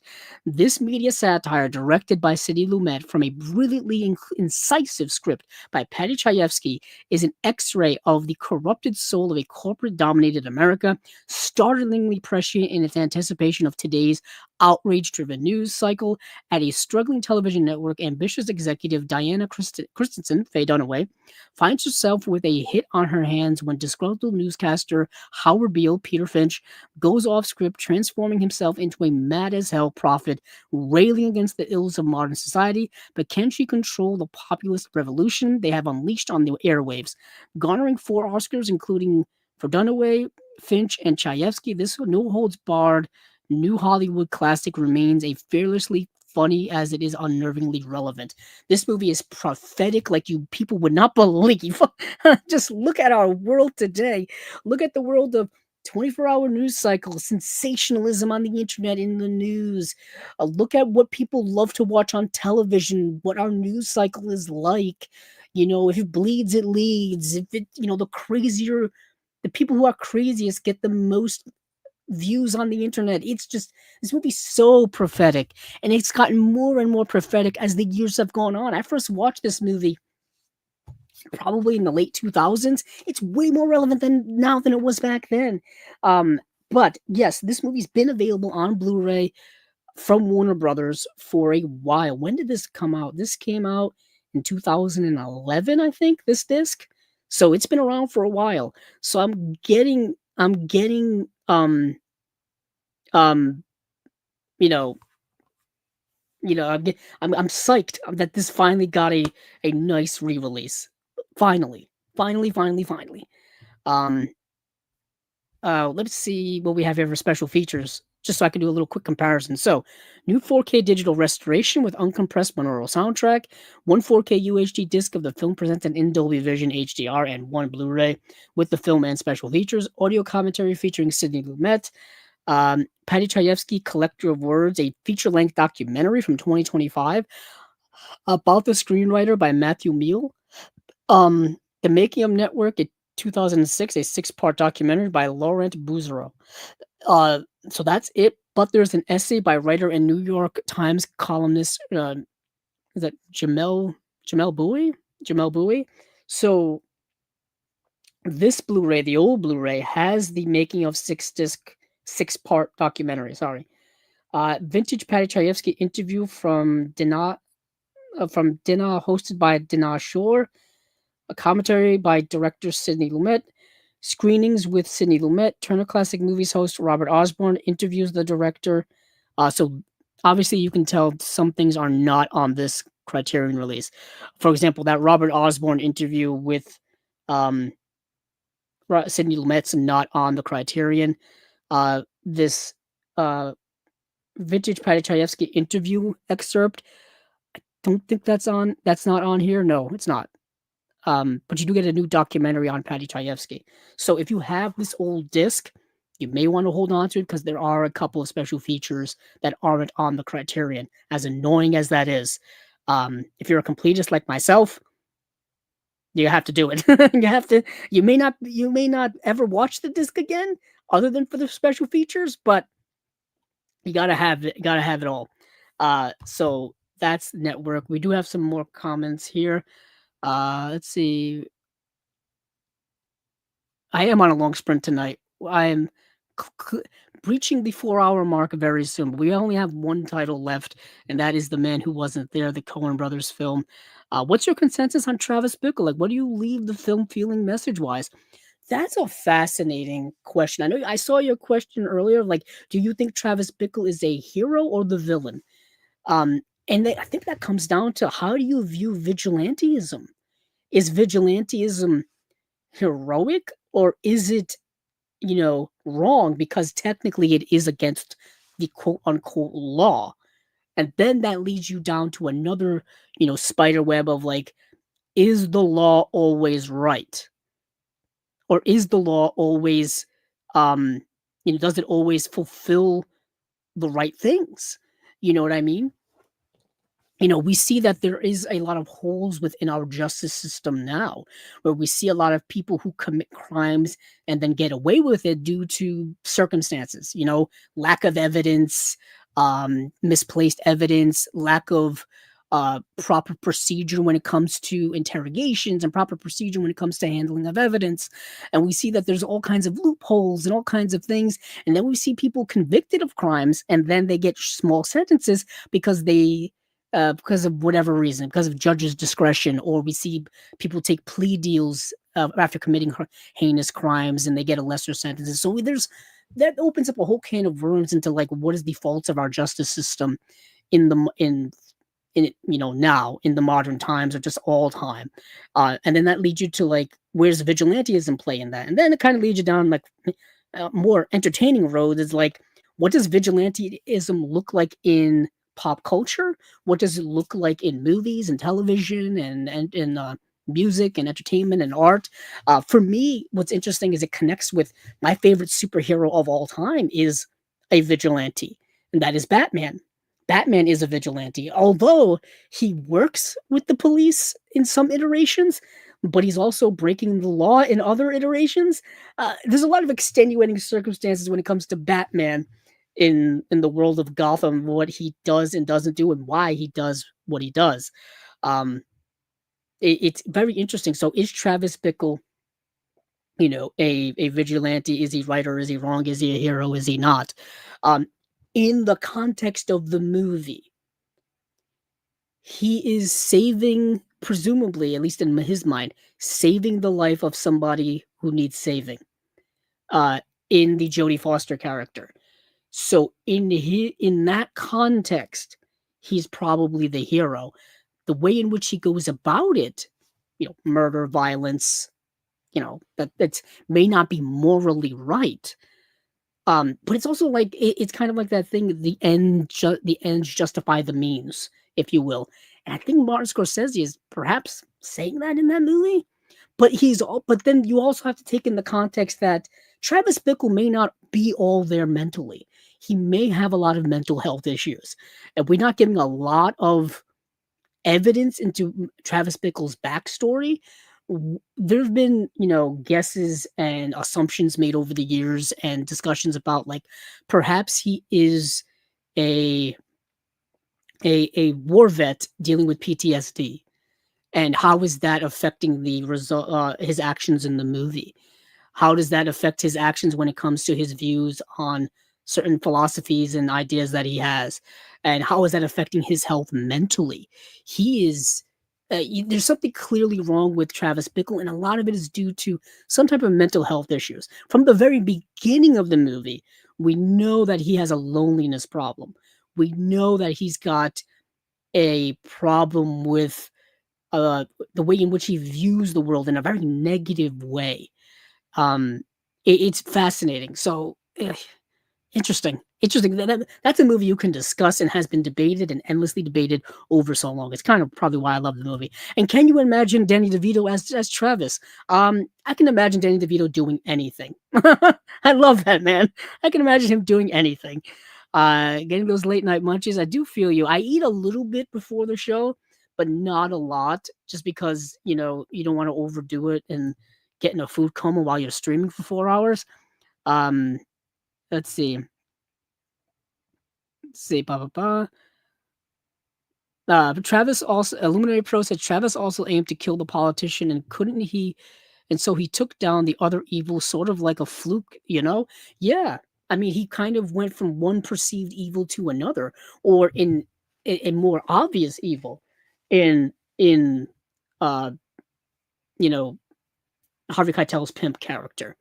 It's interesting because Travis Bickle kind of views almost everything that's different as evil. By different, I mean like, there's moments where he's viewing like American Bandstand and he's just like absolutely fuming and hating what he's watching. Just people dancing. Um there's and and politicians he hates. All there's a very interesting psychosis going on with Travis Bickle. Um, oh, commentary said it was about killing the father figure. That's fascinating. Oh, that opens up a whole other can of worms of philosophy when it comes to that movie. It would be more interesting if Travis Bickle was killing the pimp character, the Harvey Keitel character, to replace him as the father figure to the Jodie Foster character. If they're going along that lines, then I could see that. Um, but he also like doesn't. I'm assuming. I believe at the end of the movie we find that she ends up like going back home and stuff like that, and reuniting with her family. I think that's the outcome of that. So it's not like he replaces him as like a constant father figure in her life, but maybe as a father figure surrogate to step in to make a decision, a firm decision on what a parent should be doing is protecting the child. Very fascinating stuff. Very fascinating stuff. But let's um oh, Illuminator Pro says the politician being Betsy's father figure. That changes things even more so. Being more so, which is the Sybil Shepherd character's father figure. It could also be born out of jealousy with Travis. And you assume that there's got to be a jealous streak within Travis as well, an envious streak, really. It's interesting, interesting. But let's talk about speaking of like stuff. Let's talk about the Coen Brothers film, The Man Who Wasn't There, which is their like neo noir, and I think it's very much their precursor to No Country for Old Men. This movie and No Country for Old Men go together interestingly, in my opinion. Um, the Coen brothers peer into the existential abyss of the atomic age in this coolly riveting, drolly profound noir thriller in a performance of a masterfully calibrated understatement. Billy Bob Thornton stars as a disaffected barber in 1940s California whose suspicion that his wife, Frances McDormand, is cheating on him leads him down a crooked path of blackmail and murder. Fusing the expressionistic black and white and hard-boiled poetry of classic noir with their own idiosyncratic feeling for sinister, surreal Americana, Joel and Ethan Coen craft an arresting vision of the cruelty of fate and the mystery of our place in the cosmos. Okay, maybe it's not quite that profound, but it is dealing with certain noir elements of existentialism and things like that, but not to that extent, in my opinion. Let's see what we have here for special features. The movie's very good, by the way. It's the first time I'd ever seen the movie because I've been waiting and waiting and waiting for years for this movie to get a Criterion release. It had a Blu-ray release several years ago, and then I heard rumblings forever ago as well that from Roger Deakins himself, at some type of festival, some type of Q&A, he said years ago that The Man Who Wasn't There, the film that he shot, with the Coen brothers, was going to get a Criterion release. And nothing ever came from it. Nothing ever came from it. And then, boom, here it is finally in 2025. Well, it's coming out in 2026, but hey, we're getting it. We're getting it. So, new 4K digital restoration supervised and approved by director of photography Roger Deakins, the master, one of the best ever, with a 5.0 surround DTS HD master audio soundtrack, one 4K disc of the film presented in Dolby Vision HDR, and one Blu-ray with the film and special features. Audio commentary featuring filmmakers Joel and Ethan Coen and actor Billy Bob Thornton. New conversation between the Coens and author Megan Abbott. Archival interview with Roger Deakins. Short making of documentary with deleted scenes. And that is it. Oh, there's an essay, by Laura Lippman. And yeah, that is The Man Who Wasn't There. Really good Coen Brothers film. I'm going to add it to my collection. I've got to get some of these Coen Brother films that Criterion has put out because the special features are rather good on them. I know we talked about it here several times.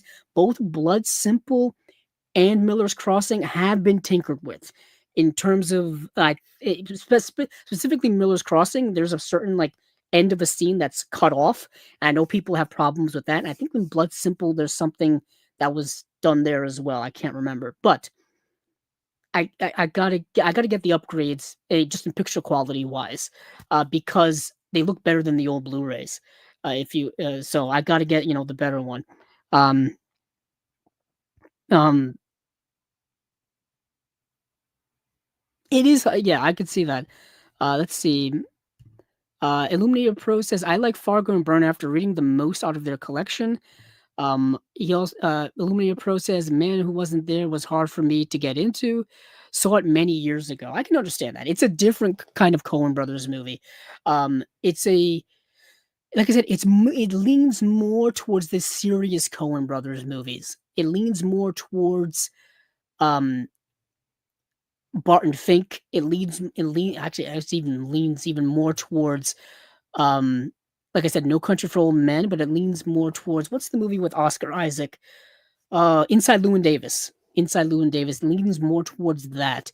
What I'm noticing now that the Coen brothers have split and they're doing their own projects, you can tell which Coen brothers movie was led by which Coen brother. You can tell, like you mentioned Burn After Reading. You can tell, like, oh, that's a movie this Coen brother would do. Let me see, which one is it? Is it Ethan is doing kind of these? Let's see. Let me see.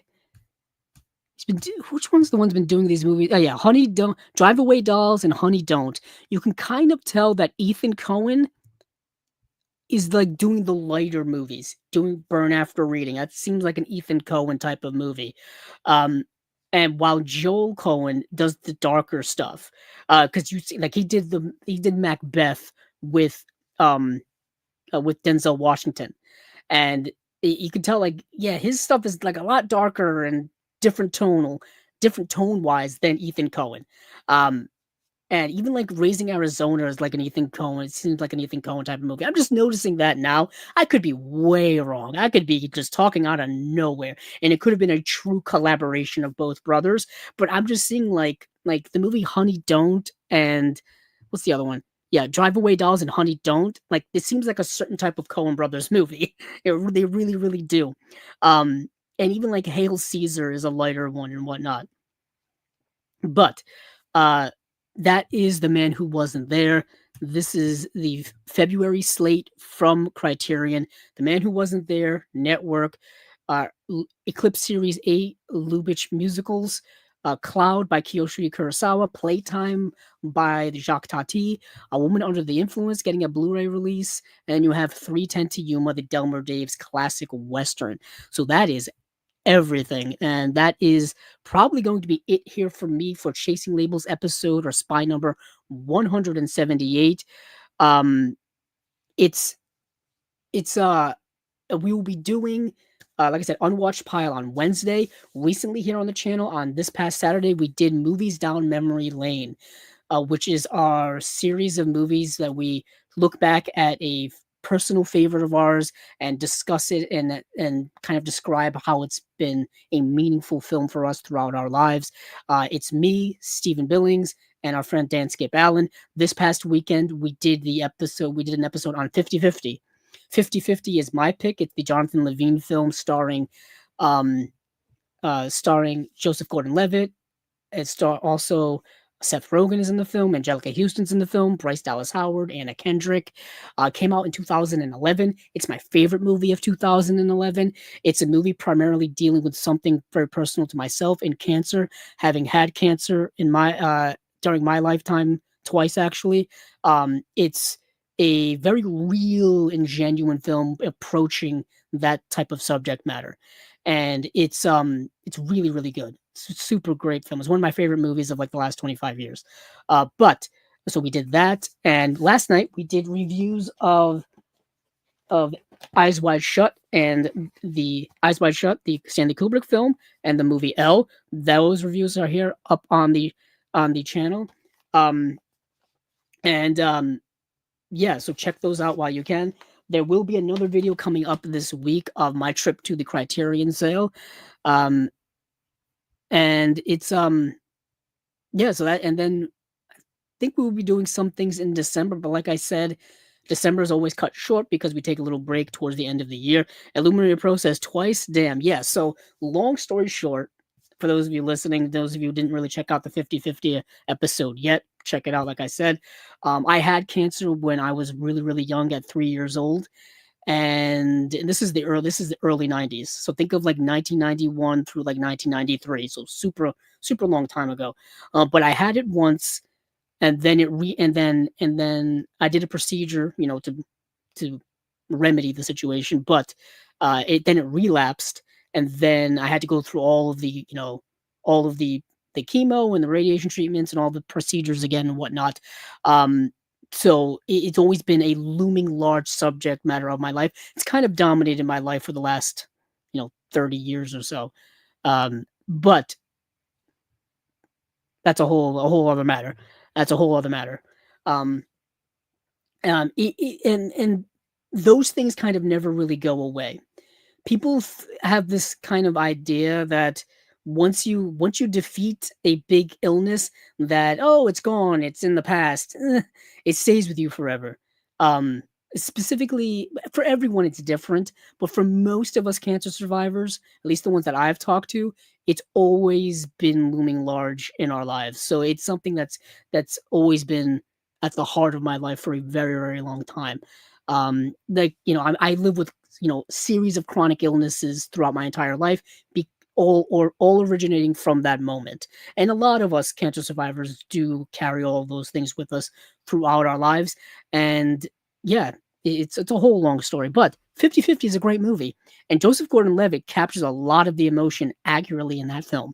So now I'm getting off on a tangent, but so this has been Chasing Labels episode or spy number 178. Thank you all for watching. Thank you all for listening. Check out the live stream here if you're just tuning in now or if you're tuning in later. Check out, like I said, all the other stuff going on here on Chasing Labels. The audio is available on the wherever podcasts really are found. You can even check out the audio here on Chasing Labels. If you want to check out a bunch of the other live stuff, go to the live tab. That's where you'll find a lot of the current things. Um, yeah, and also Chasing Labels merch store, Etsy.com/Chasing Labels, or Etsy.com. Search for Chasing Labels, and you will see our t-shirts and stuff like that at this at the store at the store. Um, yeah, it's thank you. So, like I said, thank you all for watching. Thank you all for listening. Oh, one more here. JBL says, I'm a cancer survivor. Had colorectal cancer about a year ago. Yeah. Um, Ironically, one of the doctors I see is a stomach doctor to kind of check up on things like that. The older you get, I would recommend anybody to check regularly for anything. Go have a full checkup done. I know obviously it can be expensive depending on your insurance situations, but the older we get, our health, it becomes more and more important. Um, yeah, so thank you for sharing that, JB. So with all that being said, hey, keep on watching those movies because I know I will.